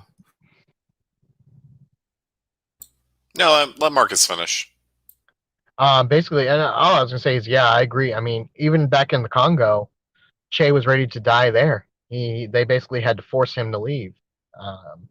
He was willing to give his life at that point, fight alone in the jungle until the end to prove the point. And but Bolivia, he made it to Bolivia, and I think he had an idea what was coming. There was no way around it. Everything bad that could have been happening prior, like to him and his troops, was happening, and it was really bad. It was just everything was going wrong on every level possible. It was, and I know some historians talk about maybe there was a coolness with Fidel back in Cuba, so it's almost like he didn't want to return home. He just wanted to fight it out, and so there was really no way out for him at this point. Precisely. So this is going to be the darkest part of this stream, but it needs to be read. I'll be taking some water breaks in between. So he's being interviewed by this guy named Silic. Marcus, can you tell the audience real quick who Silic was for the context here? One of the interrogators. Yes. So he's being interrogated by these, I believe, Bolivian, military members. And he asks Che Guevara this. And this is something I love very much and holds dear to me because of Hispanidad. And it's this. Are you Cuban or Argentine? Asked Silic, which Che Guevara responded with, I am Cuban, Argentine, Bolivian, Peruvian, Ecuadorian. You understand. And then, I think that's just very powerful. That's ultimately, in my opinion, proves in a lot of ways the way Che kind of saw himself, in which he didn't really care that there were different phenotypes and different admixtures of people in Latin America. He understood at the end of the day that this was one united mestizo race, and they were being subjugated by, the North American empire that existed, and that he was willing to put his life on the line, to die for even Bolivian Indians who genetically were nothing like him, but, still came from a very similar ethnogenesis kind of style route that took place under Spain and then later with the republics that ensued after. So touching on that, I'm going to read the rest of this. Che Guevara says, "It is better like this. I should have never been captured alive." Rodriguez asked if he had any messages for his family, and Che told him to Quote, tell Fidel that he will soon see a triumphant revolution in America. And tell my wife to remarry and to try to be happy. End quote. At that, Rodriguez said he stepped forward to embrace Che. Quote, it was a tremendously emotional moment for me. I no longer hated him. His moment of truth had come, and he was conducting himself like a man. He was facing his death with courage and grace, end quote. So just so the audience understands here, like this is a man that hates communism, hates Che Guevara. Che actually killed one of his friends during the firefight before getting captured. And, despite all of this, he, after spending enough time with Che alone, was like, I can't hate this guy. Like he is true to himself. He is true to his word, and he is the living avatar for everything that he stands for. And he's not a hypocrite. So continuing on, it says here, Rodriguez then left the room. A man had already responded to Major Ayora's request for an executioner, a tough-looking little sergeant named Mario Terán, who waited expectantly outside. Rodriguez looked at Terán and saw that his face shone as if he had been drinking. He had been in the firefight with Che's band the day before and was eager to avenge the death of his 3 comrades who had died in battle. Quote, I told him not to shoot Che in the face, but from the neck down, end quote, Rodriguez said. Che's wounds had to appear as if they had been inflicted in battle. There was to be no evidence of an execution when the body was displayed to the press. I walked up to the hill and began making notes, Rodriguez recalled. When I heard the shots, I checked my watch. It was 1:10 p.m. There are different versions, but according to legend, Che's last words when Terán came through the door to shoot him were, quote, I know you've come to kill me. Shoot, coward. You're only going to kill a man, end quote. Terán hesitated, then pointed his semi-automatic rifle and pulled the trigger, hitting Che in the arms and the legs. As Che writhed on the ground, biting one of his wrists in an effort to avoid crying out during his last moments, Terán fired another burst. The fatal bullet entered Che's thorax, filling his lungs with blood. On October 9th, 1967, at the age of 39, Che Guevara was dead. Any responses from you two? That's sad shit, man. Like not to be too crude in my response, but I mean just the idea of the heroism on Che's part and the cowardice on the part of his executioners. It's just sad, but hopefully we all have the courage to die like that if it ever comes up to it. I mean, he before he was captured, he fought until he had been wounded. He was shot through the leg, and he ran out of ammo. His gun jammed, and that was the only reason why he surrendered. He had no more fight left. I mean, he fought to the end. And he refused most interrogations. Like they tried to during the couple days. It was 2 days before they finally executed him, and he was defiant till the end. He refused to cooperate. He refused to talk. I think there's one scene where one of the Bolivian soldiers tried to take he had gotten a little bit of tobacco for his pipe, and one of the soldiers tried to snatch it from him, and he ended up, even though he was tied up and wounded, he still kicked the soldier across the room. So I mean, he was tough. Yeah, and I kind of want to talk about this just a tiny bit on the details regarding this because it's interesting. So it's heavily implied in this chapter here, as this is taking place right before he's getting executed, that the U.S. government does not want Che killed, and that the CIA is like desperately making phone calls saying like, "Do not kill this guy. Do not kill this guy." And then eventually, at like the final hour, I believe the highest ranking member of the Bolivian military or the president himself basically said, no, kill him now. And I wanted to question you guys, like, what do you think was going on? Do you think this is true? And if it was true, what do you think the CIA had in store for Che had he been kept alive? Well, I mean, I would just say at the very least, the Bolivians, as cowardly as the way they did him in was, probably saved him a lot of pain and suffering. because the CIA is not known for their respecting of human rights. Of course, you can be a gender fluid, non neurotypical trans woman of color or whatever and apply to the CIA now based on their commercials from last week.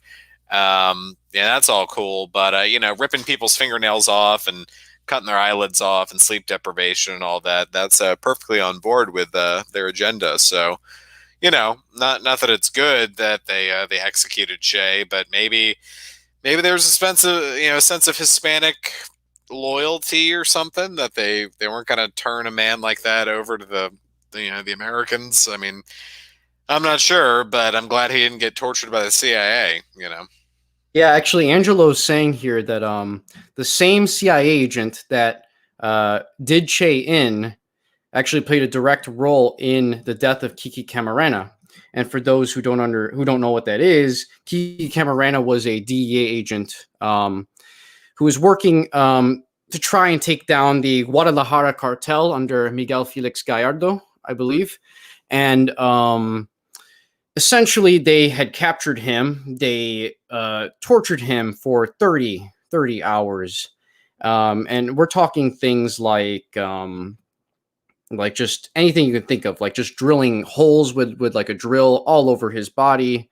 We're talking about things like just like using like a chainsaw on him. We're talking about like bringing in a doctor to inject him with adrenaline so like he can just be kept alive for as long as humanly possible and he doesn't like pass out and experiences it as much as he can. And yeah, it's that's the sort of person that could have potentially that did play a big role and that like was probably trying to get Che Guevara in the hands of the CIA. So it's like I'm glad Che was not tortured by this exact same person who played a direct role in torturing Kiki. Yeah, and you've got to figure that under CIA torture, he would have. I mean, they can make you break, and Yeah, he they had had, perfected it. No. and he had, and Che had contacts with people, all over the world, and a lot of it American intelligence never obtained. So if they had gotten anything like that out of him, a lot more people could have been killed. So it probably actually, sad and brutal and cowardly as it was, that execution probably saved the lives of who knows, untold many number of people. I completely agree, and I'm going to read this final quote here. This is Che, or not Che, Fidel Castro had gathered over 1 million Cubans out to mourn the death of his comrade Che, and it says here, his voice raspy with emotion, Fidel gave an impassioned tribute to his old comrade, extolling him as the incarnation of revolutionary virtue. Quote, if we want the model of a human being who does not belong to our time, but to the future, I say from the depths of my heart that such a model, without a single stain on his conduct, without a single stain on his behavior, is Che. If we wish to express what we want our children to be, we must say from our very hearts as ardent revolutionaries, we want them to be like Che, end quote. Any thoughts on this before we wrap up this stream finally? Well, I would just say memory eternal to Che Guevara and all those who fought with him for the sake not just of the Cuban people, but for the entire world. I mean, this is an example, and it's a martyrdom. I mean, there's no other way to call it. It wasn't just an assassination. It wasn't just a killing of a man. It was a martyrdom for someone that believed in a better world, that did everything he could to build a better world for all of us. So, you know, he uh, he was an inspiration, and we should take that lesson and not just keep it as a series of fun facts, but put it into action as best we can to keep that dream alive. Yeah, I mean, he was not only did he embody the new man that he talked about, that Nietzsche talked about, he emulated the example of Christ. He was selfless. He gave his life for the poor. He gave his life for the peasant, the worker, no matter who they were. It did to Che. I guess he died. He was genetically a white man, culturally Hispanic, and he died fighting with whites, Indios, mestizos, and blacks at his side. I mean, he was pure one struggle. There's no better embodiment of one struggle than Che Guevara.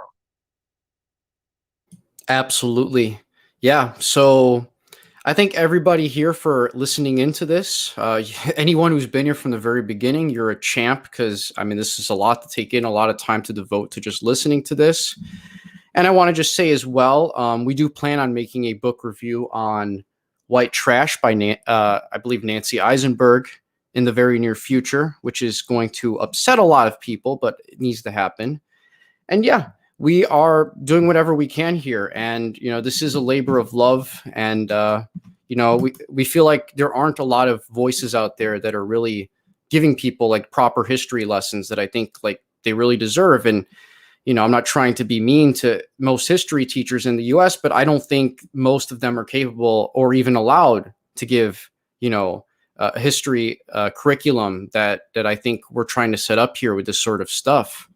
So yeah, thank you guys for tuning in. If you guys are ever interested, or if you guys ever meet people that are interested in Che Guevara and his story, feel free to send this over to them. You guys can check me out on Telegram at Hispanic Unity and subscribe there in case I ever get like taken off of YouTube. And yeah, I hope everyone here at least learned something, and they learned something new. I would at least hope. But thanks for being on, everybody, and goodbye. Solidarity.